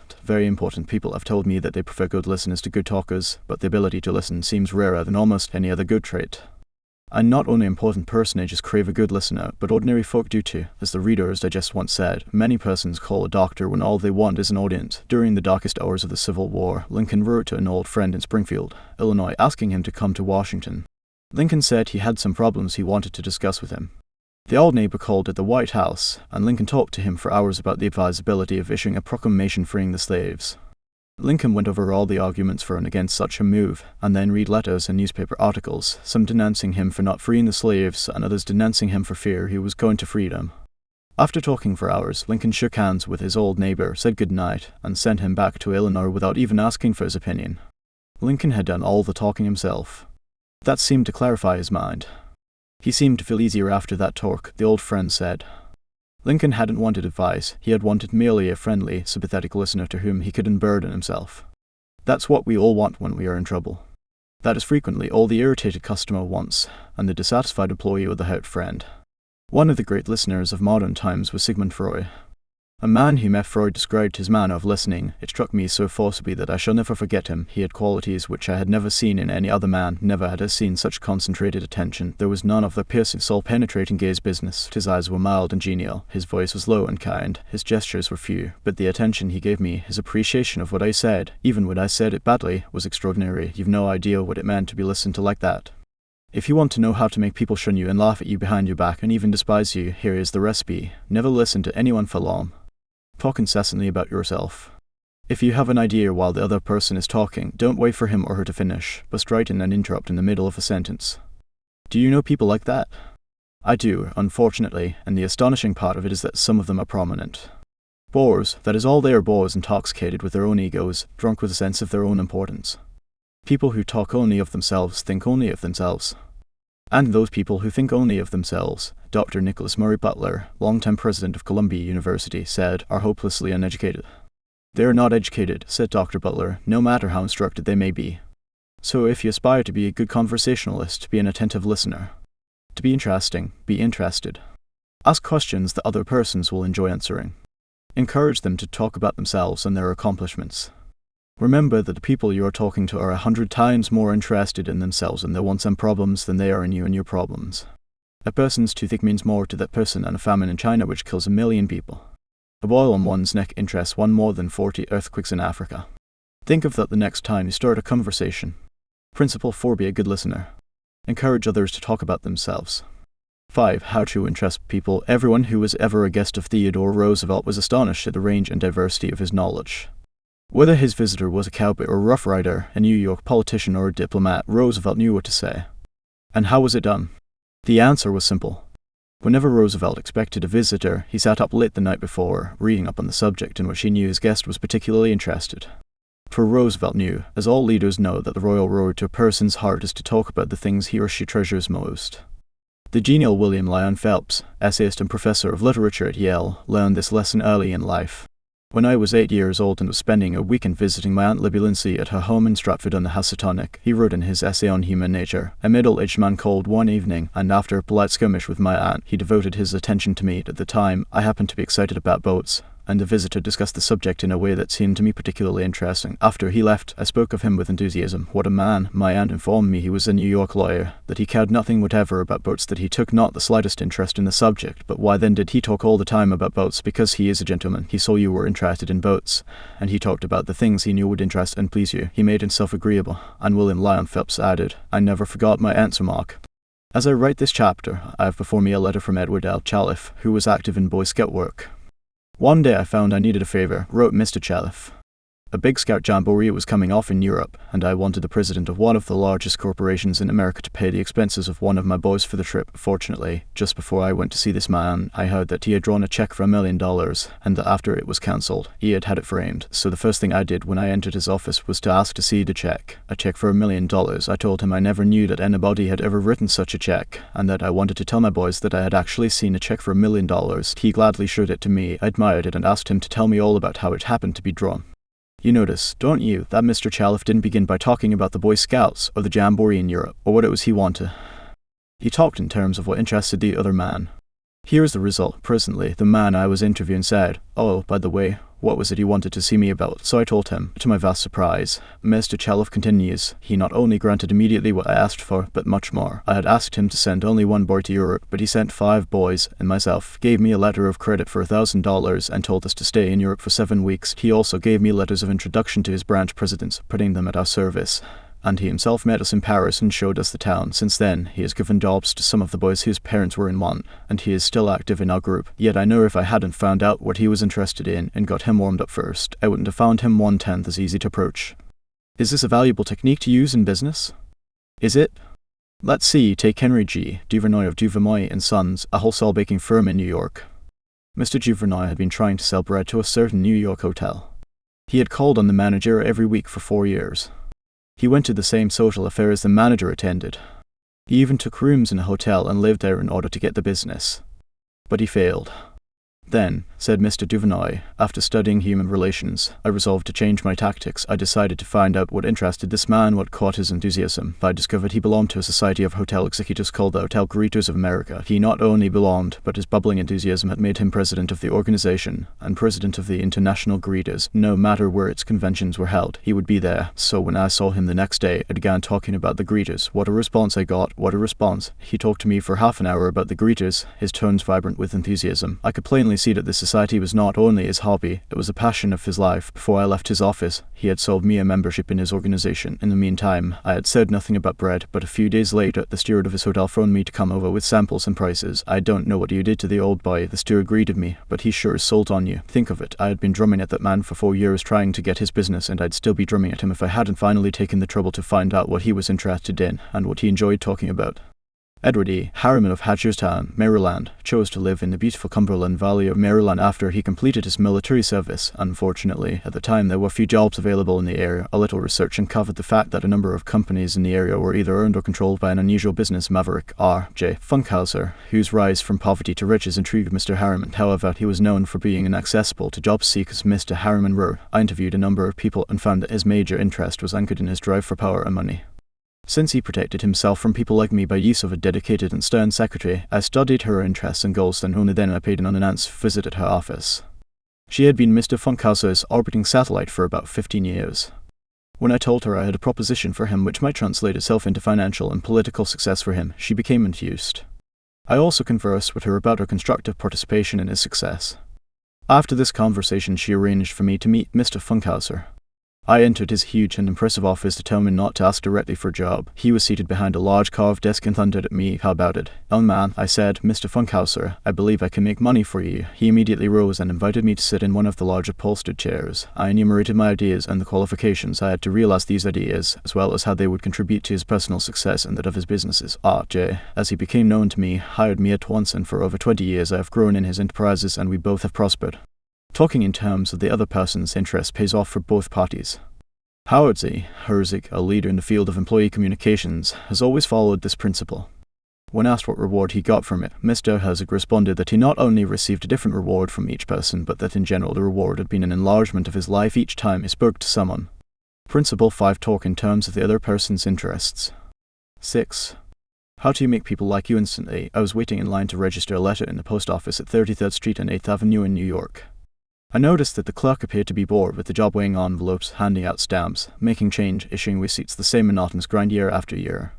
So I said to myself, I'm going to try to make that clerk like me. Obviously, to make him like me, I must say something nice, not about myself, but about him. So I asked myself, what is there about him that I can honestly admire? That is sometimes a hard question to answer, especially with strangers, but in this case, it happened to be easy.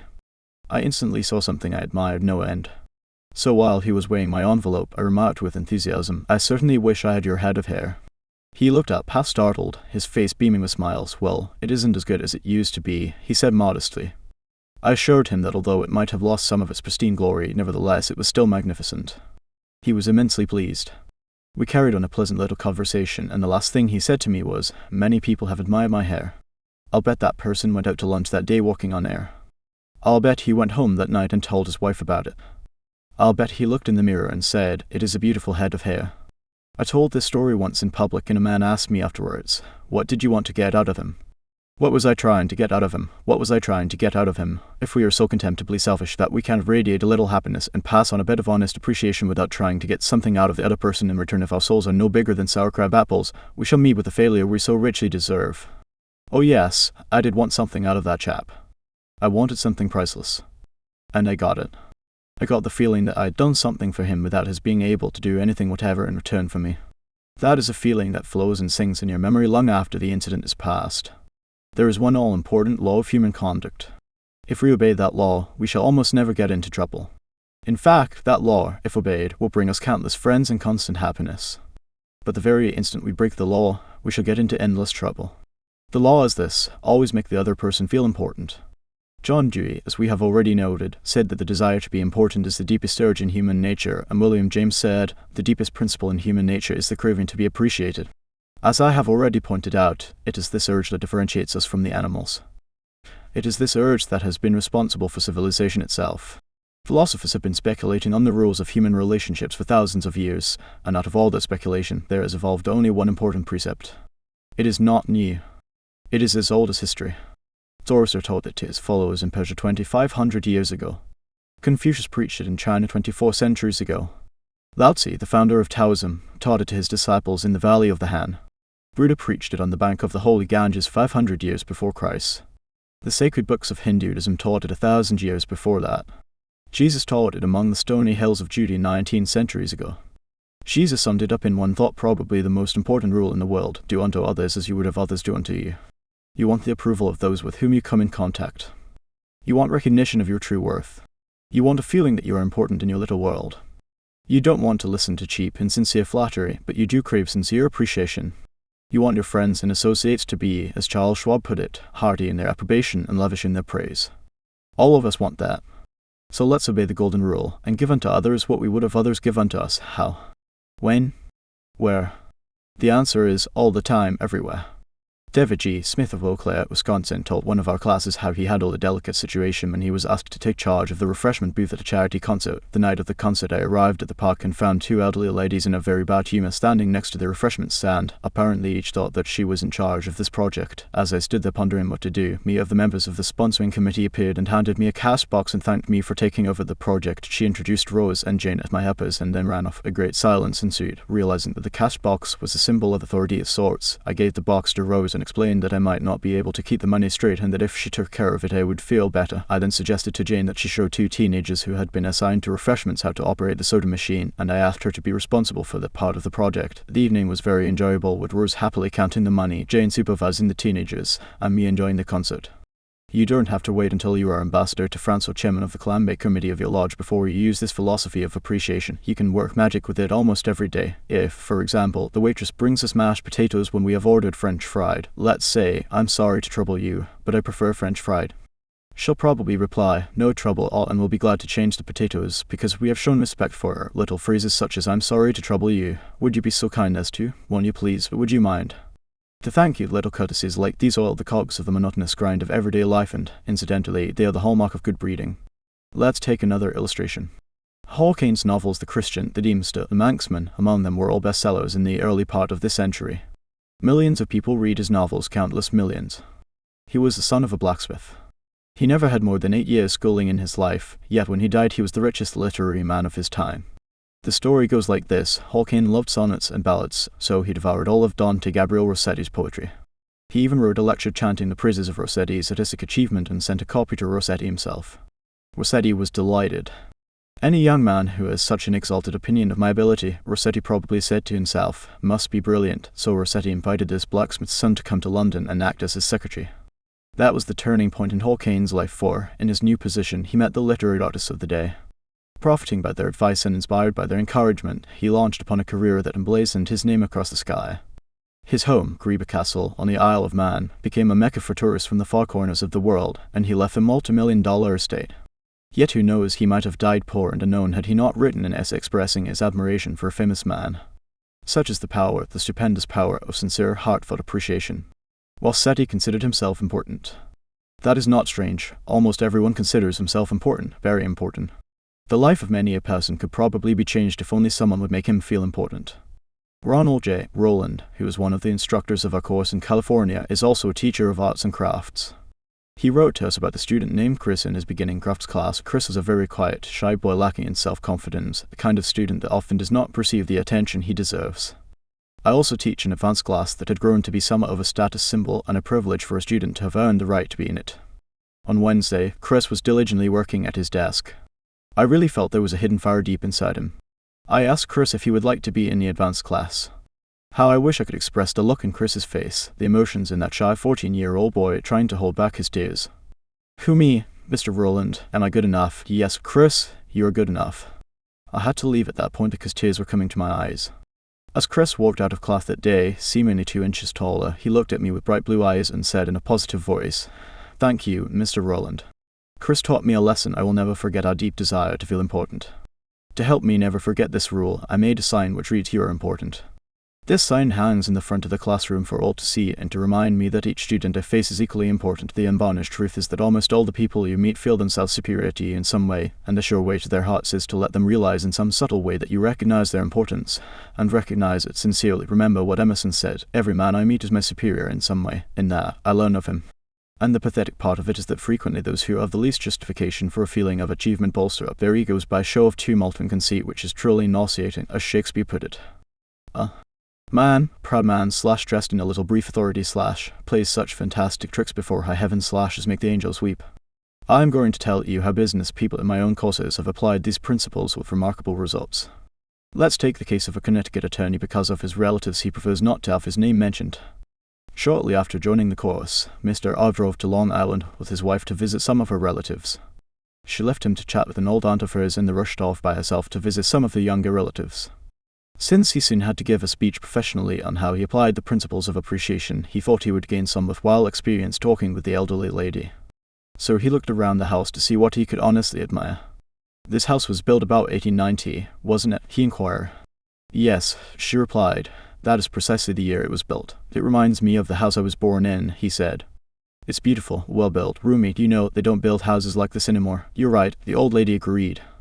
"The young folks nowadays don't care for beautiful homes. All they want is a small apartment, and then they go off gadding about in their automobiles. This is a dream house," she said in a voice vibrating with tender memories. "This house was built with love. My husband and I dreamed about it for years before we built it. We didn't have an architect. We planned it all ourselves." She showed Mr. R about the house, and he expressed his hearty admiration for the beautiful treasures she had picked up in her travels and cherished over a lifetime: Paisley shawls, an old English tea set, Wedgwood china, French beds and chairs, Italian paintings, and silk draperies that had once hung in a French chateau. After showing Mr. R through the house, she took him out to the garage. There, jacked up on blocks, was a Packard car in mint condition. "My husband bought the car for me shortly before he passed on," she said softly. "I have never ridden in it since his death. You appreciate nice things, and I'm going to give this car to you." "Why, Auntie," he said, "you overwhelm me. I appreciate your generosity, of course, but I couldn't possibly accept it. I'm not even a relative of yours. I have a new car, and you have many relatives that would like to have the Packard." "We're relatives," she exclaimed. "Yes, I have relatives who are just waiting till I die so they can get the car, but they are not going to get it. If you don't want to give it to them, you can very easily sell it to a second-hand dealer," he told her. "Sell it?" she cried. "Do you think I would sell this car? Do you think I could stand to see strangers riding up and down the street in that car, the car that my husband bought for me? I wouldn't dream of selling it. I'm going to give it to you. You appreciate beautiful things."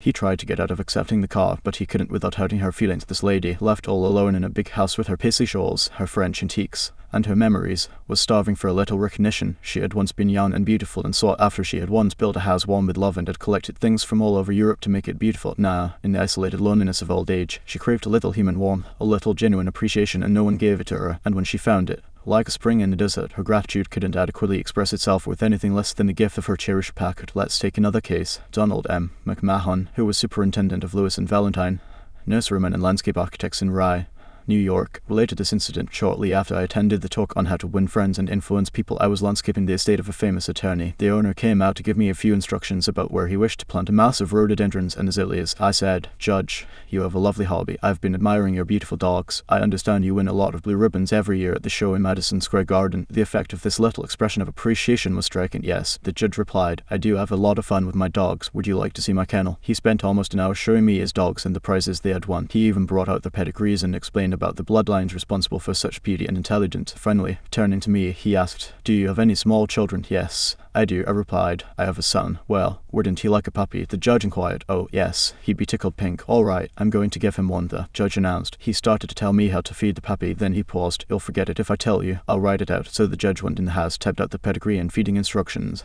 and gave me a puppy worth several $100s and 1 hour and 15 minutes of his valuable time, largely because I had expressed my honest admiration for his hobby and achievement.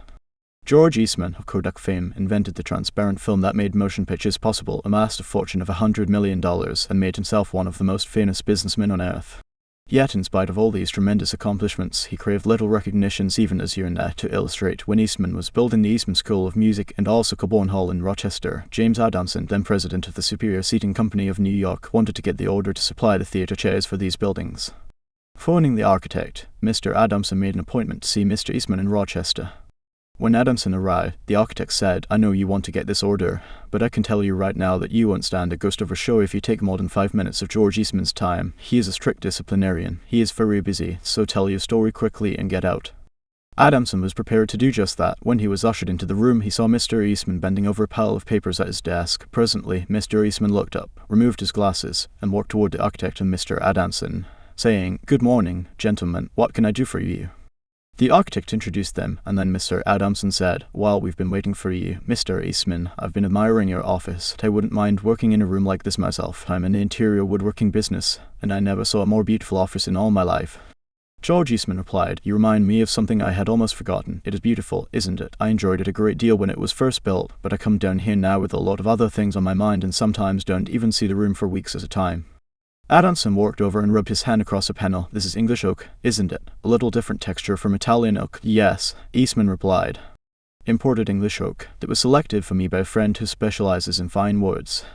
Then Eastman showed him about the room, commenting on the proportions, the coloring, the hand carving and other effects he had helped to plan and execute. While drifting about the room, admiring the woodwork, they paused before a window, and George Eastman, in his modest, soft-spoken way, pointed out some of the institutions through which he was trying to help humanity: the University of Rochester, the General Hospital, the Homeopathic Hospital, the Friendly Home, the Children's Hospital. Mr. Adamson congratulated him warmly on the idealistic way he was using his wealth to alleviate the sufferings of humanity. Presently, George Eastman unlocked a glass case and pulled out the first camera he had ever owned, an invention he had bought from an Englishman. Adamson questioned him at length about his early struggles to get started in business, and Mr. Eastman spoke with real feeling about the poverty of his childhood, telling how his widowed mother had kept a boarding house while he clerked in an insurance office. The terror of poverty haunted him day and night, and he resolved to make enough money so that his mother wouldn't have to work. Mr. Adamson drew him out with further questions and listened, absorbed. While he related the story of his experiments with dry photographic plates, he told how he had worked in an office all day, and sometimes experimented all night, taking only brief naps while the chemicals were working, sometimes working and sleeping in his clothes for 72 hours at a stretch. James Adamson had been ushered into Eastman's office at 10:15 and had been warned that he must not take more than 5 minutes. But an hour had passed, then 2 hours passed, and they were still talking. Finally, George Eastman turned to Adamson and said, "The last time I was in Japan I bought some chairs,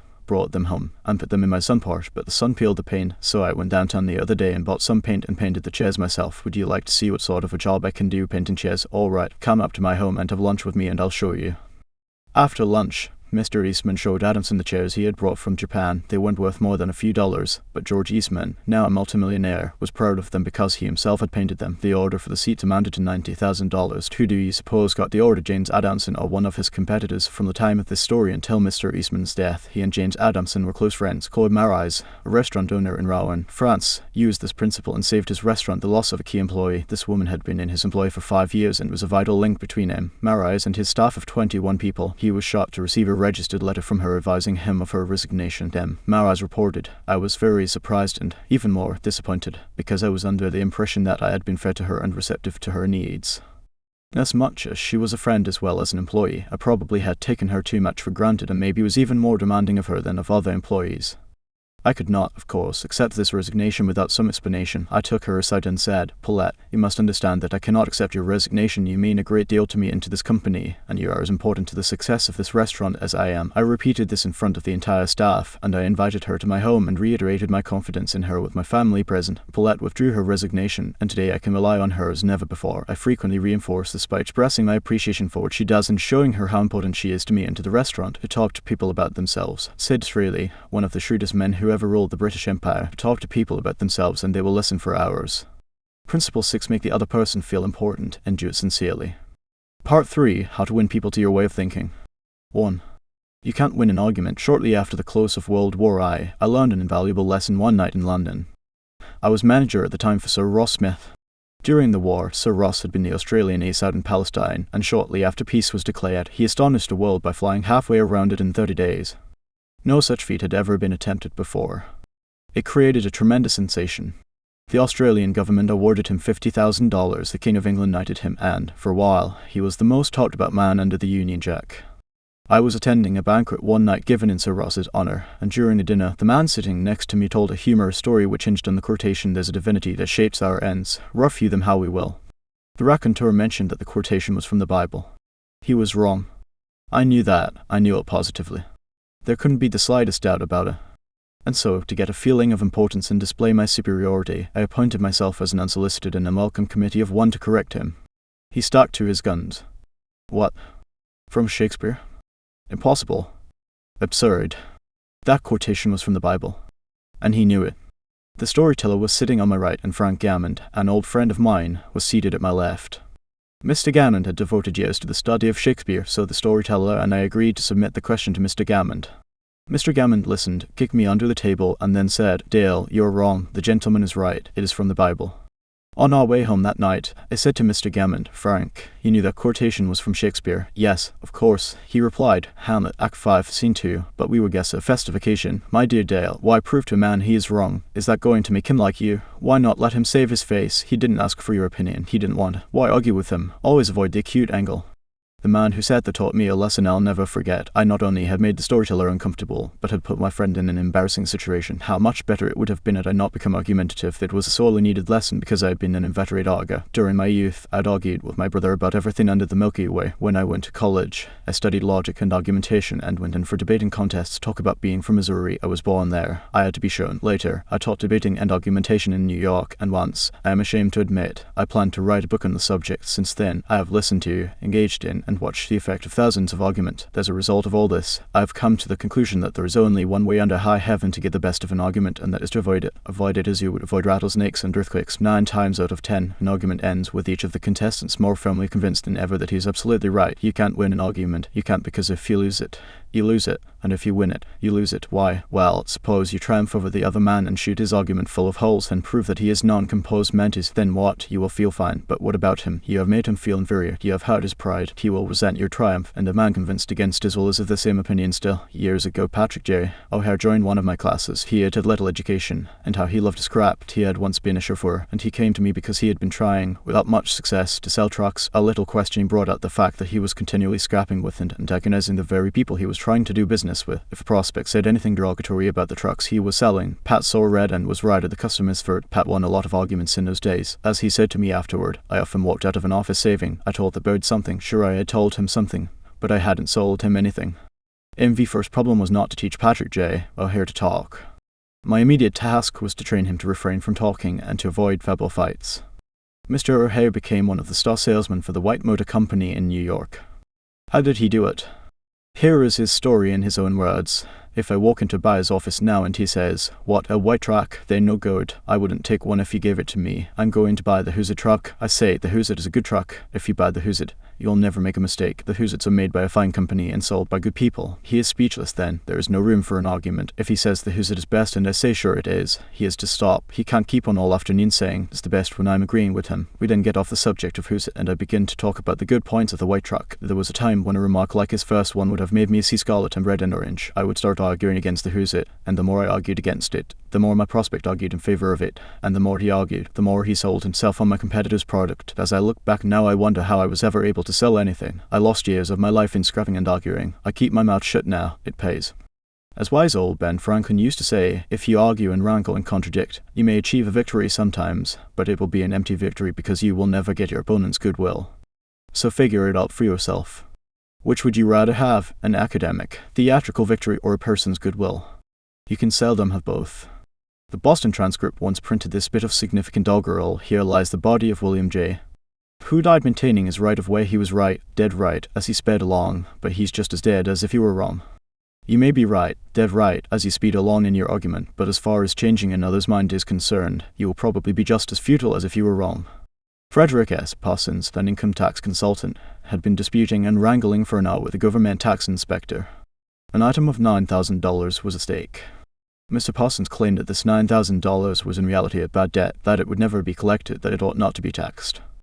"Bad debt, my eye," retorted the inspector. "It must be taxed." This inspector was cold, arrogant, and stubborn. Mr. Parsons said as he told the story to the class, "Reason was wasted in sober facts. The longer we argued, the more stubborn he became. So I decided to avoid argument, change the subject, and give him appreciation. I said, 'I suppose this is a very petty matter in comparison with the really important and difficult decisions you're required to make. I've made a study of taxation myself, but I've had to get my knowledge from books. You are getting yours from the firing line of experience. I sometimes wish I had a job like yours. It would teach me a lot.' I meant every word I said. Well." The inspector straightened up in his chair, leaned back, and talked for a long time about his work, telling me of the clever frauds he had uncovered. His tone gradually became friendly, and presently he was telling me about his children. As he left, he advised me that he would consider my problem further and give me his decision in a few days. He called at my office 3 days later and informed me that he had decided to leave the tax return exactly as it was filed. This tax inspector was demonstrating one of the most common of human frailties. He wanted a feeling of importance, and as long as Mr. Parsons argued with him, he got his feeling of importance by loudly asserting his authority. But as soon as his importance was admitted and the argument stopped and he was permitted to expand his ego, he became a sympathetic and kindly human being. Buddha said, "Hatred is never ended by hatred but by love, and a misunderstanding is never ended by an argument but by tact, diplomacy, conciliation, and a sympathetic desire to see the other person's viewpoint." Lincoln once reprimanded a young army officer for indulging in a violent controversy with an associate. "No man who is resolved to make the most of himself," said Lincoln, "can spare time for personal contention. Still less can he afford to take the consequences, including the vitiation of his temper and the loss of self-control. Yield larger things to which you show no more than equal rights, and yield lesser ones though clearly your own. Better give your path to a dog than be bitten by him in contesting for the right. Even killing the dog would not cure the bite." In an article in Bits and Pieces, asterisks and suggestions are made on how to keep a disagreement from becoming an argument. Welcome the disagreement. Remember this slogan: when two partners always agree, one of them is not necessary. If there is some point you haven't thought about, be thankful if it is brought to your attention. Perhaps this disagreement is your opportunity to be corrected before you make a serious mistake. Distrust your first instinctive impression. Our first natural reaction in a disagreeable situation is to be defensive. Be careful. Keep calm and watch out for your first reaction. It may be you at your worst, not your best. Control your temper. Remember, you can measure the size of a person by what makes him or her angry. Listen first. Give your opponents a chance to talk. Let them finish. Do not resist, defend, or debate. This only raises barriers. Try to build bridges of understanding. Don't build higher barriers of misunderstanding. Look for areas of agreement. When you have heard your opponents out, dwell first on the points and areas on which you agree. Be honest, look for areas where you can admit error and say so. Apologize for your mistakes. It will help disarm your opponents and reduce defensiveness. Promise to think over your opponent's ideas and study them carefully. And mean it. Your opponents may be right. It is a lot easier at this stage to agree to think about their points than to move rapidly ahead and find yourself in a position where your opponents can say, "We tried to tell you, but you wouldn't listen." Thank your opponents sincerely for their interest. Anyone who takes the time to disagree with you is interested in the same things you are. Think of them as people who really want to help you, and you may turn your opponents into friends. Postpone action to give both sides time to think through the problem. Suggest that a new meeting be held later that day or the next day, when all the facts may be brought to bear. In preparation for this meeting, ask yourself some hard questions. Could my opponents be right? Partly right? Is there truth or merit in their position or argument? Is my reaction one that will relieve the problem, or will it just relieve any frustration? Will my reaction drive my opponents further away or draw them closer to me? Will my reaction elevate the estimation good people have of me? Will I win or lose? What price will I have to pay if I win? If I am quiet about it, will the disagreement blow over? Is this difficult situation an opportunity for me? Asterisk bits and pieces, published by the Economics Press. Fairfield, N.J. Opera tenor Jan Pierce, after he was married nearly 50 years, once said, "My wife and I made a pact a long time ago, and we've kept it no matter how angry we've grown with each other. When one yells, the other should listen, because when two people yell, there is no communication, just noise and bad vibrations." A principle one: the only way to get the best of an argument is to avoid it. 2. A sure way of making enemies and how to avoid it. When Theodore Roosevelt was in the White House, he confessed that if he could be right 75% of the time, he would reach the highest measure of his expectation. If that was the highest rating that one of the most distinguished men of the 20th century could hope to obtain, what about you and me? If you can be sure of being right only 55% of the time, you can go down to Wall Street and make $1 million a day. If you can't be sure of being right even 55% of the time, why should you tell other people they are wrong? You can tell people they are wrong by a look or an intonation or a gesture just as eloquently as you can in words, and if you tell them they are wrong, do you make them want to agree with you? Never. For you have struck a direct blow at their intelligence, judgment, pride, and self-respect. That will make them want to strike back. But it will never make them want to change their minds. You may then hurl at them all the logic of a Plato or an Immanuel Kant, but you will not alter their opinions, for you have hurt their feelings. Never begin by announcing, "I am going to prove so and so to you." That's bad. That's tantamount to saying, "I'm smarter than you are, I'm going to tell you a thing or two and make you change your mind." That is a challenge. It arouses opposition and makes the listener want to battle with you before you even start. It is difficult, under even the most benign conditions, to change people's minds, so why make it harder? Why handicap yourself? If you are going to prove anything, don't let anybody know it. Do it so subtly, so adroitly, that no one will feel that you are doing it. This was expressed succinctly by Alexander Pope. Men must be taught as if you taught them not, and things unknown proposed as things forgot. Over 300 years ago, Galileo said, "You cannot teach a man anything. You can only help him to find it within himself." As Lord Chesterfield said to his son, "Be wiser than other people if you can, but do not tell them so." Socrates said repeatedly to his followers in Athens, "One thing only I know, and that is that I know nothing." Well, I can't hope to be any smarter than Socrates, so I have quit telling people they are wrong, and I find that it pays. If a person makes a statement that you think is wrong, yes, even that you know is wrong, isn't it better to begin by saying, "Well, now, look, I thought otherwise, but I may be wrong. I frequently am, and if I am wrong, I want to be put right. Let's examine the facts." There is magic, positive magic, in such phrases as, "I may be wrong. I frequently am. Let's examine the facts." Nobody in the heavens above or on earth beneath or in the waters under the earth will ever object to you saying, "I may be wrong. Let's examine the fact."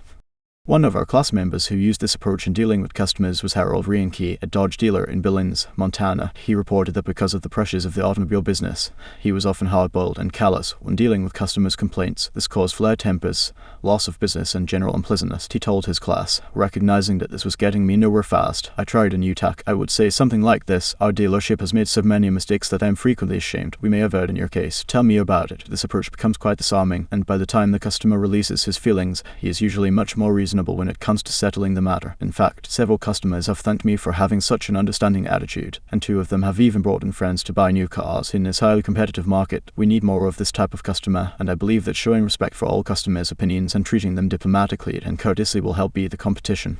You will never get into trouble by admitting that you may be wrong. That will stop all argument and inspire your opponent to be just as fair and open and broad-minded as you are. It will make him want to admit that he, too, may be wrong. If you know positively that a person is wrong, and you bluntly tell him or her so, what happens? Let me illustrate. Mr. S., a young New York attorney, once argued a rather important case before the United States Supreme Court, Luscottin v. Fleet Corporation 280 U.S. 320. The case involved a considerable sum of money and an important question of law. During the argument, one of the Supreme Court justices said to him, "The statute of limitations in admiralty law is 6 years, is it not?"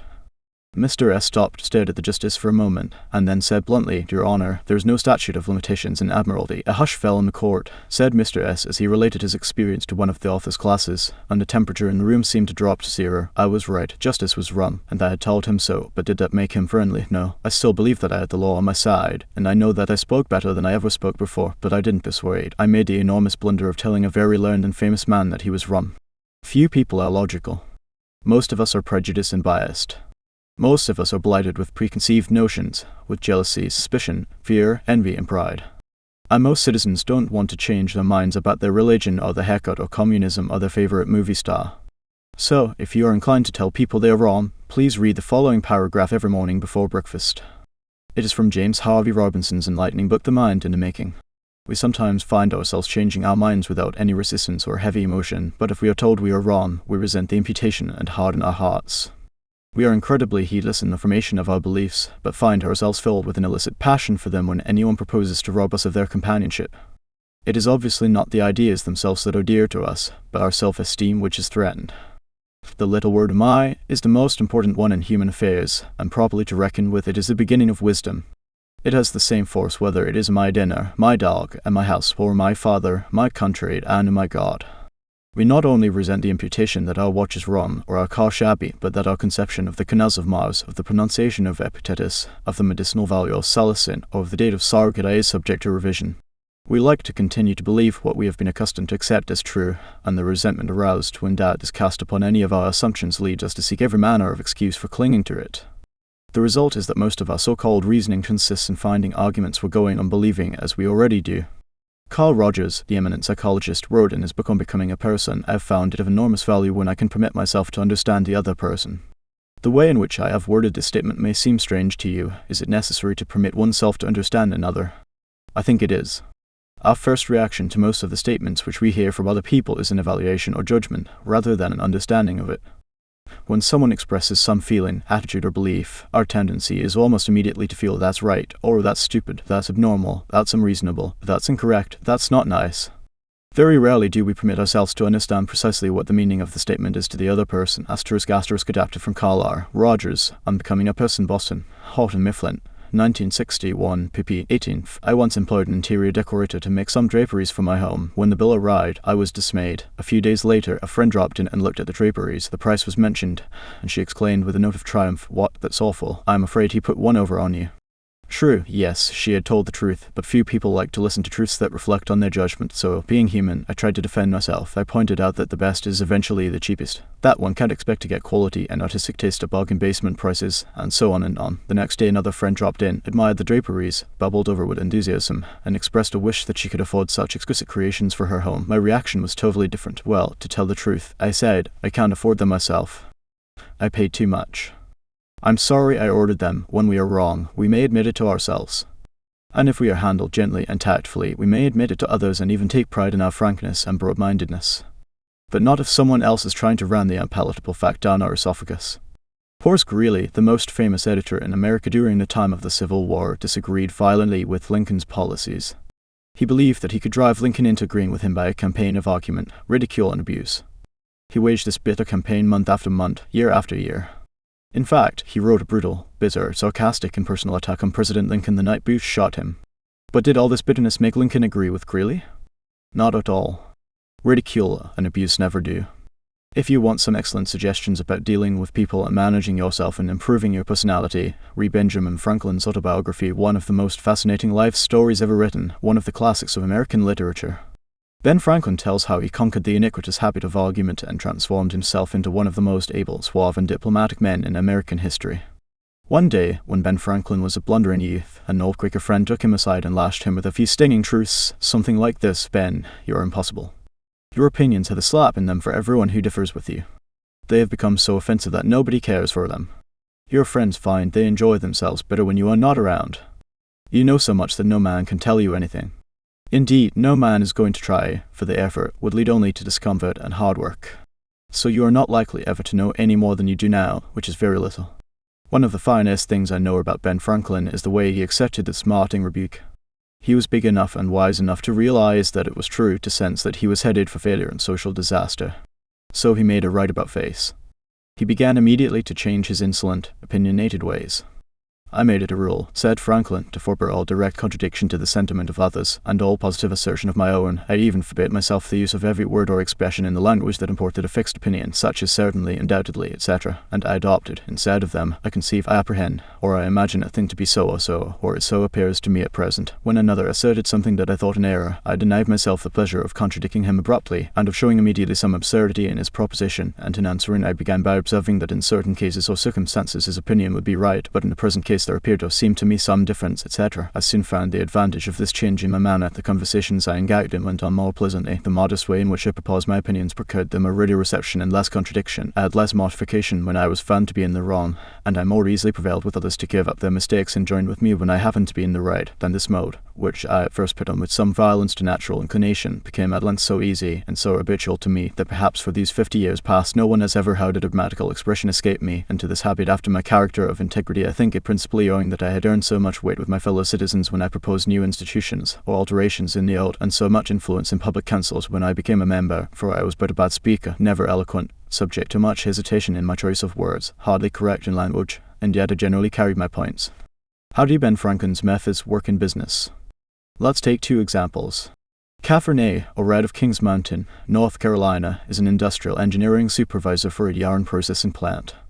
She told one of our classes how she handled a sensitive problem before and after taking our training. Part of my responsibility, she reported, deals with setting up and maintaining incentive systems and standards for our operators so they can make more money by producing more yarn. The system we were using had worked fine when we had only 2 or 3 different types of yarn, but recently we had expanded our inventory and capabilities to enable us to run more than 12 different varieties. The present system was no longer adequate to pay the operators fairly for the work being performed and give them an incentive to increase production.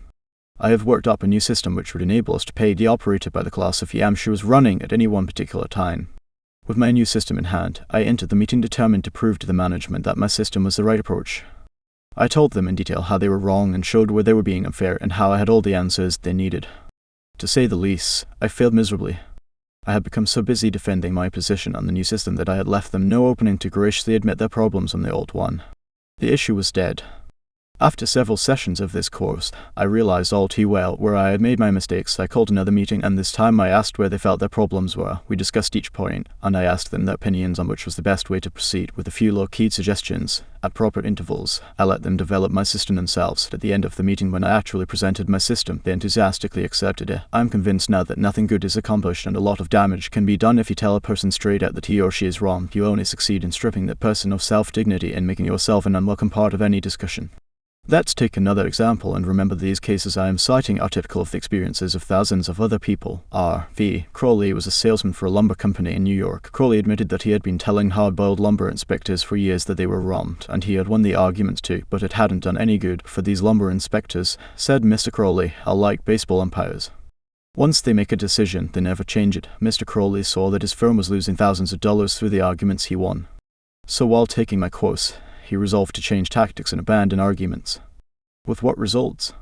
Here is the story as he told it to the fellow members of his class. One morning the phone rang in my office. A hot and bothered person at the other end proceeded to inform me that a car of lumber we had shipped into his plant was entirely unsatisfactory. His firm had stopped unloading and requested that we make immediate arrangements to remove the stock from their yard. After about 1/4 of the car had been unloaded, the lumber inspector reported that the lumber was running 55% below grade. Under the circumstances, they refused to accept it. I immediately started for his plant and in the way turned over in my mind the best way to handle the situation. Ordinarily, under such circumstances, I should have quoted grading rules and tried, as a result of my own experience and knowledge as a lumber inspector, to convince the other inspector that the lumber was actually up to grade and that he was misinterpreting the rules in his inspection. However, I thought I would apply the principles learned in this training, for when I arrived at the plant, I found the purchasing agent and the lumber inspector in a wicked humor, both set for an argument and a fight. We walked out to the car that was being unloaded, and I requested that they continue to unload so that I could see how things were going. I asked the inspector to go right ahead and lay out the rejects, as he had been doing, and to put the good pieces in another pile. After watching him for a while, it began to dawn on me that his inspection actually was much too strict and that he was misinterpreting the rules. This particular lumber was white pine, and I knew the inspector was thoroughly skilled in hardwoods but not a competent, experienced inspector on white pine. White pine happened to be my own strong suit, but did I offer any objection to the way he was grading the lumber? None whatever. I kept on watching and gradually began to ask questions as to why certain pieces were not satisfactory. I didn't for one instant insinuate that the inspector was wrong. I emphasized that my only reason for asking was in order that we could give give his firm exactly what they wanted in future shipments, by asking questions in a very friendly, cooperative spirit, and insisting continually that they were right in laying out boards not satisfactory to their purpose. I got him warmed up, and the strained relations between us began to thaw and melt away. An occasional carefully put remark on my part gave birth to the idea in his mind that possibly some of these rejected pieces were actually within the grade that they had bought, and that their requirements demanded a more expensive grade. I was very careful, however, not to let him think I was making an issue of this point. Gradually his whole attitude changed. He finally admitted to me that he was not experienced on white pine and began to ask me questions about each piece as it came out of the car. I would explain why such a piece came within the grade specified, but kept on insisting that we did not want him to take it if it wasn't suitable for their purpose. He finally got to the point where he felt guilty every time he put a piece in a rejected pile, and at last he saw that the mistake was on their part for not having specified as good a grade as they needed. The ultimate outcome was that he went through the entire carload again after I left, accepted the whole lot, and we received a check in full. In that one instance alone, little tact, and the determination to refrain from telling the other man he was wrong, saved my company a substantial amount of cash, and it would be hard to place a money value on the goodwill that was saved. Martin Luther King was asked how, as a pacifist, he could be an admirer of Air Force General Daniel Chappie James, then the nation's highest-ranking black officer. Dr. King replied, "I judge people by their own principles, not by my own." In a similar way, General Robert E. Lee once spoke to the President of the Confederacy, Jefferson Davis, in the most glowing terms about a certain officer under his command. Another officer in attendance was astonished. "The General," he said, "do you not know that the man of whom you speak so highly is one of your bitterest enemies who misses no opportunity to malign you?" "Yes," replied General Lee, "but the President asked my opinion of him. He did not ask for his opinion of me. By the way, I'm not revealing anything new in this chapter. 2,000 years ago, Jesus said, 'Agree with thine adversary quickly.' And 2,200 years before Christ was born, King Akhenaten of Egypt gave his son some shrewd advice that is sorely needed today. 'Be diplomatic,' counseled the king. 'It will help you gain your point.' In other words, don't argue with your customer or your spouse or your adversary. Don't tell them they're wrong, don't get them stirred up. Use a little diplomacy. Principle 2, show respect for the other person's opinions. Never say you're wrong. 3. If you're wrong, admit it. Within a minute's walk of my house there was a wild stretch of virgin timber, where the blackberry thickets foamed white in the springtime, where the squirrels nested and reared their young, and the horseweeds grew as tall as a horse's head. This unspoiled woodland was called Forest Park, and it was a forest, probably not much different in appearance from what it was when Columbus discovered America. I frequently walked in this park with Rex, my little Boston bulldog. He was a friendly, harmless little hound, and since we rarely met anyone in the park, I took Rex along without a leash or a muzzle. One day we encountered a mounted policeman in the park, a policeman itching to show his authority. "What do you mean by letting that dog run loose in the park without a muzzle and leash?" he reprimanded me. "Don't you know it's against the law?" "Yes, I know it is," I replied softly, "but I didn't think he would do any harm out here. You didn't think. The law doesn't give a tinker's damn about what you think. That dog might kill a squirrel or bite a child. Now, I'm going to let you off this time, but if I catch this dog out here again without a muzzle and a leash, you'll have to tell it to the judge." I meekly promised to obey. And I did obey for a few times. But Rex didn't like the muzzle, and neither did I, so we decided to take a chance. Everything was lovely for a while, and then we struck a snag. Rex and I raced over the brow of a hill one afternoon, and there, suddenly, to my dismay, I saw the majesty of the law astride a bay horse. Rex was out in front, heading straight for the officer. I was in for it. I knew it. So I didn't wait until the policeman started talking. I beat him to it. I said, "Officer, you've caught me red-handed. I'm guilty. I have no alibis, no excuses. You warned me last week that if I brought the dog out here again without a muzzle you would fine me. Well, now," the policeman responded in a soft tone, "I know it's a temptation to let a little dog like that have a run out here when nobody is around." "Sure, it's a temptation," I replied, "but it is against the law." "Well, a little dog like that isn't going to harm anybody," the policeman remonstrated. "No, but he may kill squirrels," I said. "Well now, I think you are taking this a bit too seriously," he told me. "I'll tell you what you do. You just let him run over the hill there where I can't see him, and we'll forget all about it." That policeman, being human, wanted a feeling of importance, so when I began to condemn myself, the only way he could nourish his self-esteem was to take the magnanimous attitude of showing mercy. But suppose I had tried to defend myself well, did you ever argue with a policeman? But instead of breaking lances with him, I admitted that he was absolutely right, and I was absolutely wrong. I admitted it quickly, openly, and with enthusiasm. The affair terminated graciously in my taking his side and his taking my side. Lord Chesterfield himself could hardly have been more gracious than this mounted policeman, who, only a week previously, had threatened to have the law on me. If we know we are going to be rebuked anyhow, isn't it far better to beat the other person to it, and do it ourselves? Isn't it much easier to listen to self-criticism than to bear condemnation from alien lips? Say about yourself all the derogatory things you know the other person is thinking or wants to say or intends to say, and say them before that person has a chance to say them. The chances are 100 to 1 that a generous, forgiving attitude will be taken and your mistakes will be minimized, just as a mounted policeman did with me and Rex. Ferdinand E. Warren, a commercial artist, used this technique to win the goodwill of a petulant, scolding buyer of art. It is important, in making drawings for advertising and publishing purposes, to be precise and very exact, Mr. Warren said as he told the story.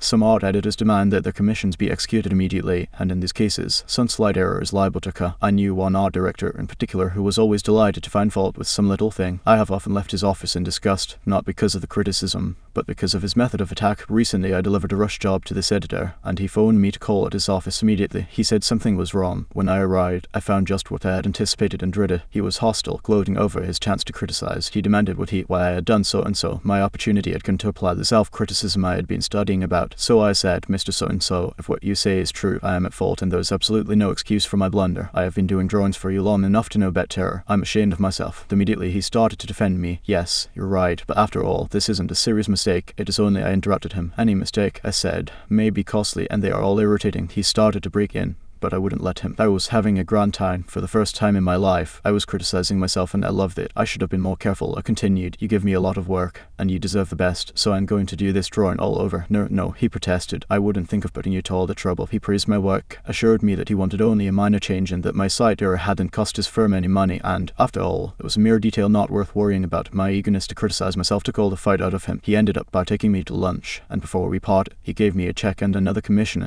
There is a certain degree of satisfaction in having the courage to admit one's errors. It not only clears the air of guilt and defensiveness, but often helps solve the problem created by the error. Bruce Harvey of Albuquerque, New Mexico, had incorrectly authorized payment of full wages to an employee on sick leave. When he discovered his error, he brought it to the attention of the employee and explained that to correct the mistake he would have to reduce his next paycheck by the entire amount of the overpayment. The employee pleaded that as that would cause him a serious financial problem. Could the money be repaid over a period of time? In order to do this, Harvey explained, he would have to obtain his supervisor's approval.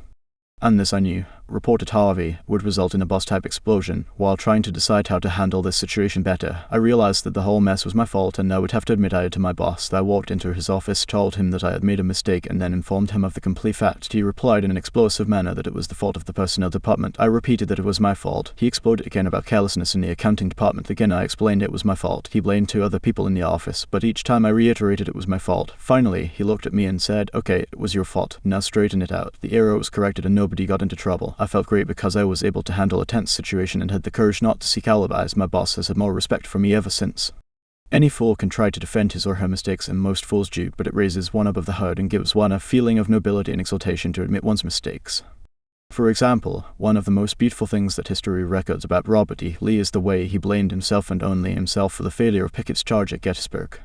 Pickett's charge was undoubtedly the most brilliant and picturesque attack that ever occurred in the Western world. General George E. Pickett himself was picturesque. He wore his hair so long that his auburn locks almost touched his shoulders and, like Napoleon in his Italian campaigns, he wrote ardent love letters almost daily while on the battlefield.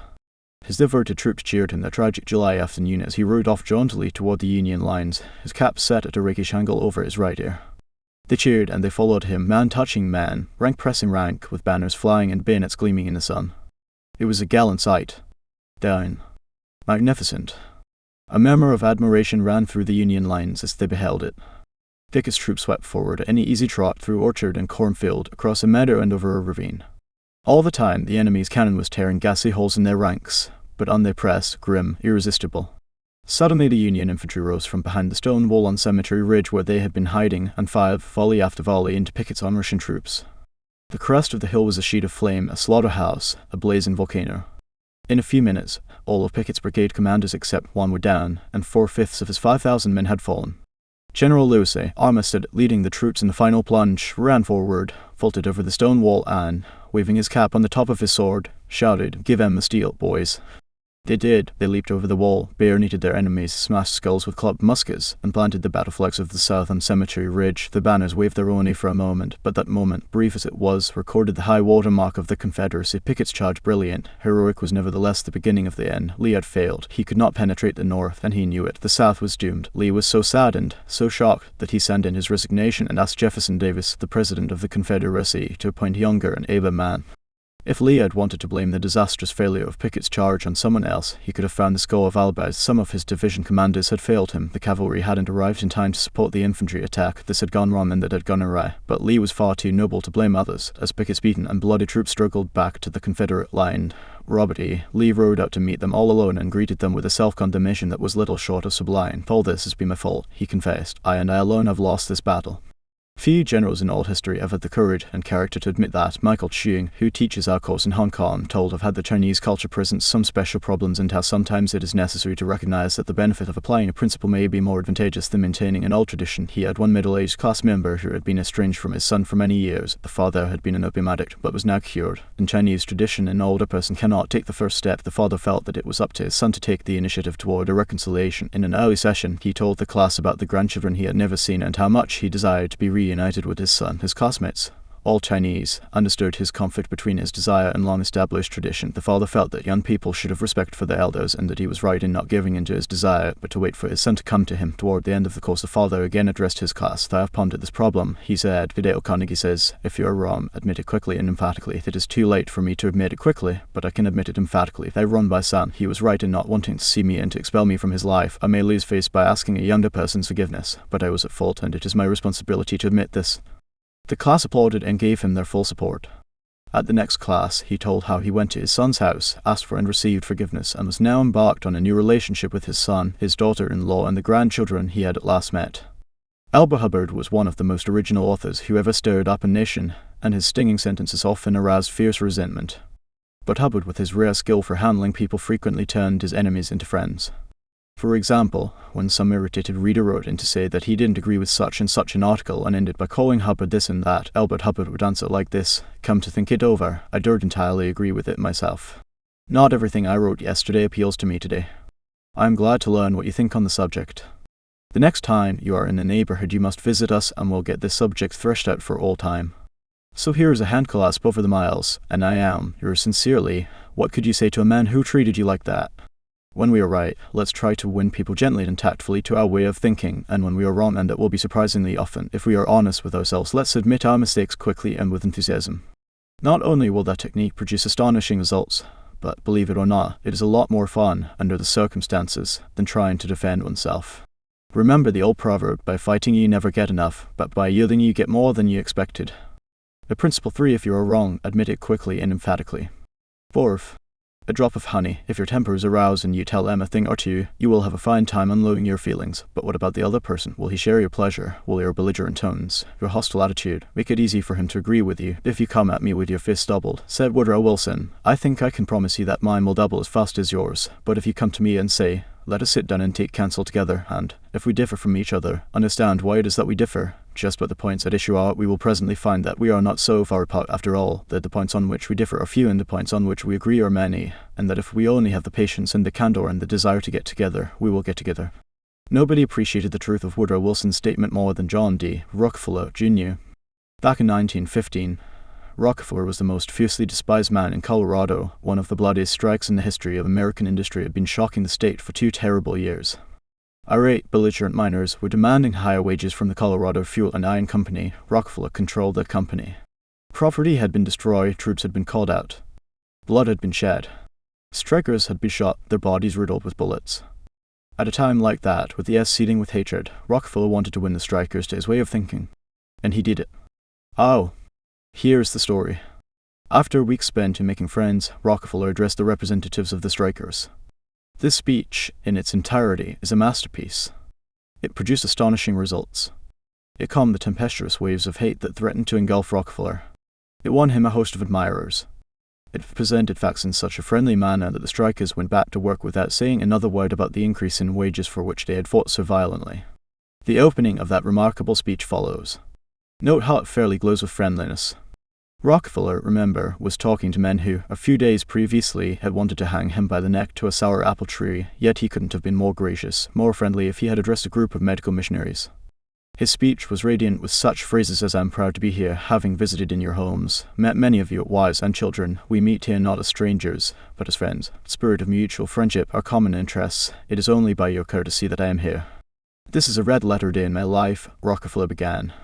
It is the first time I have ever had the good fortune to meet the representatives of the employees of this great company, its officers and superintendents together, and I can assure you that I am proud to be here, and that I shall remember this gathering as long as I live. Had this meeting been held 2 weeks ago, I should have stood here a stranger to most of you, recognizing a few faces, having had the opportunity last week of visiting all the camps in the southern coalfield and of talking individually with practically all of the representatives, except those who were away, having visited in your homes, met many of your wives and children. We meet here not as strangers, but as friends, and it is in the spirit of mutual friendship that I am glad to have this opportunity to discuss with you our common interest. Since this is a meeting of the officers of the company and the representatives of the employees, it is only by your courtesy that I am here, for I am not so fortunate as to be either one or the other, and yet I feel that I am intimately associated with you men, for, in a sense, I represent both the stockholders and the directors. Isn't that a superb example of the fine art of making friends out of enemies? Suppose Rockefeller had taken a different tack. Suppose he had argued with those miners and hurled devastating facts in their faces. Suppose he had told them by his tones and insinuations that they were wrong. Suppose that, by all the rules of logic, he had proved that they were wrong. What would have happened? More anger would have been stirred up, more hatred, more revolt. If a man's heart is rankling with discord and ill-feeling toward you, you can't win him to your way of thinking with all the logic in Christendom. Scolding parents and domineering bosses and husbands and nagging wives ought to realize that people don't want to change their minds. They can't be forced or driven to agree with you or me, but they may possibly be led to if we are gentle and friendly, ever so gentle and ever so friendly. Lincoln said that, in effect, over 100 years ago. Here are his words. It is an old and true maxim that a drop of honey catches more flies than a gallon of gall. So with men, if you would win a man to your cause, first convince him that you are his sincere friend. Therein is a drop of honey that catches his heart, which, say what you will, is the great high road to his reason. Business executives have learned that it pays to be friendly to strikers. For example, when 2,500 employees in the White Motor Company's plant struck for higher wages in a union shop, Robert F. Black, then president of the company, didn't lose his temper and condemn and threaten and talk of tyranny and communists. He actually praised the strikers. He published an advertisement in the Cleveland papers complimenting them on the peaceful way in which they laid down their tools. Finding the strike pickets idle, he bought them a couple of dozen baseball bats and gloves and invited them to play ball on vacant lots. For those who preferred bowling, he rented a bowling alley. This friendliness on Mr. Black's part did what friendliness always does, it begot friendliness. So the strikers borrowed brooms, shovels, and rubbish carts, and began picking up matches, papers, cigarette stubs, and cigar butts around the factory. Imagine it. Imagine strikers tidying up the factory grounds while battling for higher wages and recognition of the union. Such an event had never been heard of before in the long, tempestuous history of American labor wars. That strike ended with a compromise settlement within a week, ended without any ill feeling or rancor. Daniel Webster, who looked like a god and talked like Jehovah, was one of the most successful advocates who ever pleaded a case, yet he ushered in his most powerful arguments with such friendly remarks as, "It will be for the jury to consider. This may perhaps be worth thinking of. Here are some facts that I trust you will not lose sight of, or you, with your knowledge of human nature, will easily see the significance of these facts." No bulldozing, no high-pressure methods, no attempt to force his opinions on others. Webster used the soft-spoken, quiet, friendly approach, and it helped to make him famous. You may never be called upon to settle a strike or address a jury, but you may want to get your rent reduced. Will the friendly approach help you then? Let's see. Sir L. Straub, an engineer, wanted to get his rent reduced, and he knew his landlord was hard-boiled. I wrote him, Mr. Straub said in a speech before the class, notifying him that I was vacating my apartment as soon as my lease expired. The truth was, I didn't want to move. I wanted to stay if I could get my rent reduced, but the situation seemed hopeless. Other tenants had tried and failed. Everyone told me that the landlord was extremely difficult to deal with, but I said to myself, I'm studying a course in how to deal with people, so I'll try it on him and see how it works. He and his secretary came to see me as soon as he got my letter. I met him at the door with a friendly greeting. I fairly bubbled with goodwill and enthusiasm. I didn't begin talking about how high the rent was. I began talking about how much I liked his apartment house. Believe me, I was hearty in my approbation and lavish in my praise. I complimented him on the way he ran the building and told him I should like so much to stay for another year, but I couldn't afford it. He had evidently never had such a reception from a tenant. He hardly knew what to make of it. Then he started to tell me his troubles, complaining tenants. One had written him 14 letters, some of them positively insulting. Another threatened to break his lease unless the landlord kept the man on the floor above from snoring. What a relief it is, he said, to have a satisfied tenant like you. And then, without my even asking him to do it, he offered to reduce my rent a little. I wanted more, so I named the figure I could afford to pay, and he accepted without a word. As he was leaving, he turned to me and asked, "What decorating can I do for you?" If I had tried to get the rent reduced by the methods the other tenants were using, I'm positive I should have met with the same failure they encountered. It was the friendly, sympathetic, appreciative approach that won. Dean Woodcock of Pittsburgh, Pennsylvania, is the superintendent of a department of the local electric company. His staff was called upon to repair some equipment on top of a pole. This type of work had formerly been performed by a different department and had only recently been transferred to Woodcock's section, although his people had been trained in the work. This was the first time they had ever actually been called upon to do it. Everybody in the organization was interested in seeing if and how they could handle it. Mr. Woodcock, several of his subordinate managers, and members of other departments of the utility went to see the operation. Many cars and trucks were there, and a number of people were standing around watching the two lone men on top of the pole. Glancing around, Woodcock noticed a man up the street getting out of his car with a camera. He began taking pictures of the scene. Utility people are extremely conscious of public relations, and suddenly Woodcock realized what the setup looked like to the man with the camera overkill, dozens of people being called out to do a two-person job. He strolled up the street to the photographer. "I see you're interested in our operation." "Yes, and my mother will be more than interested. She owns stock in your company. This will be an eye-opener for her. She may even decide her investment was unwise. I've been telling her for years there's a lot of waste motion in companies like yours. This proves it. The newspapers might like these pictures too. It does look like it, doesn't it? I'd think the same thing in your position, but this is a unique situation." And Dean Woodcock went on to explain how this was the first job of this type for his department and how everybody from executives down was interested. He assured the man that under normal conditions 2 people could handle the job. The photographer put away his camera, shook Woodcock's hand, and thanked him for taking the time to explain the situation to him. Dean Woodcock's friendly approach saved his company much embarrassment and bad publicity. Another member of one of our classes, Gerald H. Wynne of Littleton, New Hampshire, reported how by using a friendly approach, he obtained a very satisfactory settlement on a damage claim. Early in the spring, he reported, before the ground had thawed from the winter freezing, there was an unusually heavy rainstorm and the water, which normally would have run off to nearby ditches and storm drains along the road, took a new course onto a building lot where I had just built a new home. Not being able to run off, the water pressure built up around the foundation of the house. The water forced itself under the concrete basement floor, causing it to explode, and the basement filled with water. This ruined the furnace and the hot water heater. The cost to repair this damage was in excess of $2,000. I had no insurance to cover this type of damage. However, I soon found out that the owner of the subdivision had neglected to put in a storm drain near the house which could have prevented this problem. I made an appointment to see him. During the 25-mile trip to his office, I carefully reviewed the situation and, remembering the principles I learned in this course, I decided that showing my anger would not serve any worthwhile purpose. When I arrived, I kept very calm and started by talking about his recent vacation to the West Indies. Then, when I felt the timing was right, I mentioned the little problem of water damage. He quickly agreed to do his share in helping to correct the problem. A few days later, he called and said he would pay for the damage and also put in a storm drain to prevent the same thing from happening in the future. Even though it was the fault of the owner of the subdivision, if I had not begun in a friendly way, there would have been a great deal of difficulty in getting him to agree to the total liability.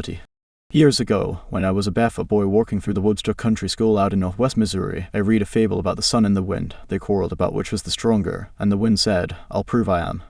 See the old man down there with the coat? I bet I can get his coat off him quicker than you can." So the sun went behind a cloud, and the wind blew until it was almost a tornado, but the harder it blew, the tighter the old man clutched his coat to him. Finally, the wind calmed down and gave up, and then the sun came out from behind the clouds and smiled kindly on the old man. Presently he mopped his brow and pulled off his coat. The sun then told the wind that gentleness and friendliness were always stronger than fury and force. The use of gentleness and friendliness is demonstrated day after day by people who have learned that a drop of honey catches more flies than a gallon of gall. F. Gale Connor of Louisville, Maryland, proved this when he had to take his 4-month-old car to the service department of the car dealer for the 3rd time.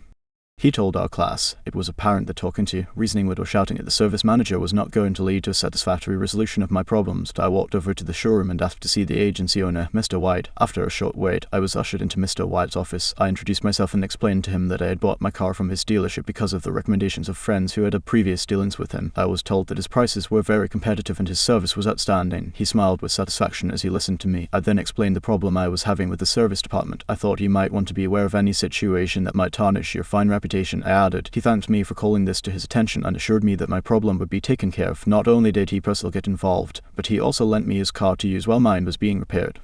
Aesop was a Greek slave who lived at the court of Croesus and spun immortal fables 600 years before Christ. Yet the truths he taught about human nature are just as true in Boston and Birmingham now as they were 26 centuries ago in Athens. The sun can make you take off your coat more quickly than the wind, and kindliness, the friendly approach and appreciation can make people change their minds more readily than all the bluster and storming in the world. Remember what Lincoln said, a drop of honey catches more flies than a gallon of gall. Principle 4. Begin in a friendly way. 5. The secret of Socrates. In talking with people, don't begin by discussing the things on which you differ. Begin by emphasizing and keep on emphasizing the things on which you agree. Keep emphasizing, if possible, that you are both striving for the same end and that your only difference is one of method and not of purpose. Get the other person saying yes at the outset. Keep your opponent, if possible, from saying no. A no response, according to Professor Overstreet, is a most difficult handicap to overcome. When you have said no, all your pride of personality demands that you remain consistent with yourself. You may later fear that the no was ill-advised. Nevertheless, there is your precious pride to consider. Once having said a thing, you feel you must stick to it. Hence, it is of the very greatest importance that a person be started in the affirmative direction. Carrier, Overstreet, L. Influencing Human Behavior, New York, Norton, 1925. The skillful speaker gets, at the outset, a number of yes responses. This sets the psychological process of the listeners moving in the affirmative direction. It is like the movement of a billiard ball. Propel in one direction, and it takes some force to deflect it, far more force to send it back in the opposite direction. The psychological patterns here are quite clear. When a person says no and really means it, he or she is doing far more than saying a word of 2 letters. The entire organism, glandular, nervous, muscular, gathers itself together into a condition of rejection. There is, usually a minute but sometimes an observable degree, of physical withdrawal or readiness for withdrawal. The whole neuromuscular system, in short, sets itself on guard against acceptance. When, to the contrary, a person says yes, none of the withdrawal activities takes place. The organism is in a forward-moving, accepting, open attitude. Hence, the more yeses we can, at the very outset, induce, the more likely we are to succeed in capturing the attention for our ultimate proposal. It is a very simple technique, this yes response. And yet, how much it is neglected. It often seems as if people get a sense of their own importance by antagonizing others at the outset. Get a student to say no at the beginning, or a customer, child, husband, or wife, and it takes the wisdom and the patience of angels to transform that bristling negative into an affirmative. The use of this yes technique enabled James Eberson, who was a teller in the Greenwich Savings Bank in New York City, to secure a prospective customer who might otherwise have been lost.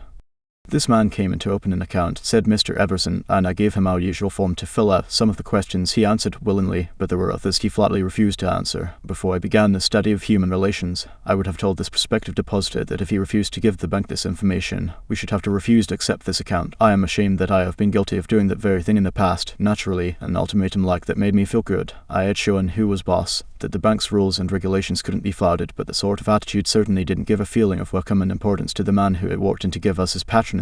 I resolved this morning to use a little horse sense. I resolved not to talk about what the bank wanted, but about what the customer wanted, and above all else, I was determined to get him saying yes from the very start, so I agreed with him. I told him the information he refused to give was not absolutely necessary. However, I said, suppose you have money in this bank at your death, wouldn't you like to have the bank transfer it to your next of kin, who is entitled to it according to law? Yes, of course, he replied. Don't you think, I continued, that it would be a good idea to give us the name of your next of kin so that, in the event of your death, we could carry out your wishes without error or delay? Again he said, yes. The young man's attitude softened and changed when he realized that we weren't asking for this information for our sake, but for his sake. Before leaving the bank, this young man not only gave me complete information about himself, but he opened, at my suggestion, a trust account, naming his mother as the beneficiary for his account, and he had gladly answered all the questions concerning his mother also. I found that by getting him to say yes from the outset, he forgot the issue at stake and was happy to do all the things I suggested.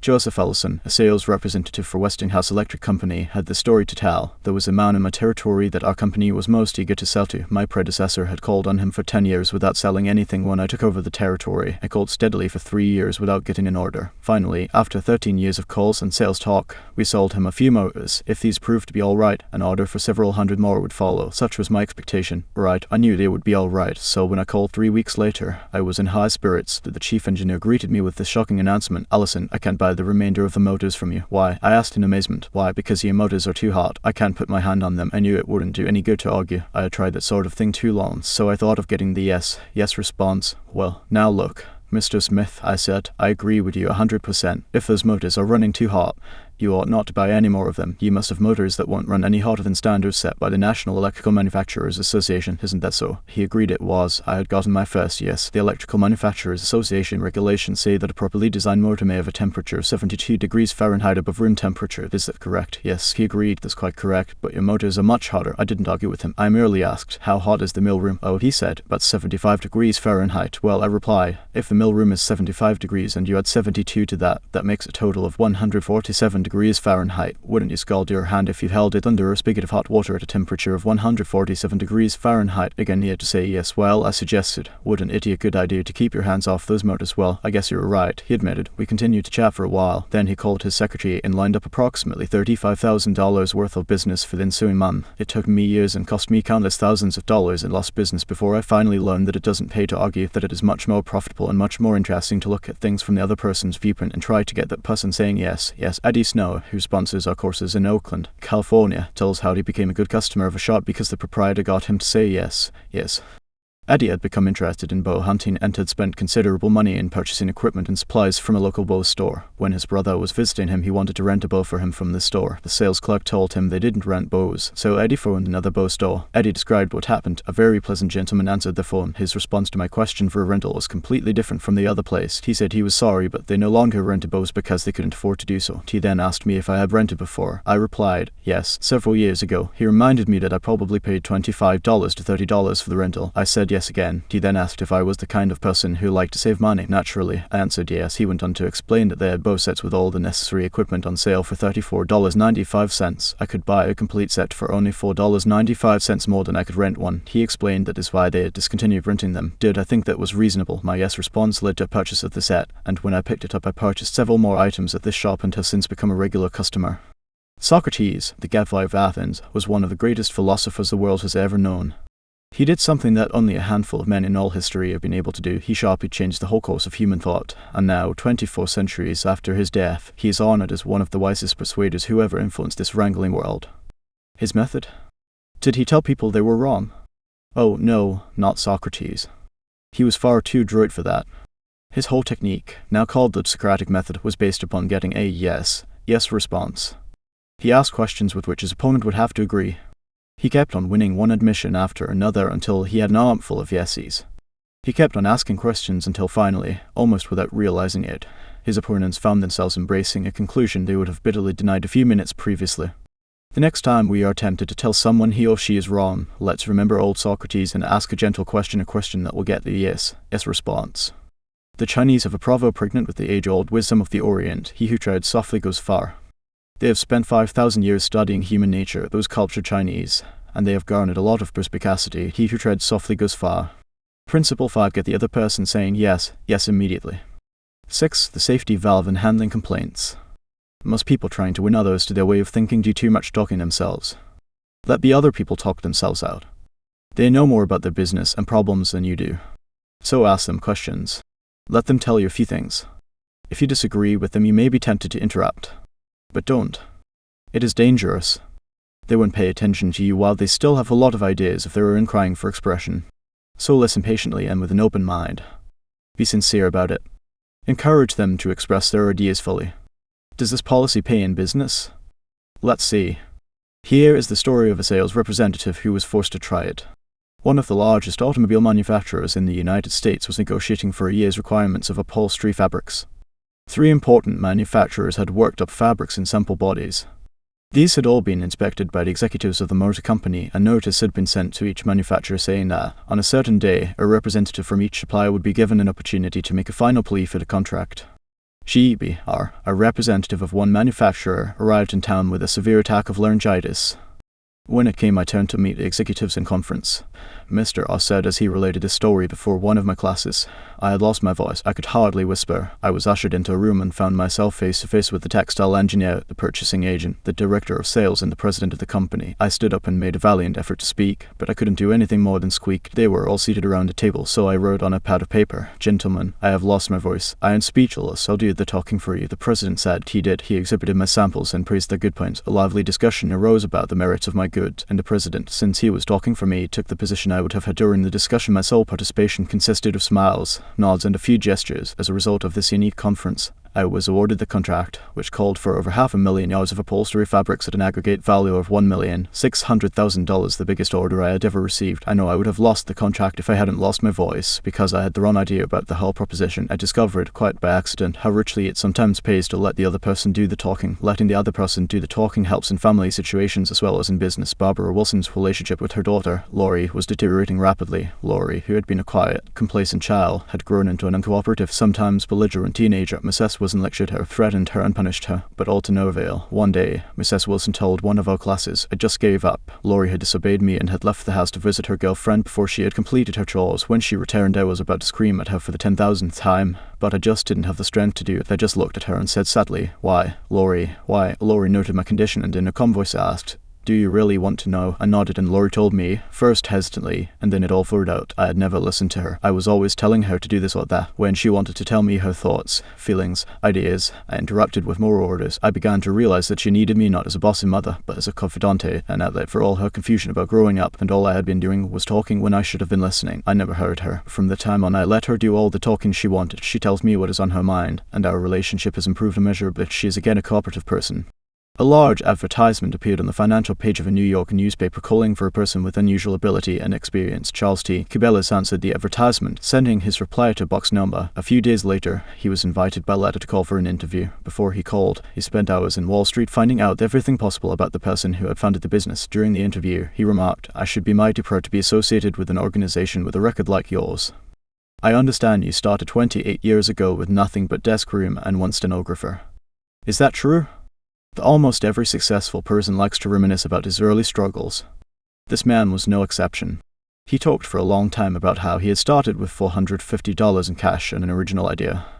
He told how he had fought against discouragement and battled against ridicule, working Sundays and holidays, 12 to 16 hours a day, how he had finally won against all odds until now the most important executives on Wall Street were coming to him for information and guidance. He was proud of such a record. He had a right to be, and he had a splendid time telling about it. Finally, he questioned Mr. Cabela's briefly about his experience, then called in one of his vice presidents and said, "I think this is the person we are looking for." Mr. Cabela's had taken the trouble to find out about the accomplishments of his prospective employer. He showed an interest in the other person and his problems. He encouraged the other person to do most of the talking and made a favorable impression. Roy G. Bradley of Sacramento, California, had the opposite problem.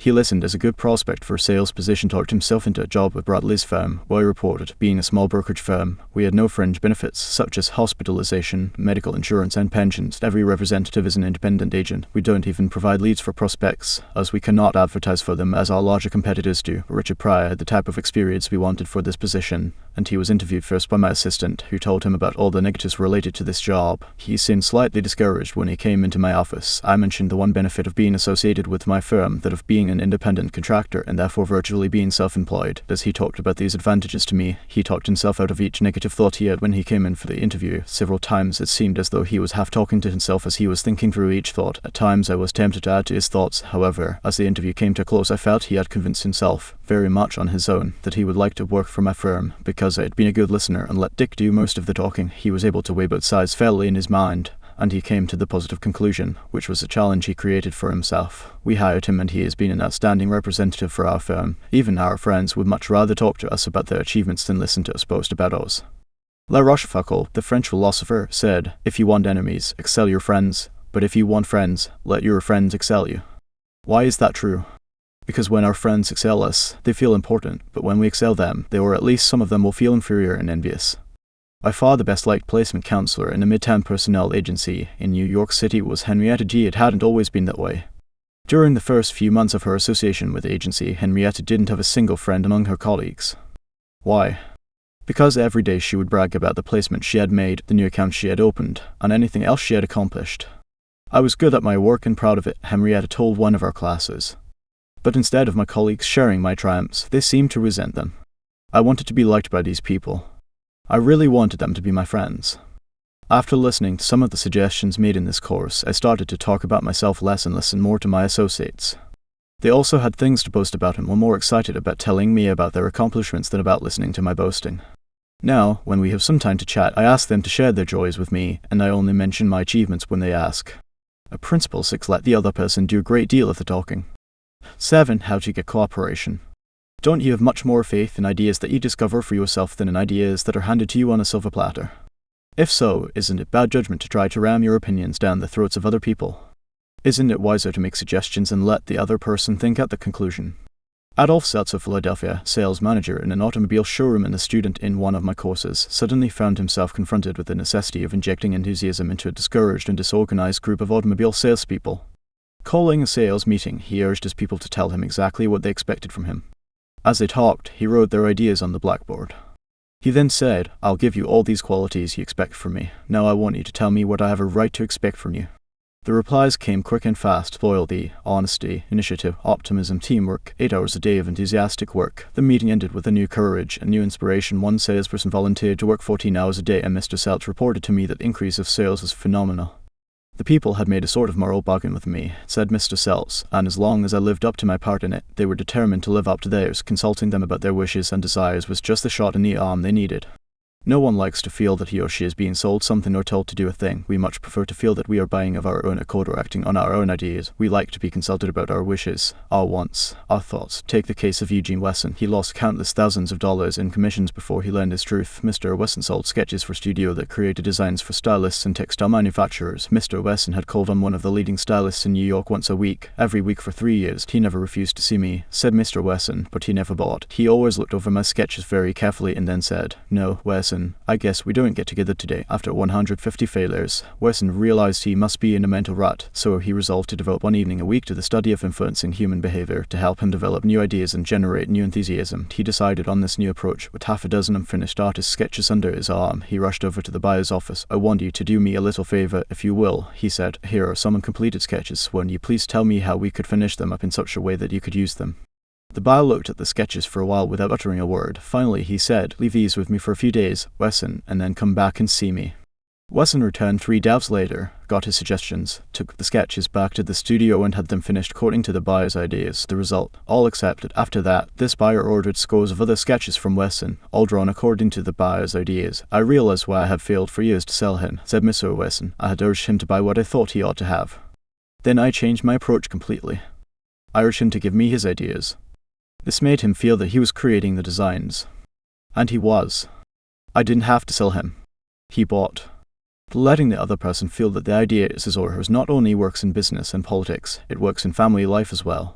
Paul M. Davis of Tulsa, Oklahoma, told his class how he applied this principle. "My family and I enjoyed one of the most interesting sightseeing vacation trips we have ever taken. I had long dreamed of visiting such historic sites as the Civil War battlefield in Gettysburg, Independence Hall in Philadelphia, and our nation's capital, Valley Forge, Jamestown, and the restored colonial village of Williamsburg were high on the list of things I wanted to see." In March, my wife, Nancy, mentioned that she had ideas for our summer vacation, which included a tour of the western states, visiting points of interest in New Mexico, Arizona, California, and Nevada. She had wanted to make this trip for several years, but we couldn't obviously make both trips. Our daughter, Anne, had just completed a course in U.S. history in junior high school and had become very interested in the events that had shaped our country's growth. I asked her how she would like to visit the places she had learned about on our next vacation. She said she would love to. 2 evenings later, as we sat around the dinner table, Nancy announced that if we all agreed the summer's vacation would be to the eastern states, that it would be a great trip for Anne and thrilling for all of us. We all concurred. This same psychology was used by an X-ray manufacturer to sell as equipment to one of the largest hospitals in Brooklyn. This hospital was building an addition and preparing to equip it with the finest X-ray department in America. Dr. L, who was in charge of the X-ray department, was overwhelmed with sales representatives, each caroling the praises of his own company's equipment. One manufacturer, however, was more skillful. He knew far more about handling human nature than the others did. He wrote a letter something like this: "Our factory has recently completed a new line of X-ray equipment. The first shipment of these machines has just arrived at our office. They are not perfect. We know that, and we want to improve them. So, we should be deeply obligated to you if you could find time to look them over and give us your ideas about how they can be made more serviceable to your profession. Knowing how occupied you are, I shall be glad to send my car for you at any hour you specify." I was surprised to get that letter, Dr. L said as he related the incident before the class. I was both surprised and complimented. I had never had an X-ray manufacturer seeking my advice before. That made me feel important. I was busy every night that week, but I cancelled a dinner appointment in order to look over the equipment. The more I studied it, the more I discovered for myself how much I liked it. Nobody had tried to sell it to me. I felt that the idea of buying that equipment for the hospital was my own. I sold myself on its superior qualities and ordered it installed. Ralph Waldo Emerson in his essay Self-Reliance stated, "In every work of genius we recognize our own rejected thoughts. They come back to us with a certain alienated majesty." Colonel Edward M. House wielded an enormous influence in national and international affairs while Woodrow Wilson occupied the White House. Wilson leaned upon Colonel House for secret counsel and advice more than he did upon even members of his own cabinet. What method did the Colonel use in influencing the President? Fortunately, we know, for House himself revealed it to Arthur D. Howden Smith, and Smith quoted House in an article in the Saturday Evening Post. "After I got to know the President," House said, "I learned the best way to convert him to an idea was to plant it in his mind casually, but so as to interest him in it, so as to get him thinking about it on his own account. The first time this worked it was an accident. I had been visiting him at the White House and urged a policy on him which he appeared to disapprove, but several days later, at the dinner table, I was amazed to hear him trot out my suggestion as his own dead House interrupt him and say, "That's not your idea, that's mine." Oh, no, not House. He was too adroit for that. He didn't care about credit. He wanted results, so he let Wilson continue to feel that the idea was his. House did even more than that. He gave Wilson public credit for these ideas. Let's remember that everyone we come in contact with is just as human as Woodrow Wilson, so let's use Colonel House's technique. A man up in the beautiful Canadian province of New Brunswick used this technique on me and won my patronage. I was planning at the time to do some fishing and canoeing in New Brunswick, so I wrote the Tourist Bureau for information. Evidently my name and address were put on a mailing list, for I was immediately overwhelmed with scores of letters and booklets and printed testimonials from camps and guides. I was bewildered. I didn't know which to choose. Then one camp owner did a clever thing. He sent me the names and telephone numbers of several New York people who had stayed at his camp, and he invited me to telephone them and discover for myself what he had to offer. I found to my surprise that I knew one of the men on his list. I telephoned him, found out what his experience had been, and then wired the camp the date of my arrival. The others had been trying to sell me on their service, but won't let me sell myself. That organization won 25 centuries ago. Lao Tzu, Chinese sage, said some things that readers of this book might use today. The reason why rivers and seas receive the homage of 100 mountain streams is that they keep below them. Thus they are able to reign over all the mountain streams. So the sage, wishing to be above men, putteth himself below them. Wishing to be before them, he putteth himself behind them. Thus, though his place be above men, they do not feel his weight. Though his place be before them, they do not count it an injury. A principle 7. Let the other person feel that the idea is his or hers. 8. A formula that will work wonders for you. Remember that other people may be totally wrong, but they don't think so. Don't condemn them. Any fool can do that. Try to understand them. Only wise, tolerant, exceptional people even try to do that. There is a reason why the other man thinks and acts as he does. Ferret out that reason and you have the key to his actions, perhaps to his personality. Try honestly to put yourself in his place. If you say to yourself, "How would I feel? How would I react if I were in his shoes?" you will save yourself time and irritation, for by becoming interested in the cause, we are less likely to dislike the effect. And, in addition, you will sharply increase your skill in human relationships. Stop a minute, says Kenneth N. Good in his book How to Turn People into Gold. Stop a minute to contrast your keen interest in your own affairs with your mild concern about anything else. Realize then that everybody else in the world feels exactly the same way. Then, along with Lincoln and Roosevelt, you will have grasped the only solid foundation for interpersonal relationships, namely, that success in dealing with people depends on a sympathetic grasp of the other person's viewpoint. Sam Douglas of Hempstead, New York, used to tell his wife that she spent too much time working on their lawn, pulling weeds, fertilizing, cutting the grass twice a week when the lawn didn't look any better than it had when they moved into their home 4 years earlier. Naturally, she was distressed by his remarks, and each time he made such remarks the balance of the evening was ruined. After taking a course, Mr. Douglas realized how foolish he had been all those years. It never occurred to him that she enjoyed doing that work and she might really appreciate a compliment on her diligence. One evening after dinner, his wife said she wanted to pull some weeds and invited him to keep her company. He first declined, but then thought better of it and went out after her and began to help her pull weeds. She was visibly pleased, and together they spent an hour in hard work and pleasant conversation. After that he often helped her with the gardening and complimented her on how fine the lawn looked, what a fantastic job she was doing with a yard where the soil was like concrete. Result, a happy life for both because he had learned to look at things from her point of view even if the subject was only weeds. In his book Getting Through to People, Dr. Gerald S. Nirenberg commented, "Cooperativeness in conversation is achieved when you show that you consider the other person's ideas and feelings as important as your own. Starting your conversation by giving the other person the purpose or direction of your conversation, governing what you say by what you would want to hear if you were the listener, and accepting his or her viewpoint will encourage the listener to have an open mind to your ideas." Dr. Gerald S. Nirenberg, Getting Through to People in Gold Cliffs, N.J., Prentice Hall, 1963, p. 31. I have always enjoyed walking and riding in a park near my home. Like the Druids of ancient Gaul, I all but worship an oak tree, so I was distressed season after season to see the young trees and shrubs killed off by needless fires. These fires weren't caused by careless smokers. They were almost all caused by youngsters who went out to the park to go native and cook a frankfurter or an egg under the trees. Sometimes, these fires raged so fiercely that the fire department had to be called out to fight the conflagration. There was a sign on the edge of the park saying that anyone who started a fire was liable to fine and imprisonment, but the sign stood in an unfrequented part of the park, and few of the culprits ever saw it.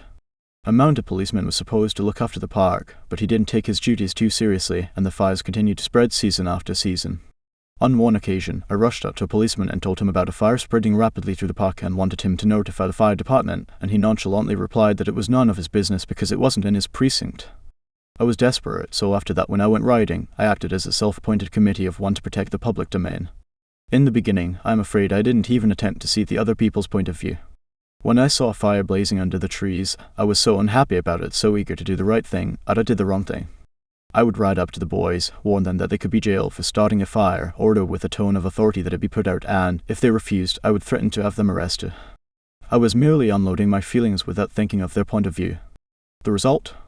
They obeyed sullenly and with resentment. After I rode on over the hill, they probably rebuilt the fire and longed to burn up the whole park. With the passing of the years, I acquired a trifle more knowledge of human relations, a little more tact, a somewhat greater tendency to see things from the other person's standpoint. Then, instead of giving orders, I would ride up to a blazing fire and begin something like this, having a good time. Boys, what are you going to cook for supper? I loved to build fires myself when I was a boy, and I still love to, but you know they are very dangerous here in the park. I know you boys don't mean to do any harm, but other boys aren't so careful. They come along and see that you have built a fire, so they build one and don't put it out when they go home, and it spreads among the dry leaves and kills the trees. We won't have any trees here at all if we aren't more careful. You could be put in jail for building this fire, but I don't want to be bossy and interfere with your pleasure. I like to see you enjoy yourselves. But won't you please rake all the leaves away from the fire right now, and you'll be careful to cover it with dirt, a lot of dirt, before you leave, won't you? And the next time you want to have some fun, won't you please build your fire over the hill there in the sandpit? It can't do any harm there. Thanks so much. Boys, have a good time. What a difference that kind of talk made. It made the boys want to cooperate. No sullenness, no resentment. They hadn't been forced to obey orders. They had saved their faces. They felt better, and I felt better because I had handled the situation with consideration for their point of view. Seeing things through another person's eyes may ease tensions when personal problems become overwhelming. Elizabeth Novick of New South Wales, Australia, was 6 weeks late with her car payment.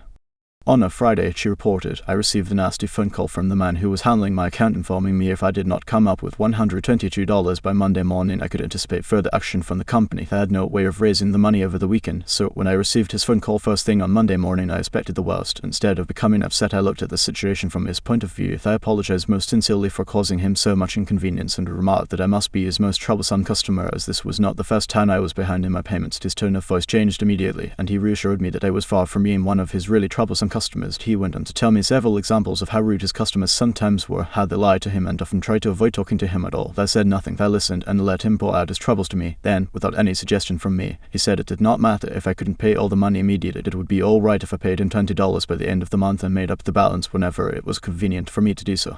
Tomorrow, before asking anyone to put out a fire or buy your product or contribute to your favorite charity, why not pause and close your eyes and try to think the whole thing through from another person's point of view? Ask yourself, why should he or she want to do it? True, this will take time, but it will avoid making enemies and will get better results and with less friction and less shoe leather. I would rather walk the sidewalk in front of a person's office for 2 hours before an interview, said Dean Donham of the Harvard Business School, than step into that office without a perfectly clear idea of what I was going to say and what that person, from my knowledge of his or her interests and motives, was likely to answer. That is so important that I am going to repeat it in italics for the sake of emphasis. I would rather walk the sidewalk in front of a person's office for 2 hours before an interview than step into that office without a perfectly clear idea of what I was going to say and what the person, from my knowledge of his or her interests and motives, was likely to answer. If, as a result of reading this book, you get only one thing, an increased tendency to think always in terms of the other person's point of view and see things from that person's angle as well as your own, if you get only that one thing from this book, it may easily prove to be one of the stepping stones of your career. Principle 8. Try honestly to see things from the other person's point of view. 9. What everybody wants. Wouldn't you like to have a magic phrase that would stop arguments, eliminate ill feeling, create goodwill, and make the other person listen attentively? Yes. All right. Here it is. I don't blame you one iota for feeling as you do. If I were you, I would undoubtedly feel just as you do. An answer like that will soften the most cantankerous old cuss alive. Then you can save it and be 100% sincere, because if you were the other person, you, of course, would feel just as he does. Take Al Capone, for example. Suppose you had inherited the same body and temperament and mind that Al Capone had. Suppose you had had his environment and experiences. You would then be precisely what he was and where he was, for it is those things and only those things that made him what he was. The only reason, for example, that you are not a rattlesnake is that your mother and father weren't rattlesnakes. You deserve very little credit for being what you are, and remember, the people who come to you irritated, bigoted, unreasoning, deserve very little discredit for being what they are. Feel sorry for the poor devils, pity them, sympathize with them, say to yourself, there, but for the grace of God, go I.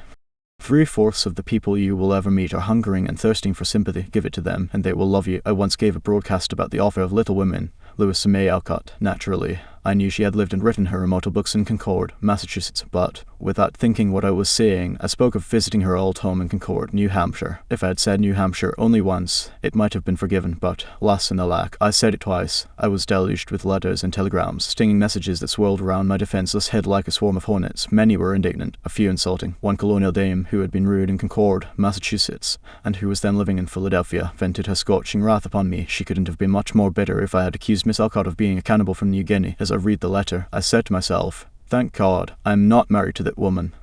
I felt like writing and telling her that although I had made a mistake in geography, she had made a far greater mistake in common courtesy. That was to be just my opening sentence. Then I was going to roll up my sleeves and tell her what I really thought, but I didn't. I controlled myself. I realized that any hot-headed fool could do that, and that most fools would do just that. I wanted to be a fool, so I resolved to try to turn her hostility into friendliness. It would be a challenge, a sort of game I could play. I said to myself, after all, if I were she, I would probably feel just as she does.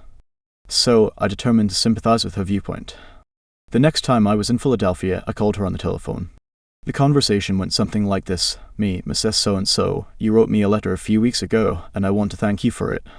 She, in incisive, cultured, well-bred tones, "To whom have I the honor of speaking?" "Me, I am a stranger to you. My name is Dale Carnegie. You listened to a broadcast I gave about Lewis and May Alcott a few Sundays ago, and I made the unforgivable blunder of saying that she had lived in Concord, New Hampshire. It was a stupid blunder, and I want to apologize for it. It was so nice of you to take the time to write me. I am sorry, Mr. Carnegie, that I wrote as I did. I lost my temper. I must apologize." "Me, no." "You are not the one to apologize, I am. Any schoolchild would have known better than to have said what I said. I apologized over there the following Sunday, and I want to apologize to you personally now. I was born in Concord, Massachusetts. My family has been prominent in Massachusetts affairs for 2 centuries, and I am very proud of my native state. I was really quite distressed to hear you say that Miss Alcott had lived in New Hampshire. But I am really ashamed of that letter. I assure you that you are not 1/10 as distressed as I am. My error didn't hurt Massachusetts, but it did hurt me. It is so seldom that people of your standing and culture take the time to write people who speak on the radio, and I do hope you will write me again if you detect an error in my talks. You know, I really like very much the way you have accepted my criticism. You must be a very nice person. I should like to know you better."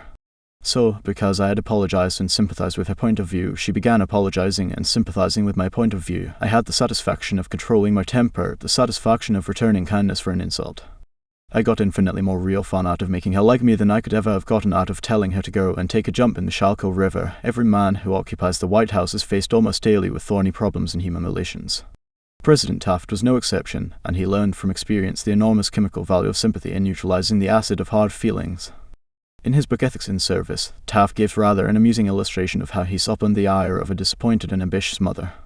A lady in Washington wrote to Taft, whose husband had some political influence, came and labored with me for 6 weeks or more to appoint her son to a position. She secured the aid of senators and congressmen in formidable number and came with them to see that they spoke with emphasis. The place was one requiring technical qualification, and following the recommendation of the head of the bureau, I appointed somebody else. I then received a letter from the mother saying that I was most ungrateful, since I declined to make her a happy woman as I could have done by a turn of my hand. She complained further that she had labored with her state delegation and got all the votes for an administration bill in which I was especially interested, and this was the way I had rewarded her. But when you get a letter like that, the first thing you do is to think how you can be severe with a person who has committed an impropriety, or even been a little impertinent. Then you may compose an answer. Then, if you are wise, you will put the letter in a drawer and lock the drawer. Take it out in the course of 2 days. Such communications will always bear 2 days delay in answering, and when you take it out after that interval, you will not send it. That is just the course I took. After that, I sat down and wrote her just as polite a letter as I could, telling her I realized her mother's disappointment under such circumstances, but that really the appointment was not left to my mere personal preference, that I had to select a man with technical qualifications,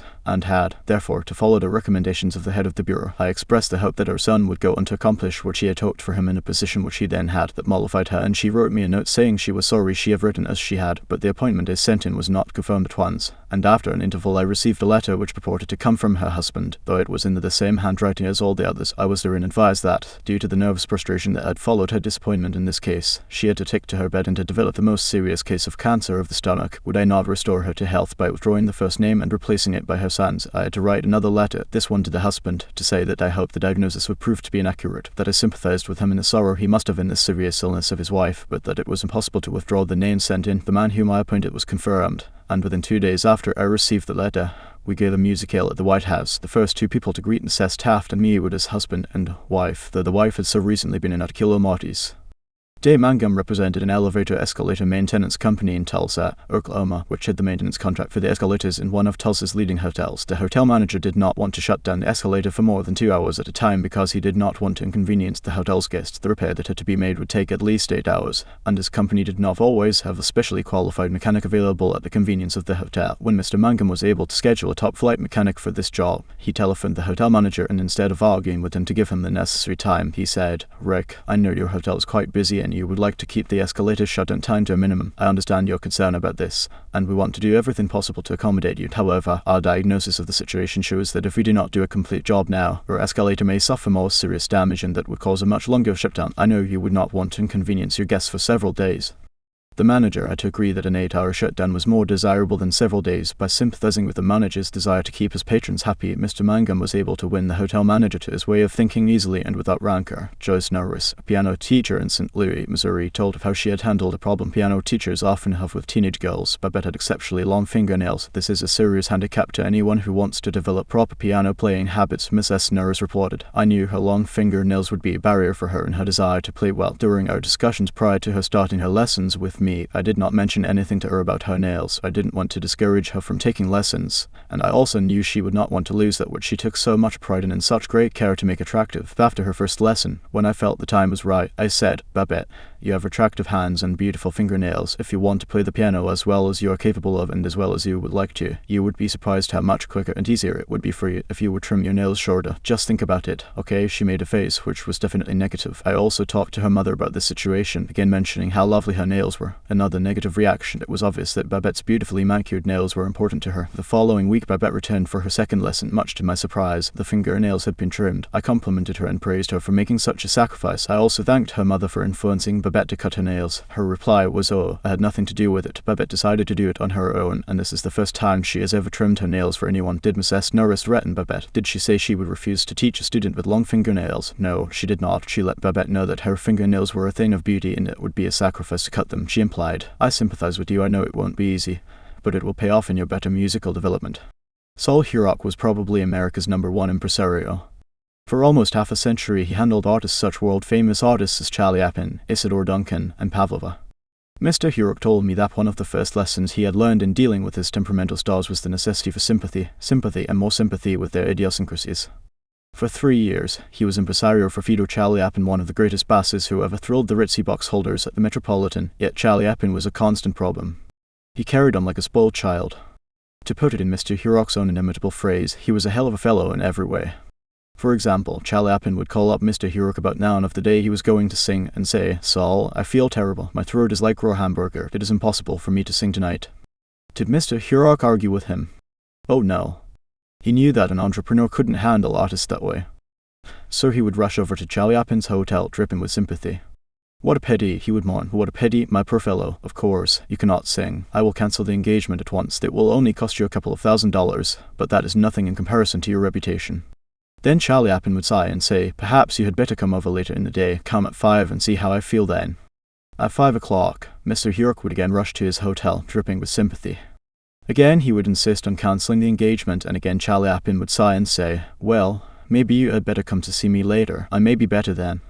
At 7:30 the great basso would consent to sing, only with the understanding that Mr. Hurok would walk out on the stage of the Metropolitan and announce that Charlie Chaplin had a very bad cold and was not in good voice. Mr. Hurok would lie and say he would do it, for he knew that was the only way to get the basso out on the stage. Dr. Arthur I. Gates said in his splendid book Educational Psychology, "Sympathy the human species universally craves." A child eagerly displays his injury, or even inflicts a cut or bruise in order to reap abundant sympathy. For the same purpose, adults show their bruises, relate their accidents, illness, especially details of surgical operations. Self-pity for misfortunes, real or imaginary, is in some measure practically a universal practice. So, if you want to win people to your way of thinking, put in practice Principle 9: be sympathetic with the other person's ideas and desires. 10. An appeal that everybody likes. I was reared on the edge of the Jesse James country out in Missouri, and I visited the James farm at Kearney, Missouri, where the son of Jesse James was then living. His wife told me stories of how Jesse robbed trains and held up banks and then gave money to the neighboring farmers to pay off their mortgages.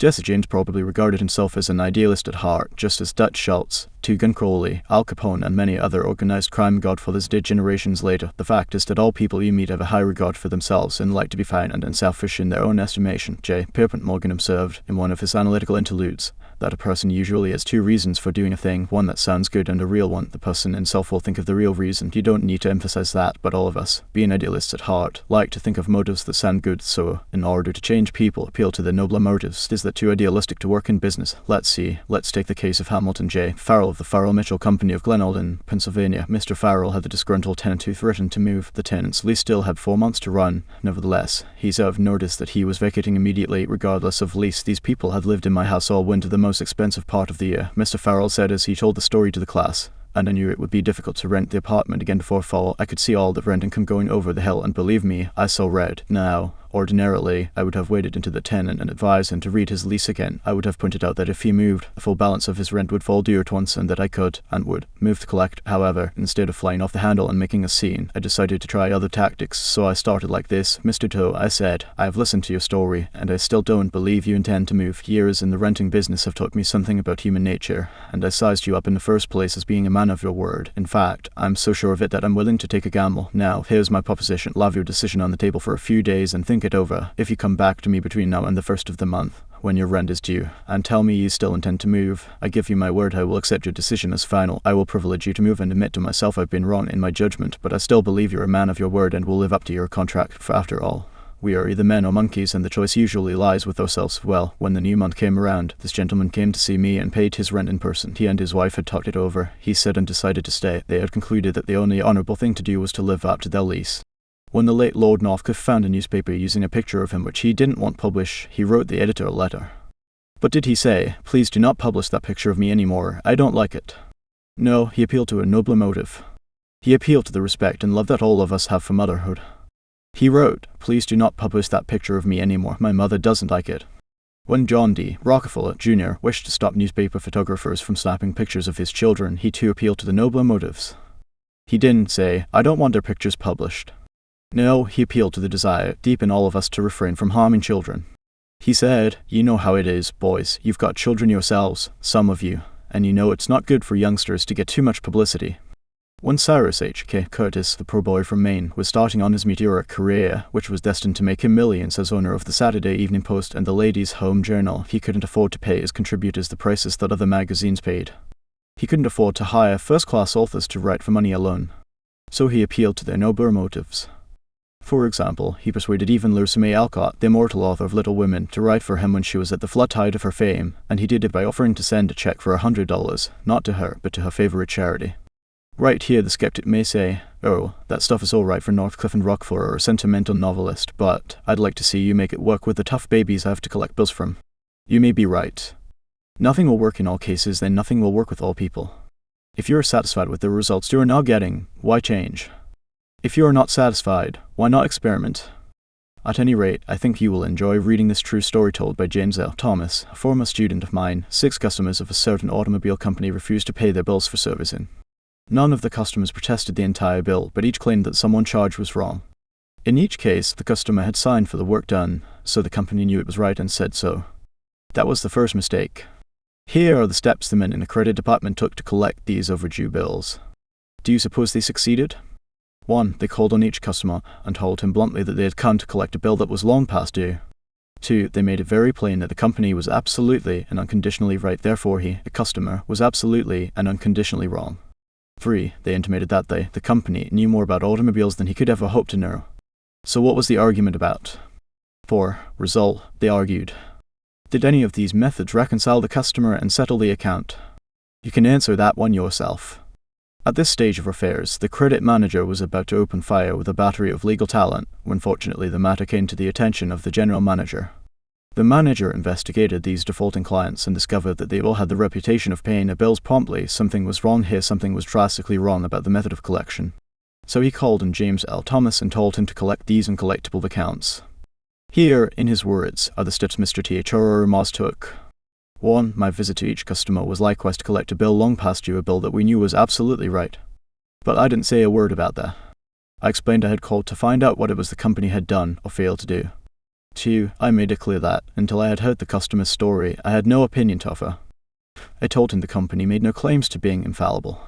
3. I told him I was interested only in his car, and that he knew more about his car than anyone else in the world, that he was the authority on the subject. 4. I let him talk, and I listened to him with all the interest and sympathy that he wanted and had expected. 5. Finally, when the customer was in a reasonable mood, I put the whole thing up to his sense of fair play. I appealed to the nobler motives.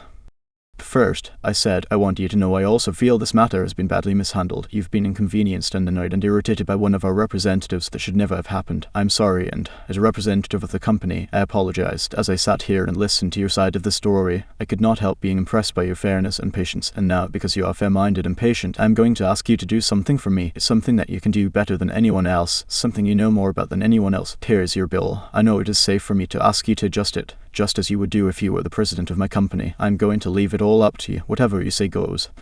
Did he adjust the bill? He certainly did, and got quite a kick out of it. The bills ranged from $150 to $400, but did the customer give himself the best of it? Yes, one of them did. One of them refused to pay a penny of the disputed charge, but the other 5 all gave the company the best of it. And here's the cream of the whole thing. We delivered new cars to all 6 of these customers within the next 2 years. Experience has taught me, says Mr. Thomas, that when no information can be secured about the customer, the only sound basis on which to proceed is to assume that he or she is sincere, honest, truthful, and willing and anxious to pay the charges, once convinced they are correct. To put it differently, and perhaps more clearly, people are honest and want to discharge their obligations. The exceptions to that rule are comparatively few, and I am convinced that the individuals who are inclined to chisel will in most cases react favorably if you make them feel that you consider them honest, upright, and fair. Principle 10. Appeal to the nobler motives. 11. The movies do IT. TV does IT. Why don't you do IT? Many years ago, the Philadelphia Evening Bulletin was being maligned by a dangerous whispering campaign. A malicious rumor was being circulated. Advertisers were being told that the newspaper was no longer attractive to readers because it carried too much advertising and too little news. Immediate action was necessary. The gossip had to be squelched. But how? This is the way it was done. The bulletin clipped from its regular edition all reading matter of all kinds on one average day, classified it, and published it as a book. The book was called One Day. It contained 307 pages, as many as a hard-covered book, yet the bulletin had printed all this news and feature material on one day and sold it, not for several dollars, but for a few cents. The printing of that book dramatized the fact that the bulletin carried an enormous amount of interesting reading matter. It conveyed the facts more vividly, more interestingly, more impressively than pages of figures and mere talk could have done. This is the day of dramatization. Merely stating a truth isn't enough. The truth has to be made vivid, interesting, dramatic. You have to use showmanship. The movies do it. Television does it. And you will have to do it if you want attention.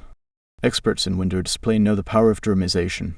For example, the manufacturers of a new rat poison gave dealers a window display that included 2 live rats. The week the rats were shown, sales zoomed to 5 times their normal rate. Television commercials abound with examples of the use of dramatic techniques in selling products. Sit down one evening in front of your television set and analyze what the advertisers do in each of their presentations. You will note how an antacid medicine changes the color of the acid in a test tube while its competitor doesn't, how one brand of soap or detergent gets a greasy shirt clean when the other brand leaves it grey. You'll see a car maneuver around a series of turns and curves far better than just being told about it. Happy faces will show contentment with a variety of products. All of these dramatize for the viewer the advantages offered by whatever is being sold, and they do get people to buy them. You can dramatize your ideas in business or in any other aspect of your life. It's easy. Jim Yeamans, who sells for the NCR Company National Cash Register in Richmond, Virginia, told how he made a sale by dramatic demonstration. Last week I called on a neighborhood grocer and saw that the cash registers he was using at his checkout counters were very old-fashioned. I approached the owner and told him, "You are literally throwing away pennies every time a customer goes through your line," with that I threw a handful of pennies on the floor. He quickly became more attentive. The mere words should have been of interest to him, but the sound of pennies hitting the floor really stopped him. I was able to get an order from him to replace all of his old machines. It works in home life as well. When the old-time lover proposed to his sweetheart, did he just use words of love? No. He went down on his knees. That really showed he meant what he said. We don't propose on our knees anymore, but many suitors still set up a romantic atmosphere before they pop the question. Dramatizing what you want works with children as well. Joby Fant Jr. of Birmingham, Alabama, was having difficulty getting his 5-year-old boy and 3-year-old daughter to pick up their toys, so he invented A-Train. Joey was the engineer Captain Casey Jones on his tricycle. Janet's wagon was attached, and in the evening she loaded all the coal on the cabbage her wagon and then jumped in while her brother drove her around the room. In this way, the room was cleaned up without lectures, arguments, or threats. Mary Catherine Wolfe of Mishawaka, Indiana, was having some problems at work and decided that she had to discuss them with the boss. On Monday morning, she requested an appointment with him, but was told he was very busy and she should arrange with his secretary for an appointment later in the week. The secretary indicated that his schedule was very tight, but she would try to fit her in. A mess. Wolfe described what happened. I did not get a reply from her all week long. Whenever I questioned her, she would give me a reason why the boss could not see me. Friday morning came and I had heard nothing definite. I really wanted to see him and discuss my problems before the weekend, so I asked myself how I could get him to see me. What I finally did was this. I wrote him a formal letter. I indicated in the letter that I fully understood how extremely busy he was all week, but it was important that I speak with him. I enclosed a form letter in a self-addressed envelope and asked him to please fill it out or ask his secretary to do it and return it to me. The form letter read as follows. MS. Wolfe, I will be able to see you on a TA/PM. I will give you minutes of my time. I put this letter in his basket at 11 a.m. at 2 p.m. I checked my mailbox. There was my self-addressed envelope. He had answered my form letter himself and indicated he could see me that afternoon and could give me 10 minutes of his time. I met with him, and we talked for over an hour and resolved my problems. If I had not dramatized to him the fact that I really wanted to see him, I would probably be still waiting for an appointment. James B. Boynton had to present a lengthy market report. His firm had just finished an exhaustive study for a leading brand of cold cream. Data were needed immediately about the competition in this market. A prospective customer was one of the biggest and most formidable men in the advertising business. And his first approach failed almost before he began. The first time I went in, Mr. Boynton explains, I found myself sidetracked into a futile discussion of the methods used in the investigation. He argued and I argued. He told me I was wrong, and I tried to prove that I was right. I finally won my point to my own satisfaction, but my time was up, the interview was over, and I still hadn't produced results. The second time, I didn't bother with tabulations of figures and data. I went to see this man. I dramatized my facts out as I entered his office. He was busy on the phone while he finished his conversation. I opened a suitcase and dumped 32 jars of cold cream on top of his desk, all products he knew, all competitors of his cream. On each jar, I had a tag itemizing the results of the trade investigation, and each tag told its story briefly, dramatically, to what happened. There was no longer an argument. Here was something new, something different. He picked up first one and then another of the jars of cold cream and read the information on the tag. A friendly conversation developed. He asked additional questions. He was intensely interested. He had originally given me only 10 minutes to present my facts, but 10 minutes passed, 20 minutes, 40 minutes, and at the end of an hour we were still talking. I was presenting the same facts this time that I had presented previously, but this time I was using dramatization, showmanship, and what a difference it made. Principle 11. Dramatize your ideas. 12. When nothing else works, try this. Charles Schwab had a mill manager whose people weren't producing their quota of work. How is it, Schwab asked him, that a manager is capable as you can't make this mill turn out what it should? I don't know, the manager replied. I've coaxed the men, I've pushed them, I've sworn and cussed, I've threatened them with donation and being fired, but nothing works. They just won't produce. This conversation took place at the end of the day, just before the night shift came on. Schwab asked the manager for a piece of chalk, then, turning to the nearest man, asked, How many heats did your shift make today? 6. Without another word, Schwab chalked a big figure 6 on the floor and walked away. When the night shift came in, they saw the 6 and asked what it meant. The big boss wasn't here today, the day people said. He asked us how many heats we made, and we told him 6. He chalked it down on the floor. The next morning, Schwab walked through the mill again. The night shift had rubbed out to 6 and replaced it with a big 7. When the day shift reported for work the next morning, they saw a big 7 chalked on the floor, so the night shift thought they were better than the day shift, did they? Well, they would show the night shift a thing or two. The crew pitched in with enthusiasm, and when they quit that night, they left behind them an enormous, swaggering 10. Things were stepping up. Shortly this mill, which had been lagging way behind in production, was turning out more work than any other mill in the plant. The principle? Let Charles Schwab say it in his own words. The way to get things done, say Schwab, is to stimulate competition. I do not mean in a sordid, money-getting way, but in the desire to excel. The desire to excel. The challenge. Throwing down the gauntlet. An infallible way of appealing to people of spirit. Without a challenge, Theodore Roosevelt would never have been President of the United States. The Rough Rider, just back from Cuba, was picked for governor of New York State. The opposition discovered he was no longer a legal resident of the state, and Roosevelt, frightened, wished to withdraw. Then Thomas Collier Platt, then U.S. Senator from New York, threw down the challenge. Turning suddenly on Theodore Roosevelt, he cried in a ringing voice, Is the hero of San Juan Hill a coward? Roosevelt stayed in the fight, and the rest is history. The challenge not only changed his life, it had a real effect upon the future of his nation. All men have fears, but the brave put down their fears and go forward, sometimes to death, but always to victory was the motto of the King's Guard in ancient Greece. What greater challenge can be offered than the opportunity to overcome those fears? When Al Smith was governor of New York, he was up against it. Sing Sing, at the time the most notorious penitentiary west of Devil's Island, was without a warden. Scandals had been sweeping through the pristine walls, scandals and ugly rumors. Smith needed a strong man to rule Sing Sing and Iron Man. But who? He sent for Lewis E. Laws of New Hampton. How about going up to take charge of Sing Sing? He said jovially when Laws stood before him. They need a man up there with experience. Laws was flabbergasted. He knew the dangers of Sing Sing. It was a political appointment, subject to the vagaries of political whims. Wardens had come and gone, one had lasted only 3 weeks. He had a career to consider. Was it worth the risk? Then Smith, who saw his hesitation, leaned back in his chair and smiled. "Young fellow," he said, "I don't blame you for being scared. It's a tough spot. It'll take a big person to go up there and stay." So Smith was throwing down a challenge, was he? Laws liked the idea of attempting a job that called for someone big. So he went. And he stayed. He stayed to become the most famous warden of his time. His book 20,000 Years in Sing Sing sold into the hundreds of thousands of copies. His broadcasts on the air and his stories of prison life have inspired dozens of movies. His humanizing of criminals wrought miracles in the way of prison reform. "I have never found," said Harvey S. Firestone, founder of the great Firestone Tire and Rubber Company, "that pay and pay alone would either bring together or hold good people. I think it was the game itself." Frederick Herzberg, one of the great behavioral scientists, concurred. He studied in depth the work attitudes of thousands of people ranging from factory workers to senior executives. What do you think he found to be the most motivating factor, the one facet of the jobs that was most stimulating? Money? Good working conditions? Fringe benefits? No, not any of those. The one major factor that motivated people was the work itself. If the work was exciting and interesting, the worker looked forward to doing it and was motivated to do a good job.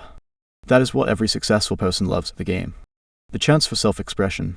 The chance to prove his or her worth, to excel, to win. That is what makes foot races and hog calling and pie eating contests. The desire to excel.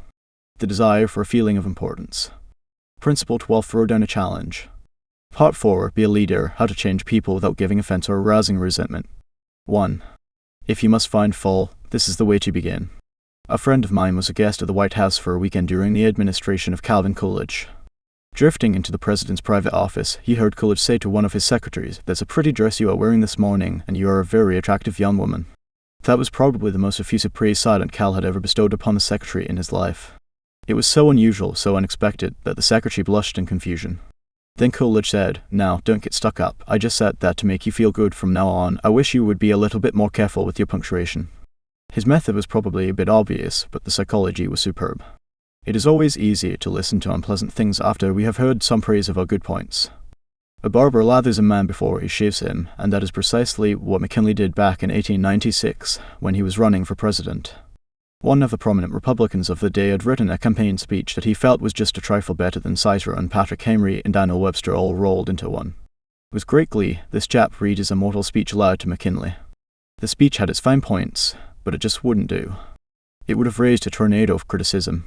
McKinley didn't want to hurt the man's feelings. He must not kill the man's splendid enthusiasm, and yet he had to say no. Note how adroitly he did it. "My friend, that is a splendid speech, a magnificent speech," McKinley said. "No one could have prepared a better one. There are many occasions on which it would be precisely the right thing to say, but is it quite suitable to this particular occasion, sound and sober as it is from your standpoint? I must consider its effect from the party standpoint. Now you go home and write a speech along the lines I indicate, and send me a copy of it." He did just that. McKinley blue-penciled and helped him write his second speech, and he became one of the effective speakers of the campaign. Here is the second most famous letter that Abraham Lincoln ever wrote. His most famous one was written to Mrs. Bixby, expressing his sorrow for the death of the 5 sons she had lost in battle. Lincoln probably dashed this letter off in 5 minutes, yet it sold at public auction in 1926 for $12,000, and that, by the way, was more money than Lincoln was able to save during half a century of hard work. The letter was written to General Joseph Hooker on April 26, 1863, during the darkest period of the Civil War. For 18 months, Lincoln's generals had been leading the Union Army from one tragic defeat to another. Nothing but futile, stupid human butchery. The nation was appalled. Thousands of soldiers had deserted from the army, and then the Republican members of the Senate had revolted and wanted to force Lincoln out of the White House. "We are now on the brink of destruction," Lincoln said. "It appears to me that even the Almighty is against us. I can hardly see a ray of hope." Such was the black sorrow and chaos out of which this letter came. I am printing the letter here because it shows how Lincoln tried to change an obstreperous general when the very fate of the nation could have depended upon the general's action. This is perhaps the sharpest letter Abe Lincoln wrote after he became president. Yet you will note that he praised General Hooker before he spoke of his grave faults. Yes, they were grave faults, but Lincoln didn't call them that. Lincoln was more conservative, more diplomatic. Lincoln wrote, "There are some things in regard to which I am not quite satisfied with you." Talk about tact and diplomacy. Here is the letter addressed to General Hooker. I have placed you at the head of the Army of the Potomac. Of course, I have done this upon what appears to me to be sufficient reasons, and yet I think it best for you to know that there are some things in regard to which I am not quite satisfied with you. I believe you to be a brave and skillful soldier, which, of course, I like. I also believe you do not mix politics with your profession, in which you are right. You have confidence in yourself, which is a valuable if not an indispensable quality. You are ambitious, which, within reasonable bounds, does good rather than harm. But I think that during General Burnside's command of the army you have taken counsel of your ambition and thwarted him as much as you could, in which you did a great wrong to the country and to a most meritorious and honourable brother officer. I have heard, in such a way as to believe it, of your recently saying that both the army and the government needed a dictator. Of course, it was not for this, but in spite of it, that I have given you command. Only those generals who gain successes can set up as dictators. What I now ask of you is military success, and I will risk the dictatorship. The government will support you to the utmost of its ability, which is neither more nor less than it has done, and will do for all commanders. I much fear that the spirit which you evaded to infuse into the army of criticizing their commander and withholding confidence from him will now turn upon you. I shall assist you, as far as I can, to put it down. Neither you nor Napoleon, if he were alive again, could get any good out of an army while such spirit prevails in it. And now beware of rashness, but with energy and sleepless vigilance go forward and give us victories. You are not a Coolidge, a McKinley, or a Lincoln. You want to know whether this philosophy will operate for you in everyday business contacts. Will it? Let's see. Let's take the case of W.P. Gore of the War Company, Philadelphia. The War Company had contracted to build and complete a large office building in Philadelphia by a certain specified date. Everything was going along well. The building was almost finished, when suddenly the subcontractor making the ornamental bronze work to go on the exterior of this building declared that he couldn't make delivery on schedule. What? An entire building held up, heavy penalties, distressing losses, all because of one man. Long-distance telephone calls, argument, heated conversations, all in vain. Then Mr. Gore was sent to New York to beard the bronze lion in his den. Do you know you are the only person in Brooklyn with your name? Mr. Gore asked the president of the subcontracting firm shortly after they were introduced. The president was surprised. No, I didn't know that. Well, said Mr. Gore, when I got off the train this morning, I looked in the telephone book to get your address, and you're the only person in the Brooklyn phone book with your name. I never knew that, the subcontractor said. He checked the phone book with interest. Well, it's an unusual name, he said proudly. My family came from Holland and settled in New York almost 200 years ago. He continued to talk about his family and his ancestors for several minutes. When he finished that, Mr. Gore complimented him on how large a plant he had and compared it favorably with a number of similar plants he had visited. It is one of the cleanest and neatest bronze factories I ever saw, said Gore. I spent a lifetime building up this business, the subcontractor said, and I am rather proud of it. Would you like to take a look around the factory? During this tour of inspection, Mr. Gore complimented the other man on his system of fabrication and told him how and why it seemed superior to those of some of his competitors. Gore commented on some unusual machines, and the subcontractor announced that he himself had invented those machines. He spent considerable time showing Gore how they operated and the superior work they turned out. He insisted on taking his visitor to lunch. So far, mind you, not a word had been said about the real purpose of Gore's visit.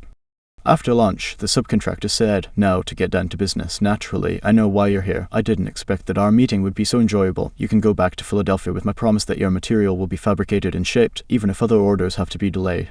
Mr. Gore got everything that he wanted without even asking for it. The material arrived on time, and the building was completed on the day the completion contract specified. Would this have happened had Mr. Gore used the hammer and dynamite method generally employed on such occasions? Dorothy Robelski, a branch manager of the Fort Monmouth, New Jersey, Federal Credit Union, reported to one of our classes how she was able to help one of her employees become more productive. We recently hired a young lady as a teletrainee. Her contact with our customers was very good. She was accurate and efficient in handling individual transactions. The problem developed at the end of the day when it was time to balance out. The head teller came to me and strongly suggested that I fire this woman. She is holding up everyone else because she is so slow in balancing out. I've shown her over and over, but she can't get it. She's got to go. The next day I observed her working quickly and accurately when handling the normal everyday transactions, and she was very pleasant with our customers. It didn't take long to discover why she had trouble balancing out. After the office closed, I went over to talk with her. She was obviously nervous and upset. I praised her for being so friendly and outgoing with the customers and complimented her for the accuracy and speed used in that work. I then suggested we review the procedure we use in balancing the cash drawer. Once she realized I had confidence in her, she easily followed my suggestions and soon mastered this function. We have had no problems with her since then. Beginning with praise is like the dentist who begins his work with Novocaine. The patient still gets a drilling, but the Novocaine is pain-killing. A leader will use Principle 1. Begin with praise and honest appreciation. 2. How to criticize, then not be hated for it. Charles Schwab was passing through one of his steel mills one day at noon when he came across some of his employees smoking. Immediately above their heads was a sign that said "No smoking." Did Schwab point to the sign and say, "Can't you read?" Oh, no, not Schwab. He walked over to the men, handed each one a cigar, and said, "I'll appreciate it, boys, if you will smoke these on the outside." They knew that he knew that they had broken a rule, and they admired him because he said nothing about it and gave them a little present and made them feel important. Couldn't keep from loving a man like that, could you? John Wanamaker used the same technique. Wanamaker used to make a tour of his great store in Philadelphia every day. Once he saw a customer waiting at a counter. No one was paying the slightest attention to her. The salespeople? Oh, they were in a huddle at the far end of the counter laughing and talking among themselves. Wanamaker didn't say a word. Quietly slipping behind the counter, he waited on the woman himself and then handed the purchase to the salespeople to be wrapped as he went on his way. Public officials are often criticized for not being accessible to their constituents. They are busy people, and the fault sometimes lies in overprotective assistants who don't want to overburden their bosses with too many visitors. Carl Langford, who has been mayor of Orlando, Florida, the home of Disney World, for many years, frequently admonished his staff to allow people to see in. Claimed he had an open-door policy, yet the citizens of his community were blocked by secretaries and administrators when they call. Finally, the mayor found this solution. He removed the door from his office. His aides got the message, and the mayor has had a truly open administration since the day his door was symbolically thrown away. Simply changing one three-letter word can often spell the difference between failure and success in changing people without giving offense or arousing resentment. Many people begin their criticism with sincere praise followed by the word "but" and ending with a critical statement. For example, in trying to change a child's careless attitude towards studies, we might say, "We're really proud of you, Johnny, for raising your grades this term, but if you had worked harder on your algebra, the results would have been better." In this case, Johnny might feel encouraged until he heard the word "but." He might then question the sincerity of the original praise. To him, the praise seemed only to be a contrived lead into a critical inference of failure. Credibility would be strained, and we probably would not achieve our objectives of changing Johnny's attitude toward his studies. This could be easily overcome by changing the word "but" and "We're really proud of you, Johnny, for raising your grades this term, and by continuing the same conscientious efforts next term, your algebra grade can be up with all the others." Now, Johnny would accept the praise because there was no follow-up of an inference of failure. We have called his attention to the behavior we wish to change indirectly, and the chances are he will try to live up to our expectations. Calling attention to one's mistakes indirectly works wonders with sensitive people who may resent bitterly any direct criticism. Marge Jacob of Woonsocket, Rhode Island, told one of our classes how she convinced some sloppy construction workers to clean up after themselves when they were building additions to her house. For the first few days of the work, when Mrs. Jacob returned from her job, she noticed that the yard was strewn with the cut ends of lumber. She didn't want to antagonize the builders, because they did excellent work. So after the workers had gone home, she and her children picked up and neatly piled all the lumber debris in a corner. The following morning she called the foreman to one side and said, "I'm really pleased with the way the front lawn was left last night. It is nice and clean and does not offend the neighbors." From that day forward the workers picked up and piled the debris to one side, and the foreman came in each day seeking approval of the condition the lawn was left in after a day's work. One of the major areas of controversy between members of the Army Reserves and their regular Army trainers is haircuts. The reservists consider themselves civilians, which they are most of the time, and resent having to cut their hair short. Master Sergeant Harley Kaiser of the 542nd User School addressed himself to this problem when he was working with a group of reserve non-commissioned officers. As an old-time regular Army Master Sergeant, he might have been expected to yell at his troops and threaten them. Instead, he chose to make his point indirectly. "Gentlemen," he started, "you are leaders. You will be most effective when you lead by example. You must be the example for your men to follow. You know what the Army regulations say about haircuts. I'm going to get my hair cut today, although it is still much shorter than some of yours. You look at yourself in the mirror, and if you feel you need a haircut to be a good example, we'll arrange time for you to visit the post barbership." The result was predictable. Several of the candidates did look in the mirror and went to the barber shop that afternoon and received regulation haircuts. Sergeant Kaiser commented the next morning that he already could see the development of leadership qualities in some of the members of the squad. On March 8, 1887, the eloquent Henry Ward Beecher died. The following Sunday, Lyman Abbott was invited to speak in a pulpit left silent by Beecher's passing. Eager to do his best, he wrote, and polished his sermon with the meticulous care of a format. Then he read it to his wife. It was poor as most written speeches are. She might have said, if she had had less judgment, "Lyman, that is terrible, that'll never do, you'll put people to sleep. It reads like an encyclopedia, you ought to know better than that after all the years you have been preaching. For heaven's sake, why don't you talk like a human being? Why don't you act natural? You'll disgrace yourself if you ever read that stuff." That's what she might have said. And if she had, you know what would have happened. And she knew too. So, she merely remarked that it would make an excellent article for the North American Review. In other words, she praised it and at the same time subtly suggested that it wouldn't do as a speech. Lyman Abbott saw the point, tore up his carefully prepared manuscript and preached without even using notes. An effective way to correct others' mistakes is, to principle 2, call attention to people's mistakes indirectly. 3. Talk about your own mistakes first. My niece, Josephine Carnegie, had come to New York to be my secretary. She was 19, had graduated from high school 3 years previously, and her business experience was a trifle more than zero. She became one of the most proficient secretaries west of Suez, but in the beginning she was susceptible to improvement. One day when I started to criticize her, I said to myself, just a minute, Dale Carnegie, just a minute. You are twice as old as Josephine. You have had 10,000 times as much business experience. How can you possibly expect her to have your viewpoint, your judgment, your initiative, mediocre though they may be? And just a minute, Dale, what were you doing at 19? Remember the asinine mistakes and blunders you made. Remember the time you did this and that. After thinking the matter over, honestly and impartially, I concluded that Josephine's batting average at 19 was better than mine had been, and that, I'm sorry to confess, isn't paying Josephine much of a compliment. So after that, when I wanted to call Josephine's attention to a mistake, I used to begin by saying, you have made a mistake, Josephine, but the Lord knows, it's no worse than many I have made. You were not born with judgment, that comes only with experience, and you are better than I was at your age. I have been guilty of so many stupid, silly things myself. I have very little inclination to criticize you or anyone, but don't you think it would have been wiser if you had done so and so?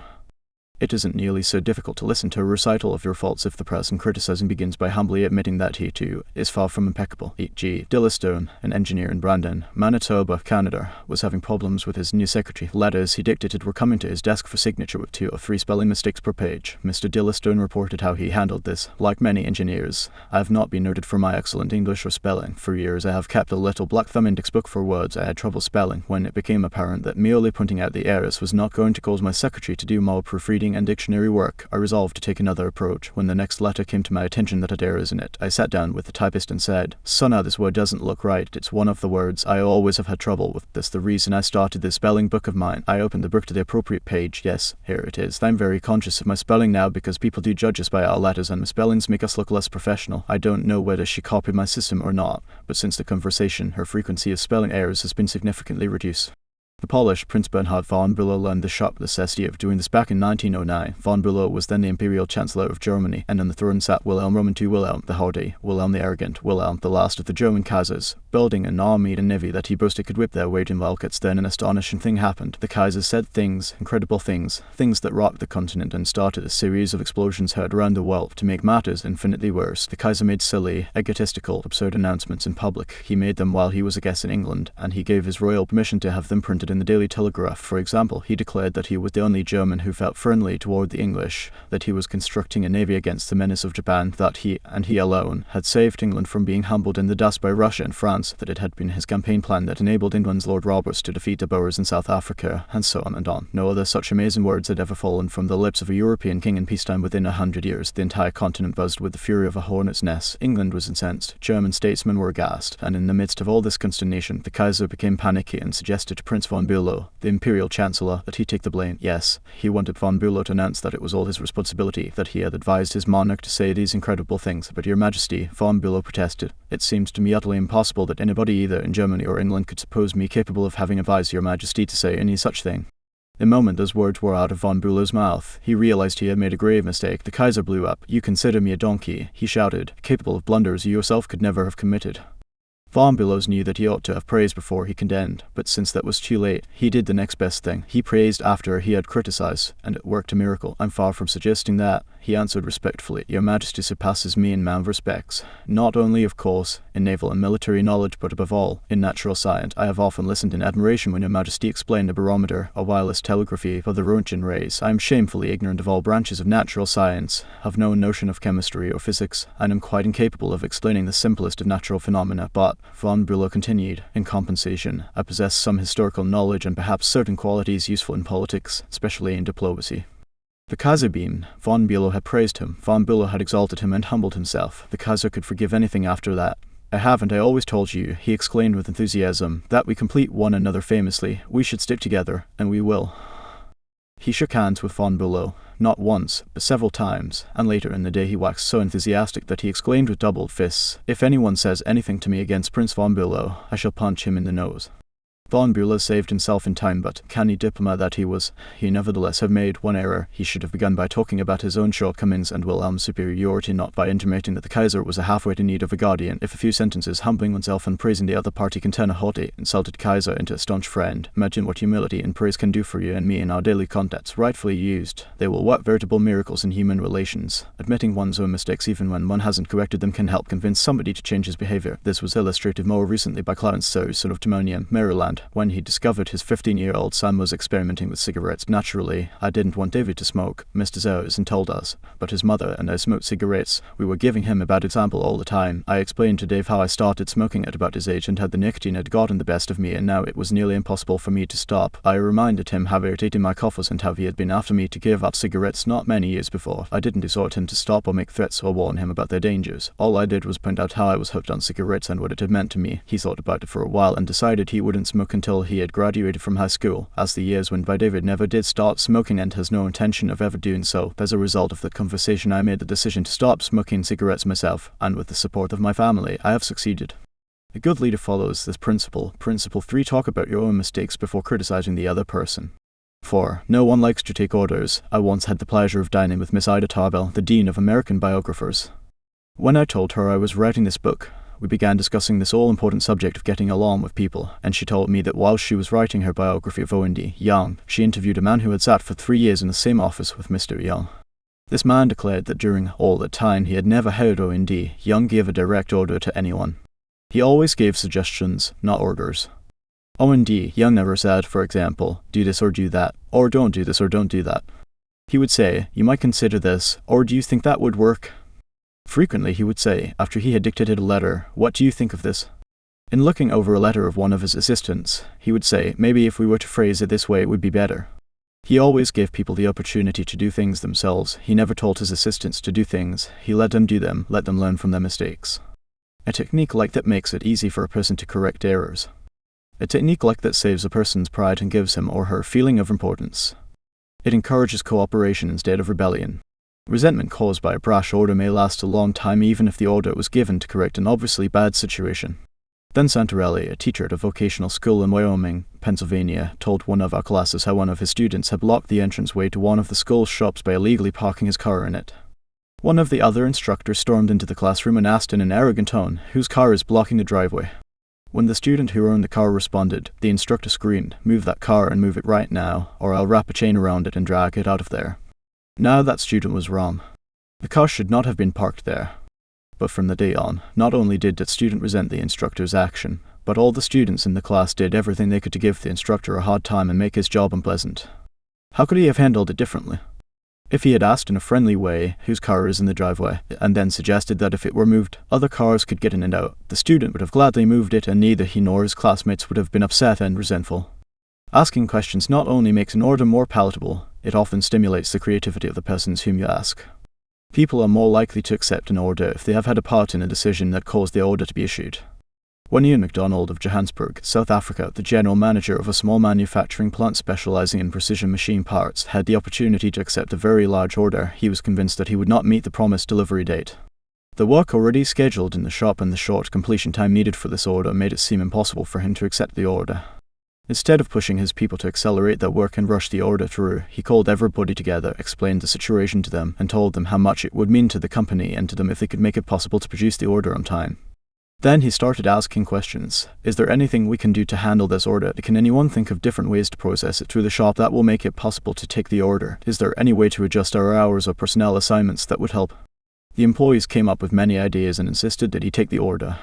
They approached it with a we can do it attitude, and the order was accepted, produced and delivered on time.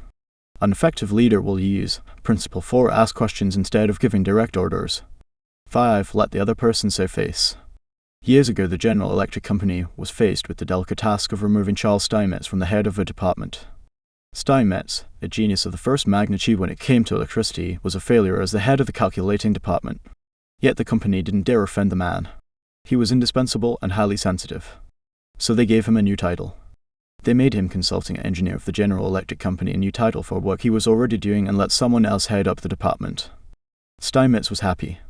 So were the officers of GE. They had gently maneuvered their most temperamental star, and they had done it without a storm by letting him save face. Letting one save face.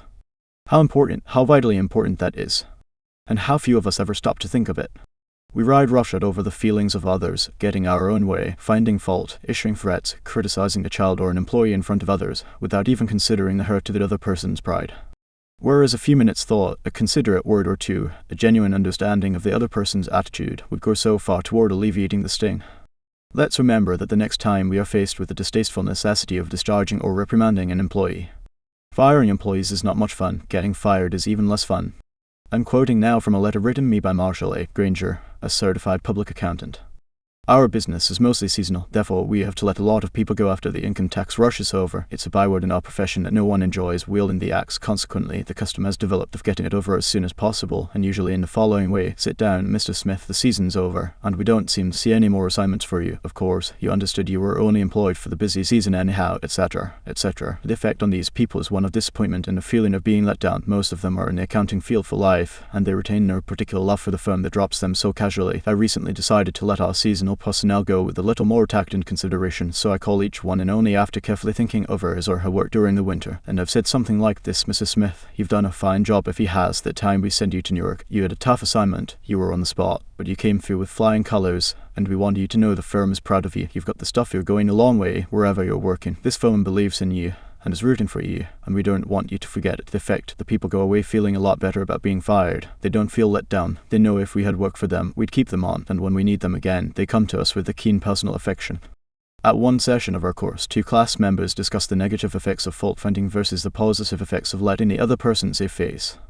Fred Clark of Harrisburg, Pennsylvania, told of an incident that occurred in his company. At one of our production meetings, our vice president was asking very pointed questions of one of our production supervisors regarding a production process. His tone of voice was aggressive and aimed at pointing out faulty performance on the part of the supervisor, not wanting to be embarrassed in front of his peers. The supervisor was evasive in his responses. This caused the vice president to lose his temper, berate the supervisor, and accuse him of lying. Any working relationship that might have existed prior to this encounter was destroyed in a few brief moments. The supervisor, who was basically a good worker, was useless to our company from that time on. A few months later, he left our firm and went to work for a competitor, where I understand he is doing a fine job.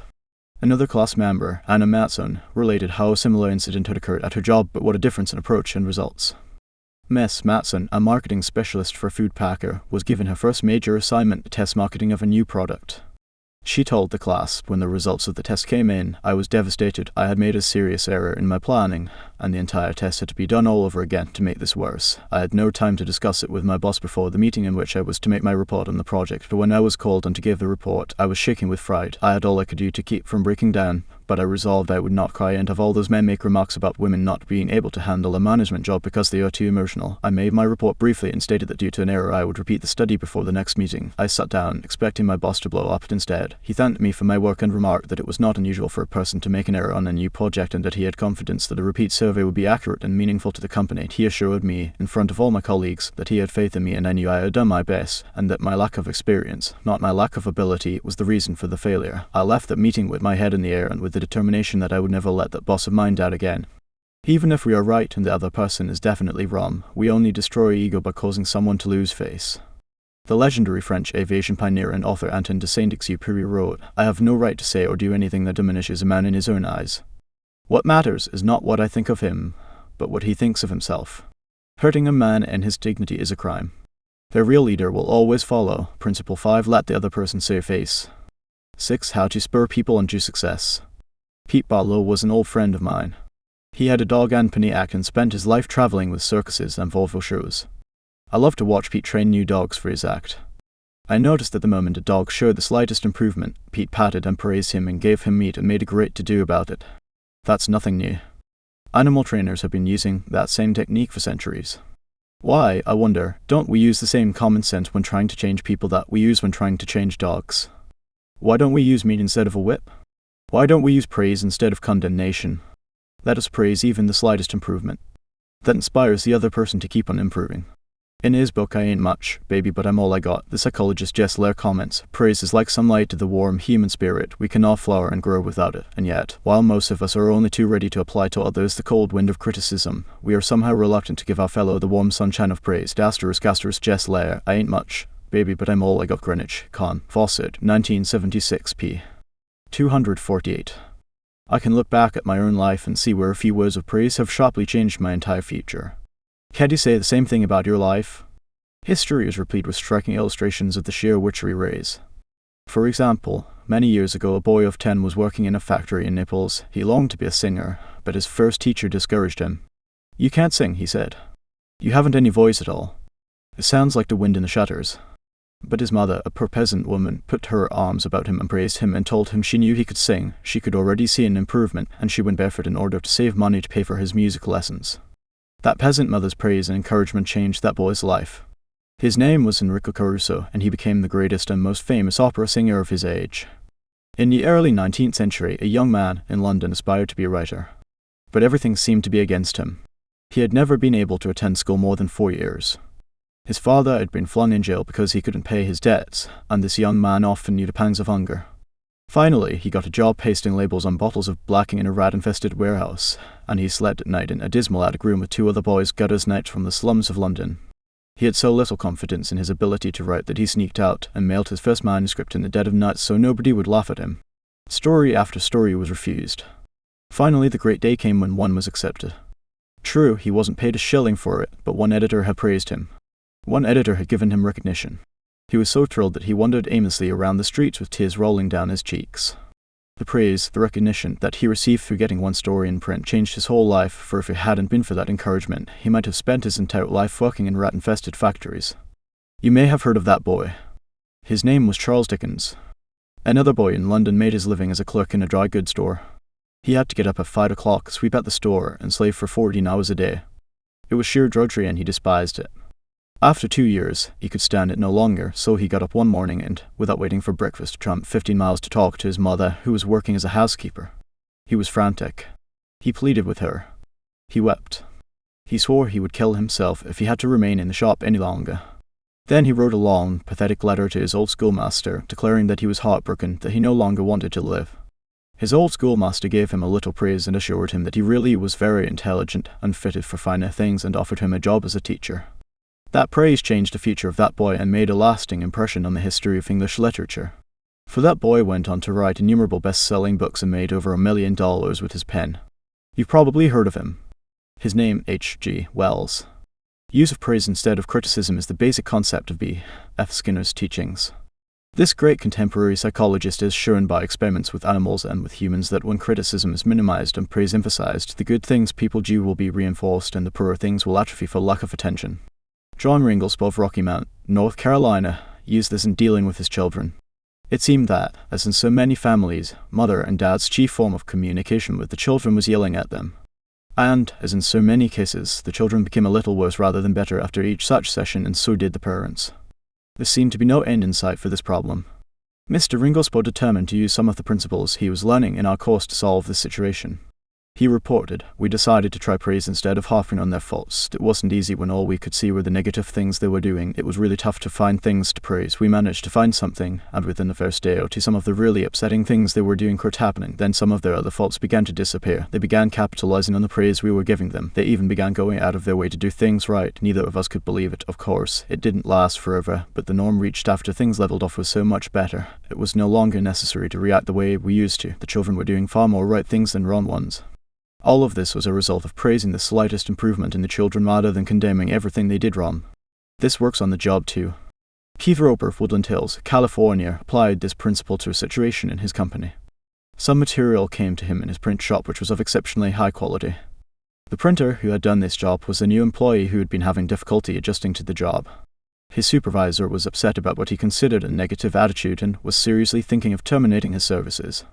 When Mr. Roper was informed of the situation, he personally went over to the print shop and had a talk with the young man. He told him how pleased he was with the work he had just received and pointed out it was the best work he had seen produced in that shop for some time. He pointed out exactly why it was superior and how important the young man's contribution was to the company. Do you think this affected that young printer's attitude toward the company? Within days there was a complete turnabout. He told several of his co-workers about the conversation and how someone in the company really appreciated good work. And from that day on, he was a loyal and dedicated worker. What Mr. Roper did was not just flatter the young printer and say you're good. He specifically pointed out how his work was superior. Because he had singled out a specific accomplishment, rather than just making general flattering remarks, his praise became much more meaningful to the person to whom it was given. Everybody likes to be praised, but when praise is specific, it comes across as sincere, not something the other person may be saying just to make one feel good. Remember, we all crave appreciation and recognition and will do almost anything to get it. But nobody wants insincerity. Nobody wants flattery. Let me repeat, the principles taught in this book will work only when they come from the heart. I'm not advocating a bag of tricks. I'm talking about a new way of life. Talk about changing people. If you and I will inspire the people with whom we come in contact to a realization of the hidden treasures they possess, we can do far more than change people. We can literally transform them. Exaggeration? Then listen to these sage words from William James, one of the most distinguished psychologists and philosophers America has ever produced. Compared with what we ought to be, we are only half awake. We are making use of only a small part of our physical and mental resources. Stating the thing broadly, the human individual thus lies far within his limits. He possesses powers of various sorts which he habitually fails to use. Yes, you who are reading these lines possess powers of various sorts which you habitually fail to use, and one of these powers you are probably not using to the fullest extent is your magic ability to praise people and inspire them with the realization of their latent possibilities. Abilities wither under criticism, they blossom under encouragement.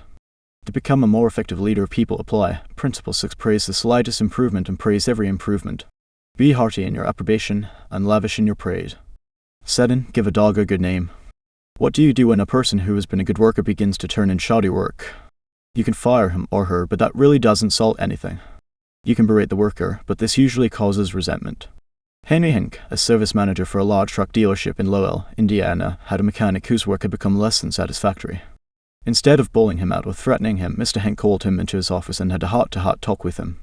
"Bill," he said, "you are a fine mechanic. You have been in this line of work for a good number of years. You have repaired many vehicles to the customer's satisfaction. In fact, we've had a number of compliments about the good work you have done. Yet, of late, the time you take to complete each job has been increasing and your work has not been up to your own old standards. Because you have been such an outstanding mechanic in the past, I felt sure you would want to know that I am not happy with this situation, and perhaps jointly we could find some way to correct the problem." Bill responded that he hadn't realized he had been falling down in his duties and assured his boss that the work he was getting was not out of his range of expertise and he would try to improve in the future. Did he do it? You can be sure he did. He once again became a fast and thorough mechanic. With the reputation Mr. Henk had given him to live up to, how could he do anything else but turn out work comparable to that which he had done in the past? "The average person," said Samuel Vauquelin, then president of the Baldwin Locomotive Works, "can be led readily if you have his or her respect and if you show that you respect that person for some kind of ability. In short, if you want to improve a person in a certain respect, act as though that particular trait were already one of his or her outstanding characteristics. Shakespeare said, 'Assume a virtue, if you have it not.' And it might be well to assume and state openly that other people have the virtue you want them to develop. Give them a fine reputation to live up to, and they will make prodigious efforts rather than see you disillusioned." Georgette Leblanc, in her book Souvenirs, My Life with Mutterlink, describes the startling transformation of a humble Belgian Cinderella. "A servant girl from a neighboring hotel brought my meals," she wrote. "She was called Marie the dishwasher because she had started her career as a scullery assistant. She was a kind of monster, cross-eyed, band-legged, but in flesh and spirit. One day, while she was holding my plate of macaroni in her red hand, I said to her point blank, 'Marie, you do not know what treasures are within you.' Accustomed to holding back her emotion, Marie waited a few moments, not daring to risk the slightest gesture for fear of a catastrophe. Then she put the dish on the table, sighed, and said ingenuously, 'Madame, I would never have believed it.' She did not doubt, she did not ask a question, she simply went back to the kitchen and repeated what I had said, and such is the force of faith that no one made fun of her from the day on. She was even given a certain consideration, but the most curious change of all occurred in the humble Marie herself. Believing she was a tabernacle of unseen marvels, she began taking care of her face and body so carefully that her star of youth seemed to bloom and modestly hide her plainness. 2 months later, she announced her coming marriage with the nephew of the chef. 'I'm going to be a lady,' she said, and thanked me. A small phrase had changed her entire life." Georgette Leblanc had given Marie the dishwasher a reputation to live up to, and that reputation had transformed her. Bill Parker, sales representative for a food company in Daytona Beach, Florida, was very excited about the new line of products his company was introducing and was upset when the manager of a large independent food market turned down the opportunity to carry it in his store. Bill brooded all day over this rejection and decided to return to the store before he went home that evening and try again. "Jack," he said, "since I left this morning I realized I hadn't given you the entire picture of our new line, and I would appreciate some of your time to tell you about the points I omitted. I have respected the fact that you are always willing to listen and are big enough to change your mind when the facts warrant a change." Kajak refused to give him another hearing, not with that reputation to live up to. One morning, Dr. Martin Fitzhugh, a dentist in Dublin, Ireland, was shocked when one of his patients pointed out to him that the metal cup holder which she was using to rinse her mouth was not very clean. True, a patient drank from the paper cup. not to hold her, but it certainly was not professional to use tarnished equipment. When the patient left, Dr. Fitzhugh retreated to his private office to write a note to Bridget, a charwoman, who came twice a week to clean his office. He wrote, "My dear Bridget, I see you so seldom. I thought I'd take the time to thank you for the fine job of cleaning you've been doing. By the way, I thought I'd mentioned this since 2 hours twice a week is a very limited amount of time. Please feel free to work an extra half hour from time to time if you feel you need to do those once in a while, things like polishing the cup holders and the like. I, of course, will pay you for the extra time." The next day, when I walked into my office, Dr. Fitzhugh reported my desk had been polished to a mirror-like finish, as had my chair, which I nearly slid out of. When I went into the treatment room, I found the shiniest, cleanest, chrome-plated cup holder I had ever seen nestled in its receptacle. I had given my charwoman a fine reputation to live up to, and because of this small gesture she had performed all her past efforts. How much additional time did she spend on this? That's right, none at all. There's an old saying, give a dog a bad name and you may as well hang him. But give him a good name and see what happens. When Mrs. Ruth Hawkins, a 4th grade teacher in Brooklyn, New York, looked at her class roster the first day of school, her excitement and joy of starting a new term was tinged with anxiety. In her class this year she would have Tommy T, the school's most notorious bad boy. His 3rd grade teacher had constantly complained about Tommy to colleagues, the principal, and anyone else who would listen. He was not just mischievous, he caused serious discipline problems in the class, picked fights with the boys, teased the girls, was fresh to the teacher, and seemed to get worse as he grew older. His only redeeming feature was his ability to learn rapidly and master the school work easily. Mrs. Hawkins decided to face the Tommy problem immediately. When she greeted her new students, she made little comments to each of them. "Rose, that's a pretty dress you're wearing. Alicia, I hear you draw beautifully." When she came to Tommy, she looked him straight in the eyes and said, "Tommy, I understand you are a natural leader. I'm going to depend on you to help me make this class the best class in the 4th grade this year." She reinforced this over the first few days by complimenting Tommy on everything he did and commenting on how this showed what a good student he was. With a reputation to live up to, even a 9-year-old couldn't let her down, and he didn't. If you want to excel in that difficult leadership role of changing the attitude or behavior of others, you use Principle 7, give the other person a fine reputation to live up to. 8. Make the fault seem easy to correct. A bachelor friend of mine, about 40 years old, became engaged, and his fiancée persuaded him to take some belated dancing lessons. "The Lord knows I needed dancing lessons," he confessed as he told me the story, "for I danced just as I did when I first started 20 years ago. The first teacher I engaged probably told me the truth. She said I was all wrong. I would just have to forget everything and begin all over again, but that took the heart out of me. I had no incentive to go on, so I quit her. The next teacher may have been lying, but I liked it. She said nonchalantly that my dancing was a bit old-fashioned perhaps, but the fundamentals were all right, and she assured me I wouldn't have any trouble learning a few new steps. The first teacher had discouraged me by emphasizing my mistakes. This new teacher did the opposite. She kept praising the things I did right and minimizing my errors. You have a natural sense of rhythm, she assured me. You really are a natural-born dancer. Now my common sense tells me that I always have been and always will be a 4th grade dancer. Yet, deep in my heart, I still like to think that maybe she meant it. To be sure, I was paying her to say it, but why bring that up? At any rate, I know I am a better dancer than I would have been if she hadn't told me I had a natural sense of rhythm that encouraged me, that gave me hope, that made me want to improve. Tell your child, your spouse, or your employee that he or she is stupid or dumb at a certain thing, has no gift for it, and is doing it all wrong, and you have destroyed almost every incentive to try to improve. But use the opposite technique. Be liberal with your encouragement. Make the thing seem easy to do. Let the other person know that you have faith in his ability to do it, that he has an undeveloped flair for it, and he will practice until the dawn comes in the window in order to excel. Lowell Thomas, a superb artist in human relations, used this technique. He gave you confidence, inspired you with courage and faith. For example, I spent a weekend with Mr. and Mrs. Thomas, and on Saturday night, I was asked to sit in on a friendly bridge game before a roaring fire. Bridge? Oh no. There.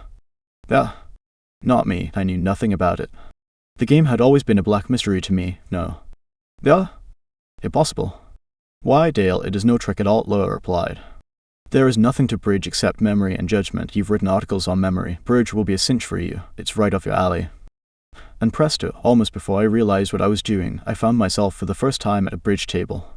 All because I was told I had a natural flair for it and the game was made to seem easy. Speaking of bridge reminds me of Ely Culbertson, whose books on bridge have been translated into a dozen languages and have sold more than 1 million copies. Yet he told me he never would have made a profession out of the game if a certain young woman hadn't assured him he had a flair for it. When he came to America in 1922, he tried to get a job teaching in philosophy and sociology, but he couldn't. Then he tried selling coal, and he failed at that. Then he tried selling coffee, and he failed at that too. He had played some bridge, but it had never occurred to him in those days that someday he would teach it. He was not only a poor card player, but he was also very stubborn. He asked so many questions and held so many post-mortem examinations that no one wanted to play with him. Then he met a pretty bridge teacher, Josephine Dillon, fell in love and married her.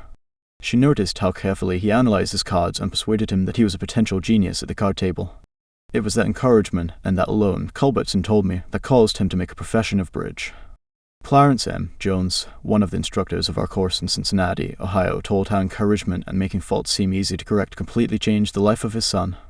In 1970, my son David, who was then 15 years old, came to live with me in Cincinnati. He had led a rough life. In 1958, his head was cut open in a car accident, leaving a very bad scar on his forehead. In 1960, his mother and I were divorced, and he moved to Dallas, Texas, with his mother. Until he was 15, he had spent most of his school years in special classes for slow learners in the Dallas school system. Possibly because of the scar, school administrators had decided he was brain injured and could not function at a normal level. He was 2 years behind his age group, so he was only in the 7th grade, yet he did not know his multiplication tables added on his fingers and could barely read. There was one positive point. He loved to work on radio and TV sets. He wanted to become a TV technician. I encouraged this and pointed out that he needed math to qualify for the training. I decided to help him become proficient in this subject. We obtained 4 sets of flashcards: multiplication, division, addition, and subtraction. As we went through the cards, we put the correct answers in a discard stack. When David missed one, I gave him the correct answer, and then put the card in the repeat stack until there were no cards left. I made a big deal out of each card he got right, particularly if he had missed it previously. Each night we would go through the repeat stack until there were no cards left. Each night we timed the exercise with a stopwatch. I promised him that when he could get all the cards correct in 8 minutes with no incorrect answers,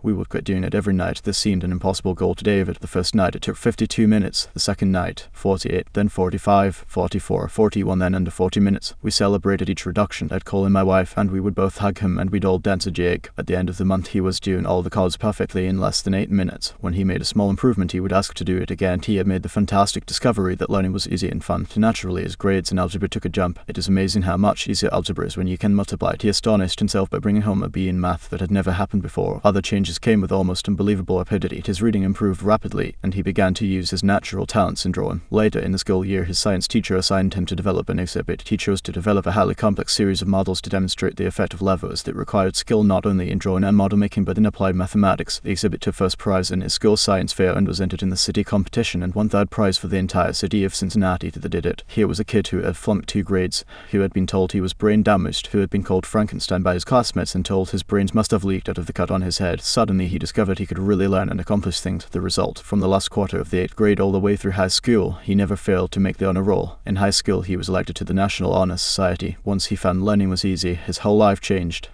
If you want to help others to improve, remember, Principle 8, use encouragement. Make the false seem easy to correct. 9. Making people glad to do what you want. Back in 1915, America was aghast. For more than a year, the nations of Europe had been slaughtering one another on a scale never before dreamed of in all the bloody annals of mankind. Could peace be brought about? No one knew, but Woodrow Wilson was determined to try. He would send a personal representative, a peace emissary, to counsel with the warlords of Europe. William Jennings Bryan, Secretary of State, Bryan, the peace advocate, longed to go. He saw a chance to perform a great service and make his name immortal. But Wilson appointed another man, his intimate friend and advisor, Colonel Edward M. House, and it was House's thorny task to break the unwelcome news to Bryan without giving him offense. Bryan was distinctly disappointed when he heard I was to go to Europe as the peace emissary. Colonel House records in his diary. He said he had planned to do this himself. I replied that the president thought it would be unwise for anyone to do this officially, and that his going would attract a great deal of attention, and people would wonder why he was there. You see the intimation. House practically told Bryan that he was too important for the job, and Bryan was satisfied. Colonel House, adroit, experienced in the ways of the world, was following one of the important rules of human relations: always make the other person happy about doing the thing you suggest. Woodrow Wilson followed that policy even when inviting William Gibbs McAdoo to become a member of his cabinet. That was the highest honor he could confer upon anyone, and yet Wilson extended the invitation in such a way as to make McAdoo feel doubly important. Here is the story in McAdoo's own words. Wilson said that he was making up his cabinet and that he would be very glad if I would accept a place in it as Secretary of the Treasury. He had a delightful way of putting things. He created the impression that by accepting this great honor I would be doing him a favor. Unfortunately, Wilson didn't always employ such thought. If he had, history might have been different. For example, Wilson didn't make the Senate and the Republican Party happy by entering the United States in the League of Nations. Wilson refused to take such prominent Republican leaders as Elihu Root or Charles Evans Hughes or Henry Cabot Lodge to the peace conference with him. Instead, he took along unknown men from his own party.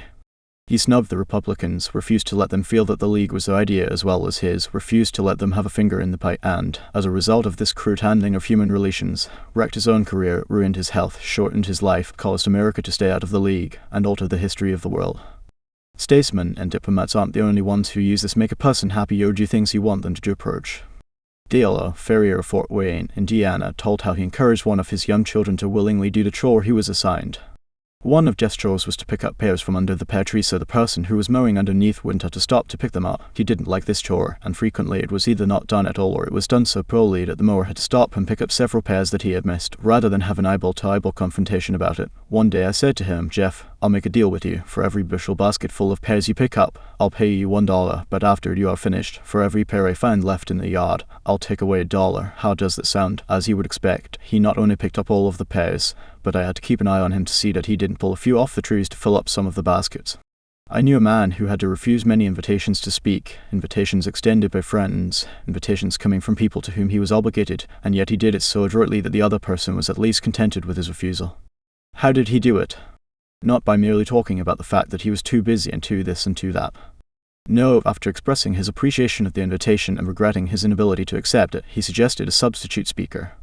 In other words, he didn't give the other person any time to feel unhappy about the refusal. He immediately changed the other person's thoughts to some other speaker who could accept the invitation.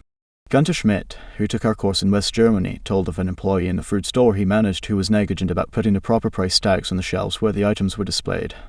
This caused confusion and customer complaints. Reminders, admonitions, confrontations with her about this did not do much good. Finally, Mr. Schmidt called her into his office and told her he was appointing her supervisor of price tag posting for the entire store and she would be responsible for keeping all of the shelves properly tagged. This new responsibility and title changed her attitude completely and she fulfilled her duties satisfactorily from then on. Charlotte? Perhaps. But that is what they said to Napoleon when he created the Legion of Honor and distributed 15,000 crosses to his soldiers and made 18 of his generals marshals of France and called his troops the Grand Army. Napoleon was criticized for giving toys to war-hardened veterans, and Napoleon replied, "Men are ruled by toys." This technique of giving titles and authority worked for Napoleon and it will work for you. For example, a friend of mine, Mrs. Ernest Jent of Scarsdale, New York, was troubled by boys running across and destroying her lawn. She tried criticism. She tried coaxing. Neither worked. Then she tried giving the worst sinner in the gang a title and a feeling of authority. She made him her detective and put him in charge of keeping all trespassers off her lawn. That solved her problem. Her detective built a bonfire in the backyard, heated an iron red hot, and threatened to brand any boy who stepped on the lawn. The effective leader should keep the following guidelines in mind when it is necessary to change your attitudes or behavior. 1. Be sincere. Do not promise anything that you cannot deliver. Forget about the benefits to yourself and concentrate on the benefits to the other person. 2. Know exactly what it is you want the other person to do. 3. Be empathetic. Ask yourself what is it the other person really wants. 4. Consider the benefits that person will receive from doing what you suggest. 5. Match those benefits to the other person's wants. 6. When you make your request, put it in a form that will convey to the other person the idea that he personally will benefit. We could give a curt order like this: "John, we have customers coming in tomorrow and I need the stockroom cleaned out. So sweep it out, put the stock in neat piles on the shelves and polish the counter."